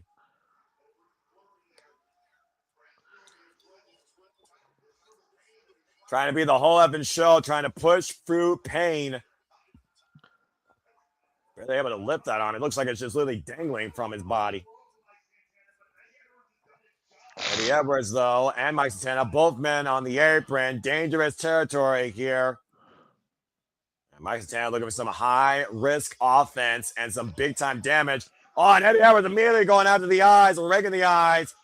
And again, sending Mike Santana right shoulder in the turnbuckle. Jumping into Gurry Rock's the champion now. And again, though, this is a very dangerous spot. Oh, Fisherman? Oh, God! Fisherman Buster! On the apron to your points. I think he hurt his own ankle. He grabbed his shin immediately, or his ankle. Well, again, you see Slater checking on both men here. Let's take a look at the replay to your point. Oh, gosh. Look, he held his own ankle or shin or whatever immediately after. Yeah, but either way, he packaged Mike Santana on that steel beam on the apron. But what good does that do you? You can't win on the outside. And now you cause dead weight. And he's going to have to roll in, roll back out, and pick up dead weight. Yeah, well, to your point, Eddie Edwards is doing that, rolling in and then rolling out to the opposite side. That does reset Alice Lane's 10 count. When you roll inside and back out, you reset the 10 count. And now what is Eddie Edwards thinking here? Uh-oh. Picking up the mat. Oh, boy. That exposes the concrete here at the Wolstein Center. And there is no give on that. And it's uneven. So that makes it even worse. Unless that was just a cable in the way it made it look like it uneven. Well, either way, call it a very damaging, effective weapon. He's going to go for that power driver, isn't he? He's looking for either a tiger driver or he's looking for a face-first pedigree here. Double underhook right now. Mike Santana with leverage, though. Dropping down 2-1. Need to prevent Eddie Edwards on the ascent. Oh, but catching a knee, though, the side of the head and the core. And again, Eddie Edwards with control. Mike Santana, though, with the counter. Swing and a miss. Oh, both men looking for the clothesline. Knife edge chop, though, by Eddie Edwards. And that might have just lit up Mike Santana, who catches him. Oh, my gosh, that driver on the concrete. But he got his own hamstring, too. Good gosh. And the referee went out to check, so breaks her own count. Yeah, take another look here. To your point, explosive offense, catching Eddie Edwards on the run-in into that DVD on the damn concrete. And both men crashed. Yeah. He landed on his tailbone and immediately held it. And he was delivering the offensive maneuver. Yeah, I'm about to say Eddie Edwards' little offensive plan backfires. How fitting the man that plans it gets fucked by it. Alice Lane starting her 10 count again, up to 7 right now, and Eddie Edwards literally wincing in pain. Count of 8 now. This is not the way you want a TNA World Championship match to end. And a count of 9, and Mike Santana and Eddie Edwards both beat the count before the 10, sliding in. Good Lord. Both men sliding in from opposite sides, now literally looking at each other, eye to eye, crawling back in to what it all means here at the center of this ring at TNA Rebellion. Who deserves to be the face of TNA? Who is more TNA? Who represents this company more? Both men moving a boot in the center, and both collide with a clothesline in the middle of the ring. Both men with the same thought. What a collision. And again, though, to your point, lashing out with the right arm. The debit. Wait a minute. Alicia Edwards now on crutches. We heard her talking to Moose earlier. We also heard she was talking to Mike Santana earlier. Remember, she resigned to TNA Wrestling because Moose encouraged her after she left the system. Oh, wait, speaking of. Now Moose coming out. Uh-oh. what is going through Moose's mind right now? And again, it looks like the Moose problem has not been neutralized. Wait a minute. Going backstage here. I need a second. Hold on. Now, Moose going. Where did Moose go? Hold on. What's Moose exposing? Oh!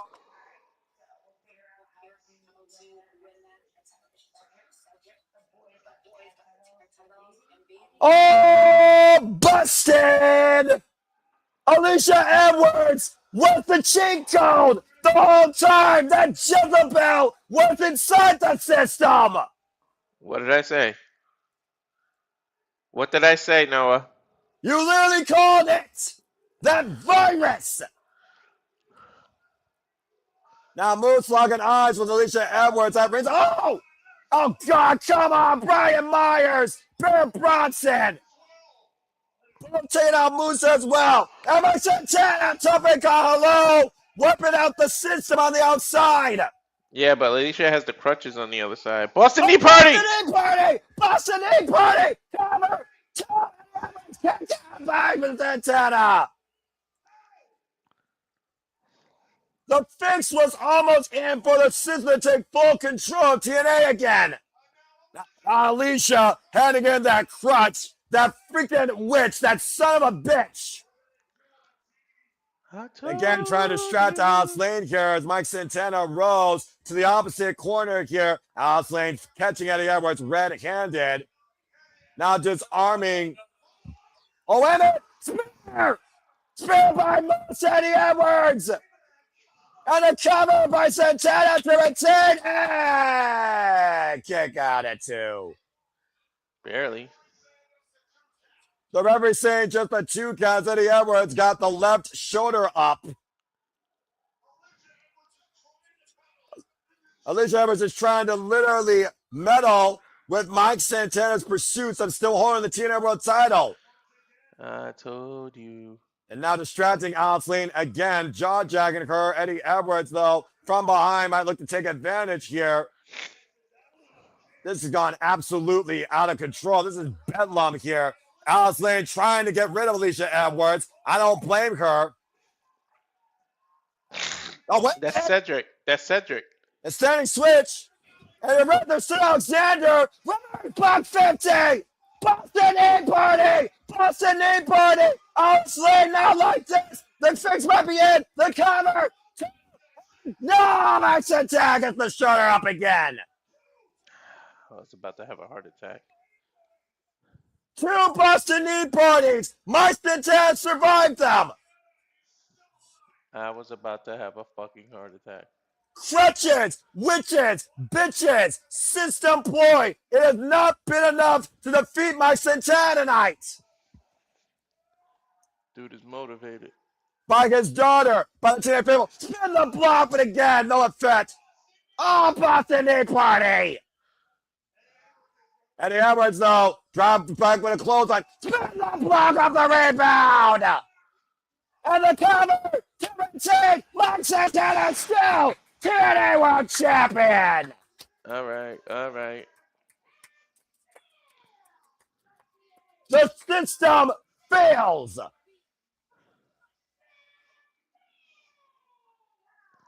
The pride of a father, the will of a champion, the endurance of a competitor through possible injury. Mike Santana with one arm spins Eddie Edwards' block and changes the system's construct. Mike Santana still TNA World Champion.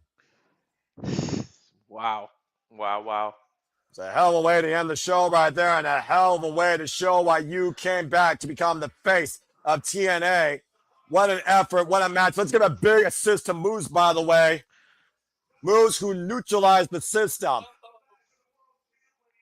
You know that Moose has the back of the world champion, but you also know that Moose wants to be the face of the franchise again sooner rather than later. But there is still some unfinished business with Eddie Edwards. Tonight, though, Eddie Edwards and Alicia Edwards' plan goes up in smoke. As Cleveland rocks tonight with Rebellion, we will soon enough rock with TNA at Summerversary. But tonight, Mike Santana still holds the gold and is the standard TNA wrestling. And we thank you all for tuning into what we hope is your standard for live wrestling coverage and reactions and streaming. For we are the Super Reliable Studios, and we thank you for following along with us the entire night at Rebellion. For Mr. Reliable Walter Cruz, I'm the Cement Noel Foster. Thank you all so much for tuning into our coverage of TNA Rebellion. And until next time, as I always like to implore you, stay tuned for the shenanigans. Go check out the interview if it's still on. And make a positive impact in life. And have a good night. And thank you for tuning into our coverage of TNA Rebellion. Walter, cut the fucking feed. Take care, folks. Ooh, man.